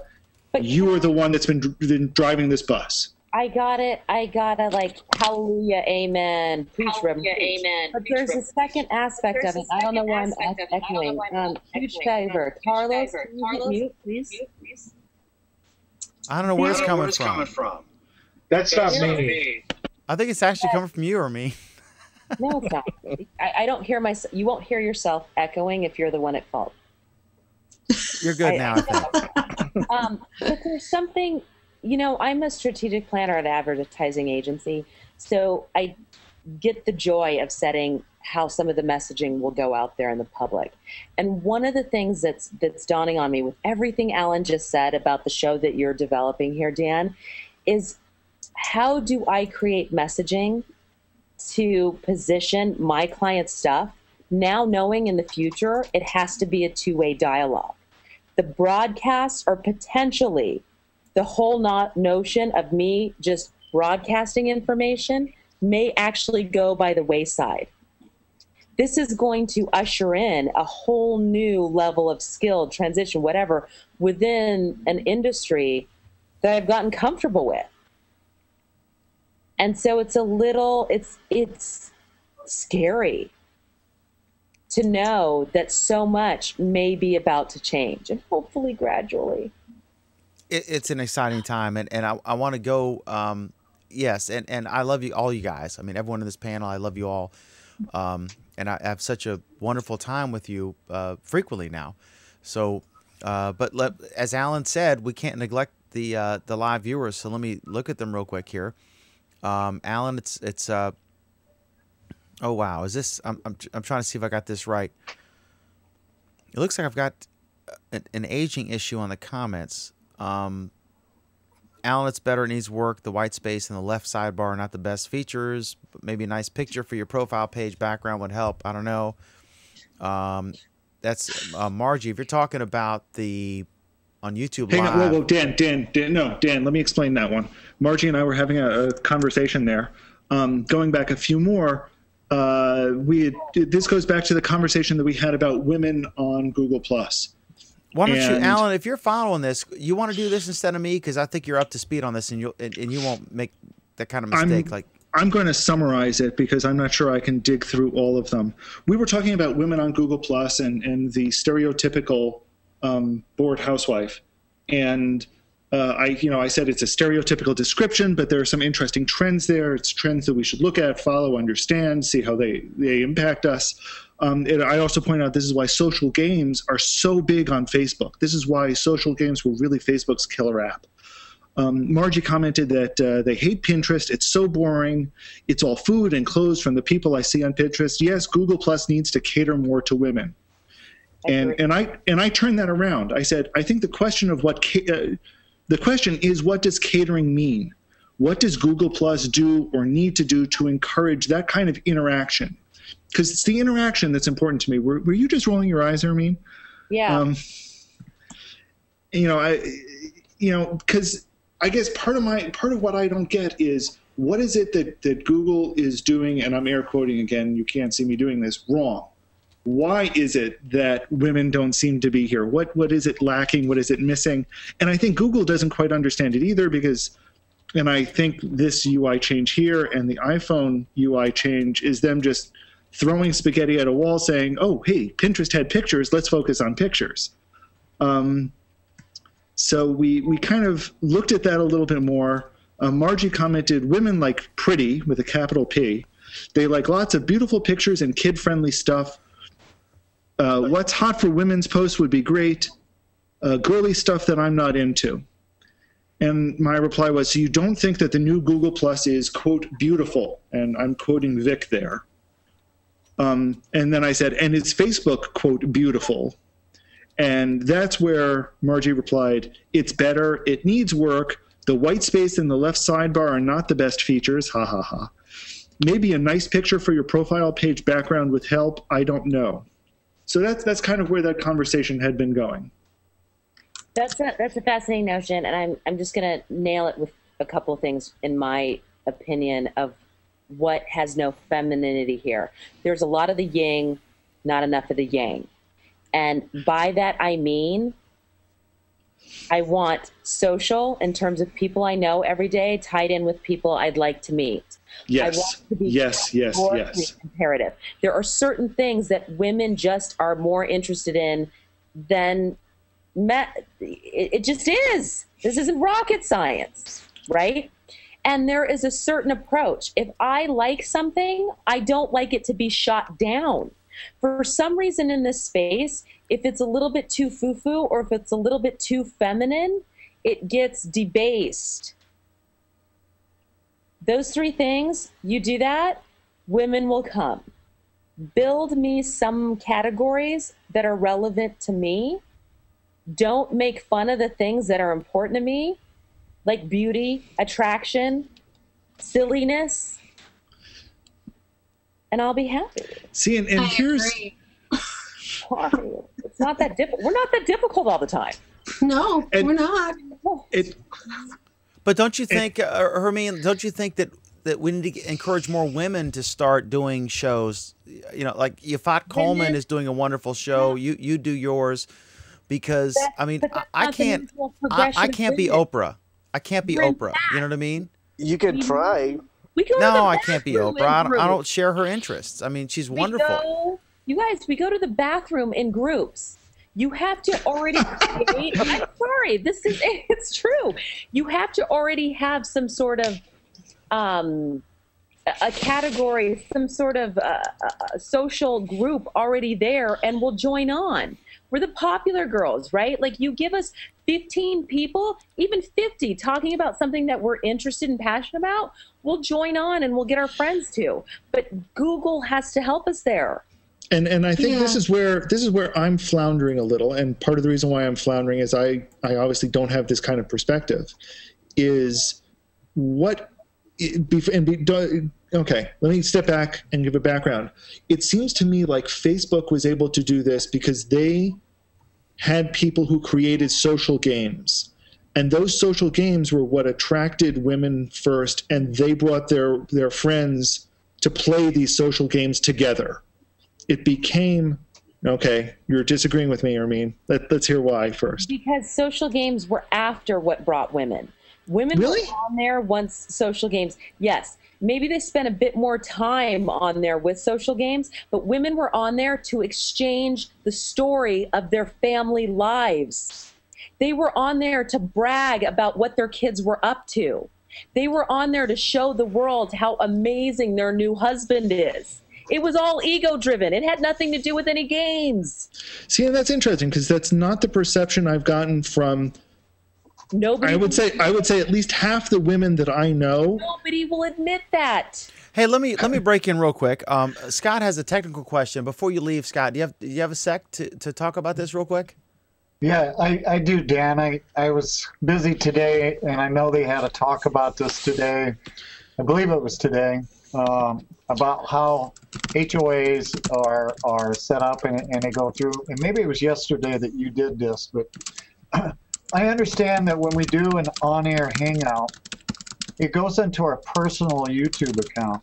My problem is how am I going to get it from my personal YouTube account to our nonprofit account? I mean, you could download it. There is no ability. Okay, here's the deal, Scott. The way it works is, first of all, if you have a profile, you have your. Let's say you had 7 pages, for different groups or interests or whatever. Somebody's typing. It's real loud. Alan, I think it's you, buddy. Yeah, it's me. Sorry. Just mute your mic for a sec. But okay, let's say you have several pages that. The way it works is that those pages are your pages. So your personal YouTube account that is attached to your personal Google Plus profile is where all of those pages Hangouts will land. There's no way to change that. You'd almost have to set up a separate account, which is a slight hassle. But now that, in the next week or so, already we're over half of the people have on air. And everyone's going to have it. It's going to, be regular, like the ability to post, a text, topic. But so that's one way around it. But you can download the MP4, and I have no idea. I'm guessing, frankly, the audio and video quality of Hangouts is not like HD television quality. I mean, it's kind of. They use a phone codec for the audio, and the video it's also, the video is actually better than the audio, which is a shame because audio is more important than a video. Audio is more important than video in a video, in my opinion. And but I guess you should be able to go in your video manager and download the MP4, unless someone can correct me if I'm wrong, and you could upload it to the other channel, and then just. It would be interesting if you did that and then reported back to us on the quality to see, what it looks like if you actually download it and then re-upload it and compare the original on YouTube versus the downloaded and uploaded version, because a lot of folks are dealing with the same issue.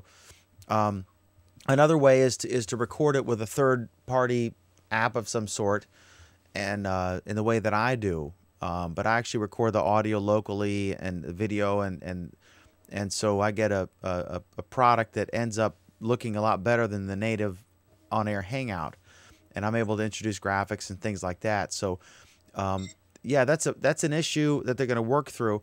Initially, it started out their vision was, we talked with Chi, who created this, and this was all based on a live video link. I forget what country it was in. Was it in Switzerland, right, Alan? It was somewhere, but I'm trying to remember because I've actually spoken to that team, and I do believe it was out of the Zurich office. Yes. So it was a constant video thing, and the guys, Vic said, Vic or Sergey said that they wanted to, have because he was in charge of Google Talk at the time, and they wanted to have some kind of a chat application. And he said, well, I think we should do one better. I think we should have a video conferencing thing, because he had been so turned on to this whole ability to talk to the team in Zurich live on video and just sort of join it at any time. And so he wrote it or had someone write it in a weekend and or a few hours. I think he did it and then flew back. And when he got home, the first Hangout was functioning with Vic, and he had a glass of wine. They were all celebrating about this thing. And that's how Hangouts were born. So they viewed it as a social thing and an ability for like team members or coworkers to communicate. And then we have taken this to a new level doing shows, and I'm not sure that they anticipated this. And the old adage is true, you know, don't create a product, create a platform. And try to make it, and Alan, of course, will begrudge them on how fast they've adopted that idea, but it's going in that direction. So, yeah, I don't think that, still, the vast majority of people who hang out do it socially. Me talking to a few friends or opening a public hangout and, you know, talking about whatever, sports or whatever you want to talk about. And then a very few people are doing it in the way that I use it to create an actual program, to, you know, try to do like a television show of sorts, using a hangout to bring people in and have conversation. So they're really not focusing on that aspect of it. But as far as, I don't know, I would say do an experiment like that and see if that works. And they may at some point allow you to pick and choose which YouTube account matches your Google Plus thing. But I don't think it's a big priority right now. I think there's so many other things they're trying to fix or make better that they have to focus on what will impact the most number of users. And I would say that your issue there is probably like a, you know, a B plus, not an A quite yet, when you compare all the things that they have to do on the priority list. But that I'm purely speculating. So if anyone else wants to weigh in on that. I think I need to correct something. I believe it was Sweden. From looking at the people that I know that work on Hangouts in Europe, they're all from the Stockholm office. So I believe it was Sweden, not Zurich. So I wanted to make that correction. I am okay. I'm not muted. I think I'm pretty sure about that as well. It's Sweden, I think. Sweden or Netherlands. I'm pretty. No, it's. I mean, I'm looking at my contacts there, and they're all from Stockholm. So. Yeah. Well, thanks, Dan, for explaining that to me. I'm definitely going to try it out. I got a couple of on airs, one for the nonprofit, and then I'm doing another one to help nonprofits to learn about marketing and how this platform and other platforms too, just not Google Plus. So it's going to be a couple of on airs. One other question I do have is, I think my personal account right now on YouTube says 15-minute limit. Does your on air, does that override that? No, it does not. This is actually very, very, very important. You need, and this is something that more people should talk about and go over. You need to verify your YouTube account, and you can do this by basically having them send you a text message on a cell phone or a Google Voice account. Have them send you the text message, verify that it's you, and they will increase your limit.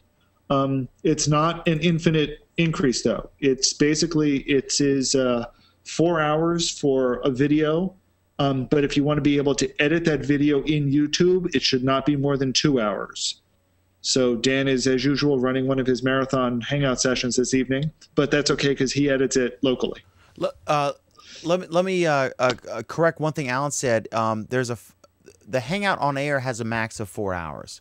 I don't think that there is a limit on the actual YouTube upload as far as time. There's only a limit on the file size. I think it's like a 2 gig limit or something like that.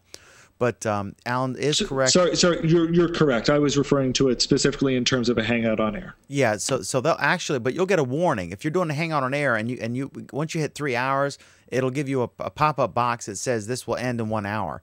But you're free to shut it down and start over again.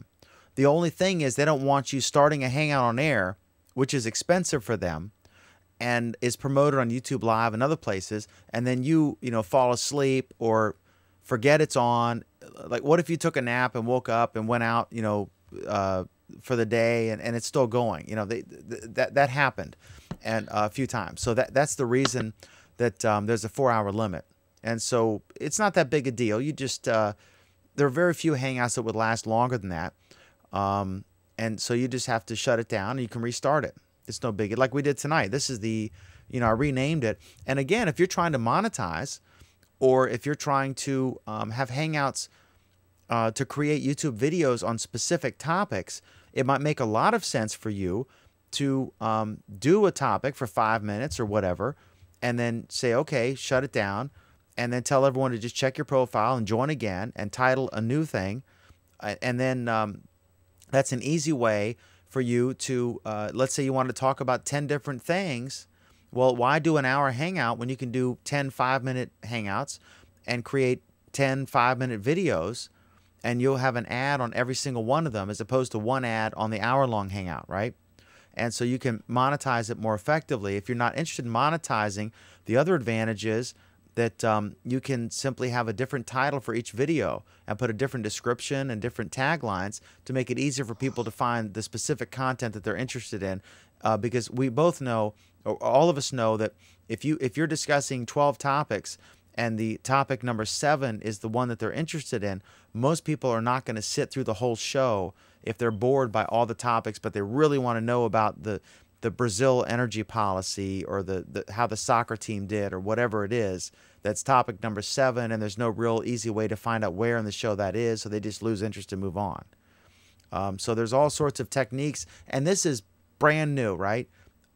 We've had the advantage of having it early, but we're all going to learn and evolve as we go, and it's going to be so exciting. I'm really excited to see so many people. I think Oleg wrote in there like Dan has competition in the description for tonight or something. I didn't write that.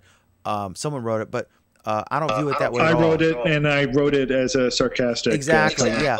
So he wrote it as a joke because he knows, But I am very excited about this because I was like telling Kelly, like, I can't wait. My sister, I was like, I can't wait until everyone gets it because it's going to be so exciting to see. If you look at the innovation, the different uses like Chef Hangouts and what we do here, and our news and tech shows and what all these different people are doing that are so innovative. It's so exciting to see what they're how they're pushing the product. And it was only a few hundred people, right? So now you've got millions with the ability, and I cannot wait to see what kind of innovative uses they come up with. And if you're a smart entrepreneur or if you're just a smart blogger or whatever, pay attention to that old saying, I never met a good idea I didn't steal. And if some, figure out, watch what they're doing and figure out how to do it better. And that's how you create great content. Just look at what the other people are doing, ask questions, and people on Google Plus are very likely to respond to you. It's amazing how you can get a response from someone on Google Plus that would never respond to you on Twitter or Facebook or through traditional email because they're bombarded there. But Google Plus, they'll respond to you because they've figured out that the quality of people who will message you on Google Plus is a higher quality than they'll find on the other services. You're much more likely to get a response here than through any other means, unless you knew them and walked into their office. So I'm very excited to see how people push the envelope and come up with creative, wild, crazy, interesting things using Hangouts on Air, and how we can all up our game, as a result of that. So this is a very exciting week for me. I think for when I start my first HOA, it'll be basically practice my public speaking 101 so I don't trip on my tongue. But don't you think that you've upped your game? I mean, you're a sweetheart. You're a good friend of mine, and you're a fairly shy person, in ways. You probably it probably took you a while before you joined your first Hangout, especially a Hangout on Air, right? Yes. And so George Cozy in the Netherlands was saying earlier, he said that he didn't even post publicly at first, and now I didn't either. Yeah, now he's posting publicly and he's commenting frequently, and we read his stuff on here, and he joins us sometimes. That's a dramatic change. Alan, who is one of my three co-hosts, Alan is only the first Hangout he joined, I think, was mine because he was pissed off at what we were saying and only joined to argue with us. If you can imagine Alan arguing with someone. And now he's like a regular, and he's done a video, and his first video went viral and got on the What's Hot list and was just awesome. Even though I would not call that viral. Well, I think for Google Plus and for being such an intricate topic that most people wouldn't understand, it wouldn't be relevant to them. It was for like a developer's video. 1,000 views is not viral. For an intricate developer, like if you said, I mean, here's the latest JavaScript routine that I've come up with, and it got 1,000 views, I would say that's viral, because you talk about a niche appeal. It was awesome, and it was your first ever video. If you go to his YouTube channel, there's like one video there. He'd never done it before, and he told us like, oh, I'm gonna make my first video, and it ends up on the What's Hot list. It was awesome. And wow, I'm so proud of Alan for that. Yeah, it was great. But to see how far all of us have come, you know, in the terms of how we've improved the shows that we do, but all of you folks are, you know, more outgoing, and it's the power. It's all because of Google Plus. It's the power of that network. It sucks you in and encourages you to create to put your own opinions out there, because there's such a smart, interesting group, smart and or interesting group on Google Plus, and it's almost like a mating ground to get people to engage, because you see such interesting things you can talk about. Go ahead, Alan. You know, yeah, that's true to an extent, but I still get messages from a lot of people who will say things like, you know, I post a lot, I comment on other people's posts, and I don't get that engagement. I don't get that interaction. And, you know, they're following all, and I'm going to air quote again, the rules, but they're not seeing it. And I don't know why. I just, you know, it's not clear to me why it works for some people and it doesn't work for others. And to be honest, it doesn't always work for me. It hasn't always worked for me. There was, you know, been a very long time when I would post something and I would hear crickets.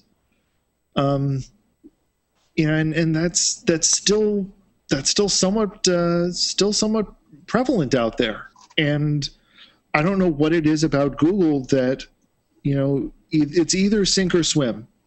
I either find that I get a lot of responses on something or I get no responses. And, you know, I know that the probability of me getting responses goes up if I have a cat picture attached to it.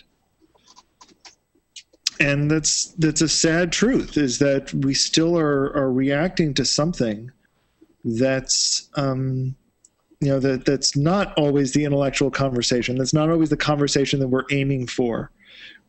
Google Plus is in a lot of ways still acting as entertainment, and it can be kind of frustrating. And what are your thoughts on that, Sreek? I lost you. Or Sheila, either of you. You know, yeah, I can understand when you put a post out there and you would mind some interaction with the followers you have. That's, you know, it would be nice, but it's like, I'm not going to try and fight for numbers. I mean, let me tell you this. I'm sorry to interrupt you, Sheila, but it's okay. In the entire Hangout, I probably have the least number of followers, maybe close to, not followers, people who circle me, close to maybe 300 or 400 or whatever. But I see that sometimes, you know, if you hashtag some post with the correct or proper hashtag, there's a lot more interaction. But whatever I post is not really solid content as such. I generally tend to post pictures or something which I like. And if there are some articles which I want Dan to read or Oleg to read or Alan to read, I post to them and as well as public. In terms of interactivity, I actually comment on a lot of posts. When I'm going through the stream, I see interesting posts. I go in and comment, and I have a lot of chats. George posts good stuff. I comment on that. There are a lot of people. Sheila posts good stuff. Pam posts good stuff. So I mean, not just you guys, but you know, that's what is primarily interactivity for me. Not necessarily that I have to generate content all the time, or you know, if I see something which I think is not really out there and which is you know, not in Google Plus yet, maybe I'll post them, because I score. You know, I go through numerous websites in a day. You find more junk than anybody else that I know. I know, I know. Especially the pictures, right? You know, I know a lot of people don't like to be notified. You know, I like that. I was doing the mistake, and Alan corrected me, and now I don't notify anybody. Really? Why?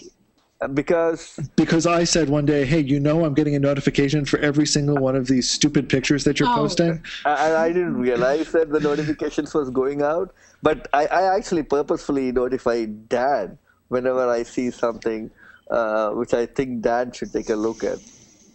You know? Anyway, everyone. Let me talk on that real quick, Alan, because I got an observation on that. I like I can say that probably every single thing that Sreek has shared with me, I have found interesting. And I frequently comment or plus one it. And that's the truth. George Cozy is the same way. Just about everything that either of those guys... Whoa. We're getting a feedback Nope, from... that's me. Sorry. Alan I just said that I post only junk. Well, you know, he's using that in the euphemism. I don't really care, but I think it is junk, but it's funny junk. No, it's funny. It's not always funny. Sometimes it's introspective. Sometimes it's real. You know, and there was a great Reddit post. I'm surprised you didn't share it, Sreek. It was somebody says, "I work at Google. Ask me anything," and it was fantastic. I need to share that because Jim Romanesco, I didn't really share good it because guy. I saw Eric Rice sharing it. Okay, yeah. Jim Romanesco shared it as well, and he had kind of broken it down to some degree, but or like had the best of listed in his post. And I recommend, if you're interested in journalism or news at all, follow Jim Romanesco on Google Plus and check out his blog. It's ROMENESKO, JimRomanesco.com, I think, or Romanesco.com. He used to be at the Poynter Institute, POYNTER, Poynter.org. And then he, I guess, got fired or whatever because he started his own blog, which they viewed as competition, probably rightly so, and blah, blah, blah. Anyway. Not to be confused with the Pointer Sisters. Exactly. But the thing is, the only thing I love the notifications. The only problem I can't stand is, and it's not at all your fault or anyone else's fault, it's Google's fault, because I like I like the red box when you click on that and you have notifications, but it only shows you 10 of them.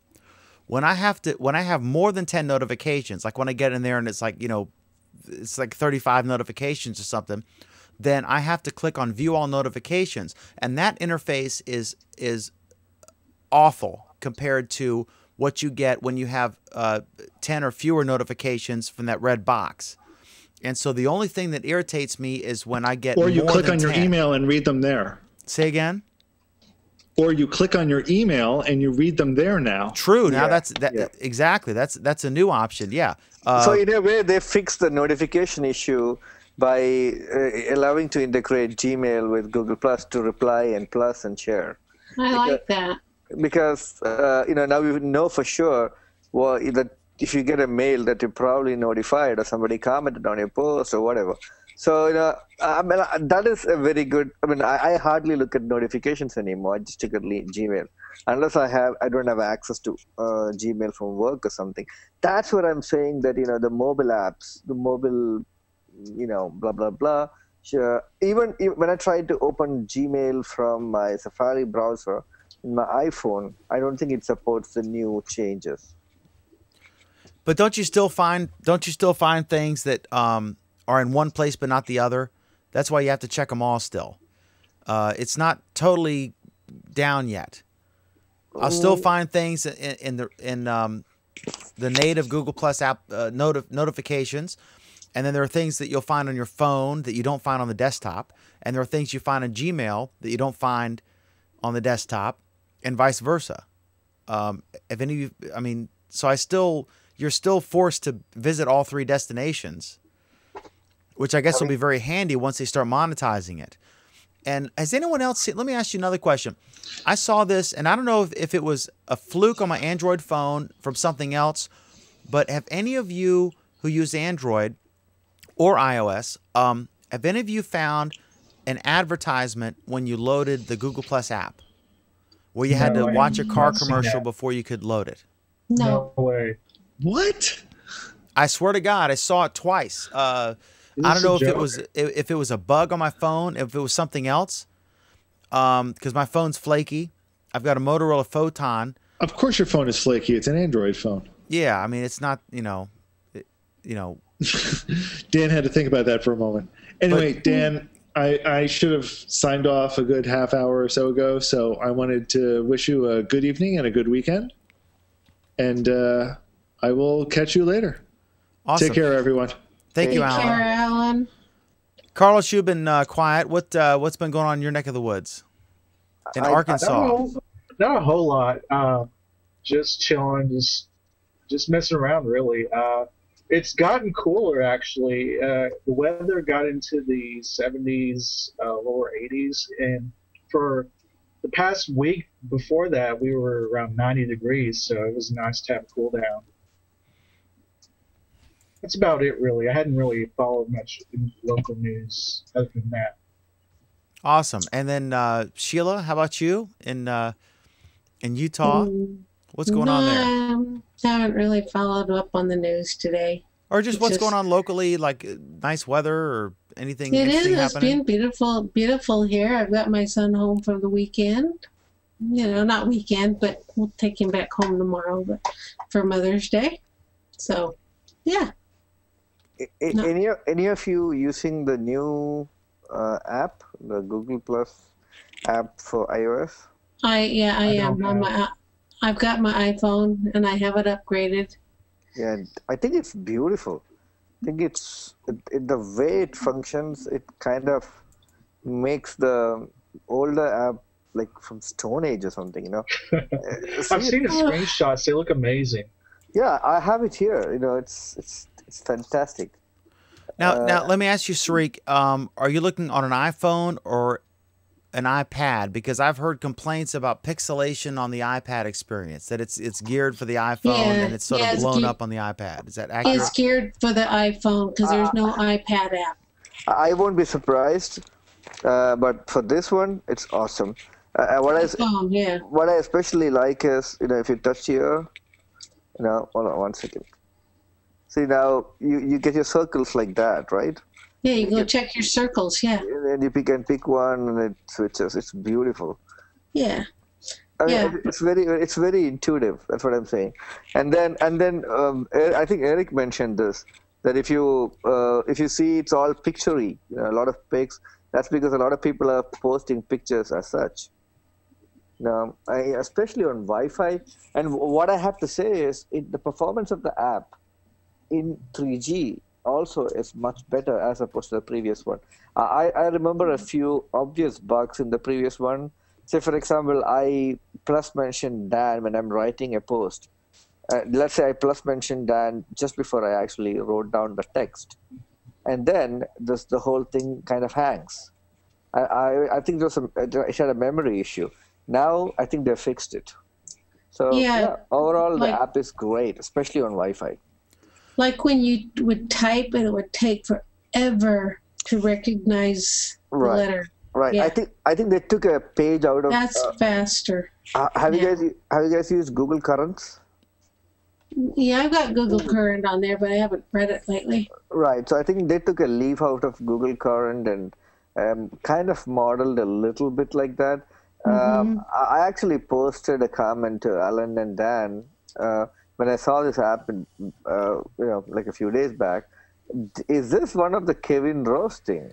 You know, is he the kind of guy who is behind this in terms of, you know, bringing Google is not known to make beautiful things. Let me tell you that. They're known to build very efficient things, very classy things, but they're not really known to make it really beautiful. Unlike Microsoft, this is beautiful. So I'm thinking there is somebody else behind this. And I won't be surprised if it's Kevin Rose. Wasn't that interesting when he joined the Google team?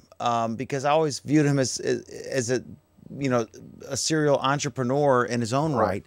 Right. And then, you know, he switched over to Google, so that blew my mind when he did that. That was a big. That would be like if Leo Laporte, you know, went to become an employee at a TV station. It would almost seem like a demotion in a way, and I can't imagine how much stock they gave him or money they paid him. But I mean, it's great for Google. I mean, it's awesome because he's a talented guy. Straight up. I think he probably, you know, I think he's the kind of guy who enjoys a challenge, and you know, he probably doesn't want to work in Google to, you know, just kind of maintain or improve Google Plus or anything. I think what Google threw at him, it's not about money. I think it's what Google threw at him in terms of a challenge. Maybe it's Google Plus, maybe it's something else, maybe it's integration of Google products. that would have been really appealing to him, and that's why probably he joined. Do you think he's going to last? I mean, do you think he'll stay there a long time, or do you think this is like a 2-3 year deal? I think it's a few years. Guys like him, I don't think will stay in an enterprise like Google for more than. Yeah, enterprises have rules. I mean, Kevin Rose, and I mean that's the weird part also. Zuckerberg, or however his name is pronounced, is also kind of a rebel. You know, a lot of rules doesn't apply to him.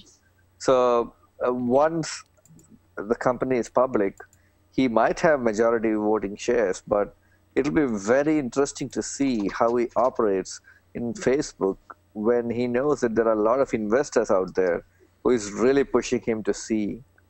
You know, he can say that I have 50+% voting rights and I can control this company. He can control the direction in which the company goes, but what he cannot control is how the stock price is going to be affected.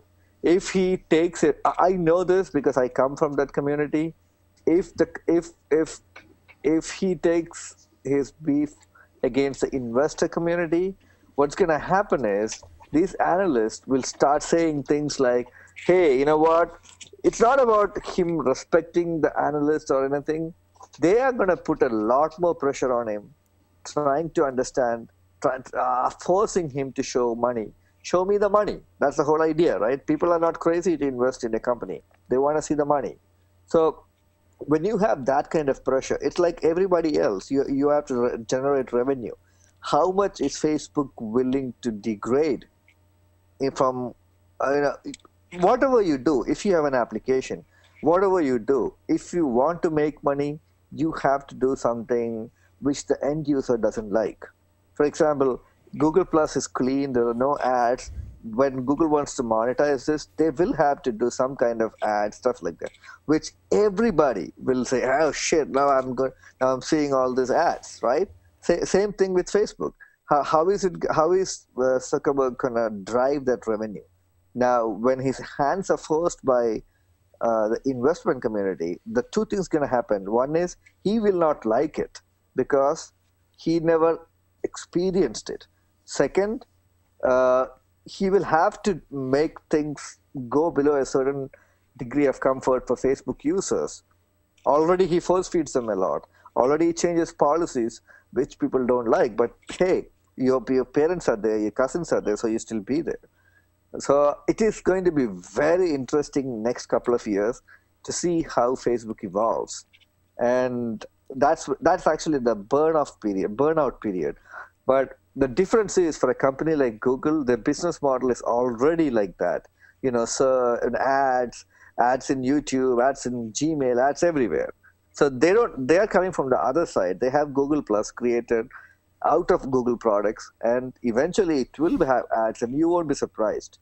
So, you know, what I'm trying to say is he also is pretty much like Kevin Ross, who is more or less rebellious, or maybe rebel is not radical in terms of his approach. So few years from now, just like the Yahoo CEO left Yahoo, I wouldn't be really surprised if Zuckerberg says, I'm leaving this company because it doesn't have any value for me here. Okay, here's what I want to do. We've got some comments here, and I know, Sarik, you're getting ready to roll out. So I want to start. I want to do this. I want to do, I'm going to read a comment from a viewer, and then I want to get a 10-second response from each of you, Carlos, Sheila, and Sarik. I could say alphabetical order, but it's also left to right in the Hangout. So Carlos, Sheila, then Sarik. So Carlos is first. Here's the comment. A Hangout isn't 10 seconds or less response. A Hangout isn't, or it shouldn't be, a broadcast. It's a club meeting. My 10-second response is a Hangout is what you make of it. You can have a meeting, a private conference with your colleagues, co-workers, a staff meeting, or you can put on a show, whatever. I think it's a platform, not a product. I think it's what you make of it. Carlos, what are your thoughts? And then Sheila, then Sarik. 10 seconds or less. Dan, I absolutely agree. I think it's whatever you want it to be, whether you want to make it as a show or you just want to hang out privately. It's up to you, really. Yeah, I am. I'm going to be in agreement with you too. But you know, I like the fact with Hangouts. It's either personal or a group. So, you go. Sreek, go ahead. 10 seconds. I think Hangouts is the new generation open communication tool, which is going to connect everybody from across the world much, much more than cell phones did. Yeah. You know what I'm saying? Yeah. Everything is going to come together much more closer. The world just became a much smaller place with Hangouts. In the same way that the internet created the same situation. Exactly. Okay, the next comment, this is from George Cozy. This is awesome. Facebook, it's a great story that we saw today. Facebook is testing a highlight feature. It lets users pay $2 to promote their status updates. I wonder how much for poking. But my thought on this is this is smart. Some folks, want more attention paid to their thoughts. Everyone wants a legacy. Everyone, nobody wants their views to die in the forest. The tree that fell that no one heard. And I think there's a market for this, and I think people will pay it. And I think it's a really cheap thing and good for them. So, Carlos, you want to lead off on this? 10 seconds or less. Here we go. Well, I don't know about that. I don't know if it's such a good idea now. That's my take on it. I wouldn't pay. I wouldn't pay to get user feedback, post, responses. No. Okay, dice is on me. I wouldn't pay. I mean, maybe I have a little ADHD, but I wouldn't pay for people to actually read my content or whatever. But this is the same slippery slope I said a few minutes back in my rant, where Facebook will start experimenting how to spend the money. So, there will be people who take this, and there will be people who remove them from the friends list. Instead of removing them from a friend list, you can just unsubscribe. Sheila, I will easily figure out if you paid money and all your posts show up more on my, and I'll say, oh, okay. So you know what? Sheila wants me to read everything. I will just delete everything. Yeah. So it's a slippery slope. That's exactly where it's going. It is. I wouldn't, like I said, I wouldn't pay. It should be the other way around. Yeah, I agree. Pay me. Pay to read. I'm looking at the Facebook, oh my God. I'm looking at the YouTube comments here, and the last one I see is from 16 minutes ago, so I'm trying to refresh, and I can't... Dan, you made it sound like blasphemous when you said Facebook. I know, it was awful. I'll just read some of these here. Notifying people can really bring some great feedback to your posts. You just have to only notify on a killer or fantastic Google Plus post that will fly with followers. Carlos? I didn't hear that. Can you read that again? Yeah, can you repeat that? I'm sorry. Yeah, notifying people. We were talking about whether you should notify people on posts and when to do that, because you don't want to spam your friends. But if there's something you really think would be interesting to Sreek or to Sheila, if if I had a great story about Utah, I would notify Sheila. Something about Arkansas, I might notify Carlos. And the thing is, notifying people, this is from Margie, notifying people can really bring some great feedback to your posts. You just have to only notify on a killer or fantastic Google Plus post that will fly with followers. Carlos? Well, my opinion is, I guess it depends on the person. Some people don't mind being notified. Others, you got to respect their boundaries and not do it. It's fun. Yeah, I don't mind being notified once in a while, because if you notify too much, it's considered spam. I think it's a learning process. First of all, I thought I was a pretty good Google Plus user. Then I figured that I was doing something wrong, and I was sending out notifications to a bunch of my friends in Google Plus without absolutely no idea that I was doing it. But Alan showed me, corrected me. My point is, over a period of time, when you interact with somebody on a social network like this, you have a guesstimate idea, a 65% idea about maybe this person would like to see this or not. So now when I post something, if I think, this is a political news, Dan likes political news, maybe I should plus one on him. And if it's like a very, I know George Cosi, for example, has a certain taste. I'm not going to say what it is, but anyway. So I kind of plus mention him. Alan, I am very specific what I'm plus mentioning him. So yeah, it's actually gonna be. I know it's more than 10 seconds, but it's gonna be. It's over a period of time you get to know people better, and you plus mention them. I do Sheila and Pam once in a while, depending on I know what you like, Sheila. And we won't go into that, Sarik. I don't know what you two got going on. All right. Finally, the last comment is awesome, and it's a great comment to end the show on. The after party from Don Brown on Google+. He says, "Wow, how long is this Hangout on Air going to last tonight? I found myself unintentionally falling asleep after 4 hours of the group's conversation. I wonder if there's an attention span that will hinder viewers' stamina used to 10 minutes of TV before a commercial break." My 10 seconds on that is, yeah, we're marathoners. We love it. We're very, everyone in here is a fanboy or a fangirl of Google+. And, yeah, we talk too much. Carlos, I guess we should expect no sympathy, right, on this? I mean, they're right. This is ridiculous. Yeah. We just keep going. We'll make it last as long as we can. If we fall asleep, we fall asleep. It's like, go ahead, Sheila.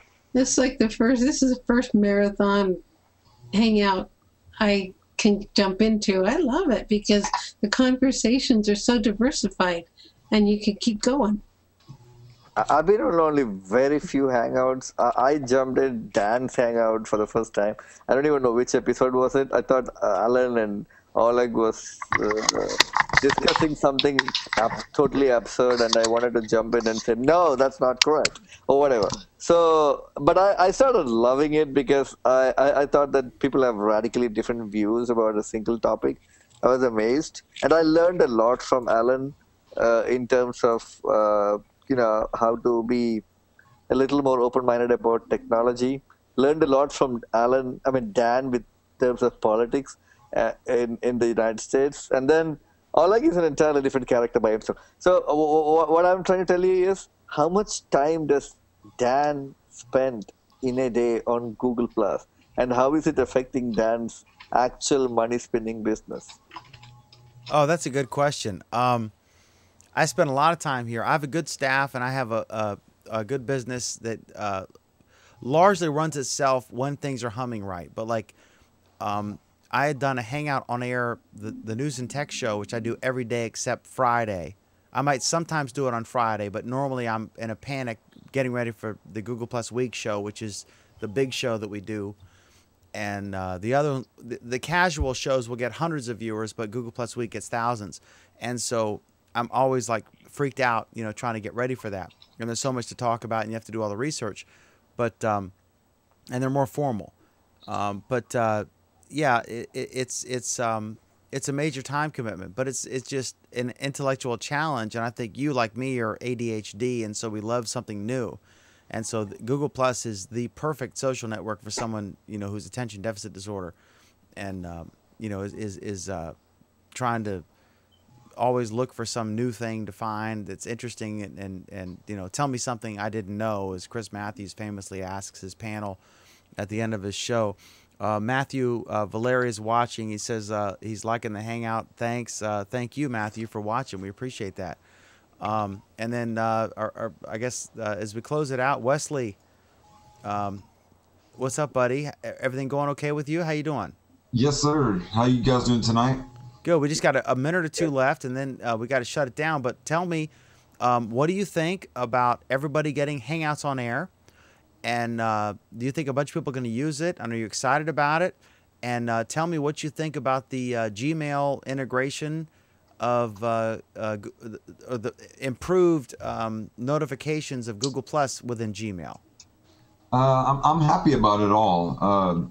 I don't see anything negative about it so far, but I haven't been listening in on much of the conversation tonight. But I think it's great that everyone could do the live stream type thing, because A lot of the people that haven't decided to move over to Google Plus can now enjoy some of the conversation that we're having there and watch it, and they can still post their comments, on the live stream, and can still join in somewhat of a fashion,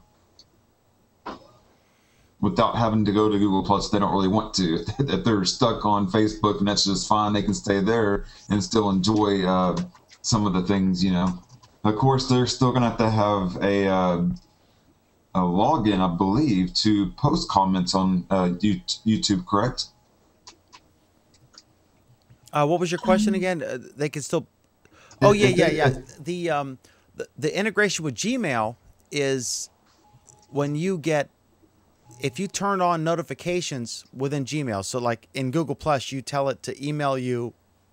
If someone plus mentions you, like if I say plus Wesley, and it goes to you in your Gmail, then instead of before it would send you what I had said, but you couldn't reply back from there.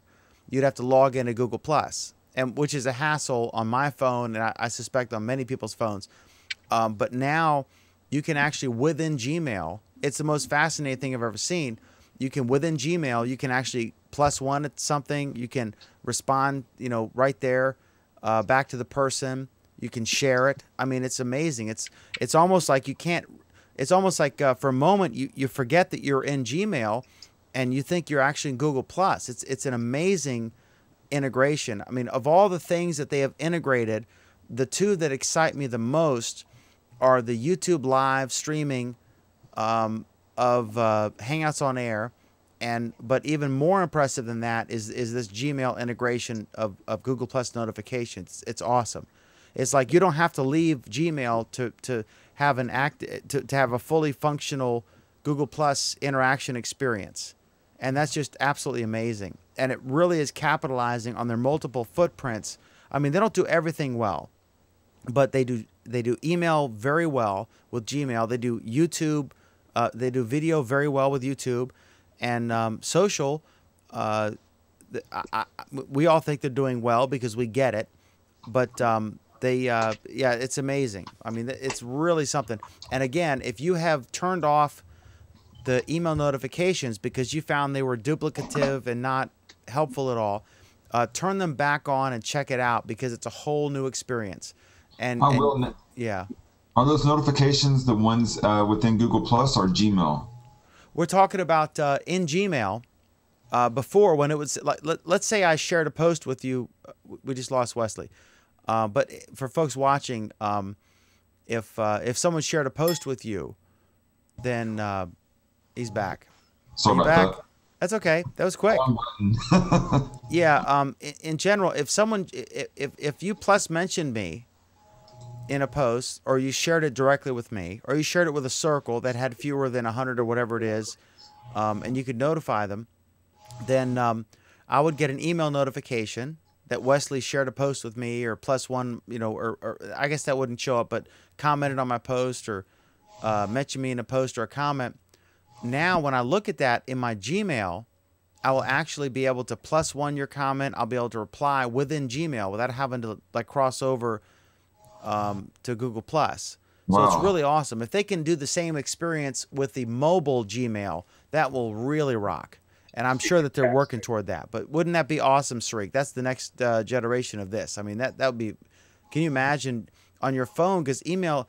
Gmail is so much faster than loading that Google Plus app, and clicking from when you see a notification on Google Plus and you click it and wait for it to load. Gmail is so much faster, and so if they could incorporate those things into Gmail, but maybe it would slow down Gmail. Maybe that's why they're reluctant to do it thus far, or I guess they're working on the efficiencies of it. But man, wouldn't that be awesome if you could reply from an email from a mobile device to a Google Plus notification? That would be awesome. I mean, when they said that it's released on Gmail, that's the first thing I checked. But here's the thing: the application on iOS, the email application on iOS, is a native application built by Apple. So how much Google can tweak it, I don't know. So instead of what you probably want to see is a native Gmail application. I think there is a Gmail client for iOS devices. I'm not really sure because I haven't used. At least those ones which Google is going to release for iOS will be able to do this +1 or sharing or anything directly from the mobile device. But it's a big thing. That's a big thing. You know, I just get an email, I get a post from Dan, I can reply when I'm mobile. That's amazing. You know, I agree. All right, any final thoughts? We'll begin with Wesley, who just joined us. And after this, I'm going to close the official broadcast, but I'll keep the Hangout going if any of you guys want to stay. I know Sariq has to leave, and I don't know who else has to leave. But Wesley, what was the most interesting and awesome thing you saw about Google Plus this week? To be honest with you, I've been hearing a lot of things about, we had a hangout with Vic Gandotra the other day, and he mentioned some things that you guys had spoke about the beginning of this show. I think I heard Sariq mention a few things earlier at the beginning, that Google is just beginning, and everything that we've seen up to date is just a small bit of what they're going to be about. I'm excited in means of if this is true, then I'm excited, very excited, because it's so great now, and if it's just a chip off the rock, I can imagine how the whole thing is going to end up. If it's going to be as big as everyone projects it, then I think it's going to be really, really awesome. I can't wait to see the whole thing when it's complete. Indeed. Sariq, go ahead. The most interesting thing you've seen this week? Oh, well, I'm having very tough weeks or tight weeks from a work perspective. But to add to what Wesley said, I don't think there is nothing going to be a complete product. It's going to be a continuously evolving thing. And I was really, I thought I figured it all out and how Google is going to integrate stuff into each other. And I was really a little above myself and trying to imagine. But when they actually gave this email-based, +1 and all these things, I was a little shocked. I didn't expect it to come through so fast. Having said that, I still think that we, as a user, probably can only imagine so much what they can do in the future. I believe that they're going to keep surprising us in terms of, I think they have a grand plan. Maybe 1 year down the line or 2 years down the line, they have a grand plan of how to integrate everything together, how to use that information, what are the new products. See, now they're not working on any new products after Google Plus came in, right? Other than Google Drive, of course. What I'm saying is, they might totally surprise you in a number of different ways, and I can't wait to see it. That's what I'm saying. All right, Sheila, what's the most awesome thing you saw this week, or anything interesting on Google Plus, or anything you saw on Google Plus?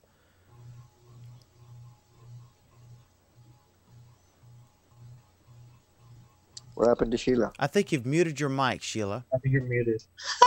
Yeah, unmute yourself. I think Sariq muted you. Yeah. Yeah. No, I did that myself. It's like, actually, the most interesting and fascinating thing I've seen is just to be able to do Hangouts on air. I think I'd like to do this with a group of people here to let my Facebook friends know what you can do on Google Plus. I think that'll be my first one to do. Awesome. And then final thoughts from Carlos Badass. Tell us, Carlos Balderas from Arkansas. Tell us, what are your final thoughts on this wonderful Google Plus week? Whatever you found interesting, or either about or on Google Plus, whatever. Well, a couple things. Basically, obviously, everyone's talking about Hangouts on air. I got mine on Thursday night. I think it's great that everyone else is going to be able to do Hangouts over the air. I just hope that everyone that uses it responsibly. And I like being able, and even though the Android version of Google Plus hasn't been updated yet, as the iOS did, I did like some of the screenshots I've seen of the iOS version. I'm looking forward to seeing how the Android version turns out. But from what I hear, the Android will have a little bit more features. We'll see. Yeah. We shall see. Okay, we have a great comment, and then I'm going to end the official broadcast, and I'll keep the Hangout going for anyone who wants to stay. Matthew Valeri, final comment. Hangouts on air, great for businesses and organizations, but it'll be bad if every Tom, Dick, and Harry and Gina floats the airwaves with useless Hangouts. Keep the on-air Hangouts relevant to topics, not just to chill with your friends. I would disagree. In this respect, you can name a Hangout now, an on-air or a regular Hangout. You can tell folks, we're just, we're all getting drunk, or we're talking about physics, or anything in between. And as long as people know what they're getting into, the promotion of Hangouts is based on the number of participants and the number of viewers on YouTube Live and on the Hangout thing. So I think it's whatever they want to make with it. Do your thing, and the ones that are good will rise to the top. And one man's trash is another woman's treasure, right? So I say bring it on. It's democracy. And I think this is fantastic to see everybody have the ability to have a TV station on their laptop. It's just so awesome. So I'll keep this Hangout going for anyone who wants to stay or join us. And anyone who's in it is welcome to share the link. But thank you so much for watching. I'm going to end the official version and start the upload of Google Plus Week. And I just, it's awesome. So thank you all very much for being a part of the show, either watching or commenting, questioning, or being on the panel. This was awesome. Srik, take care, buddy. And I want to wish all of you, I think we're going to have Cheat You on next week. Looking forward to that. The creator of Hangouts. He's going to join our Hangout, of all things. So thanks so much. Oh yeah, it'll be great. So thank you so very much for watching, and I want to wish all of you a very happy Google Plus week.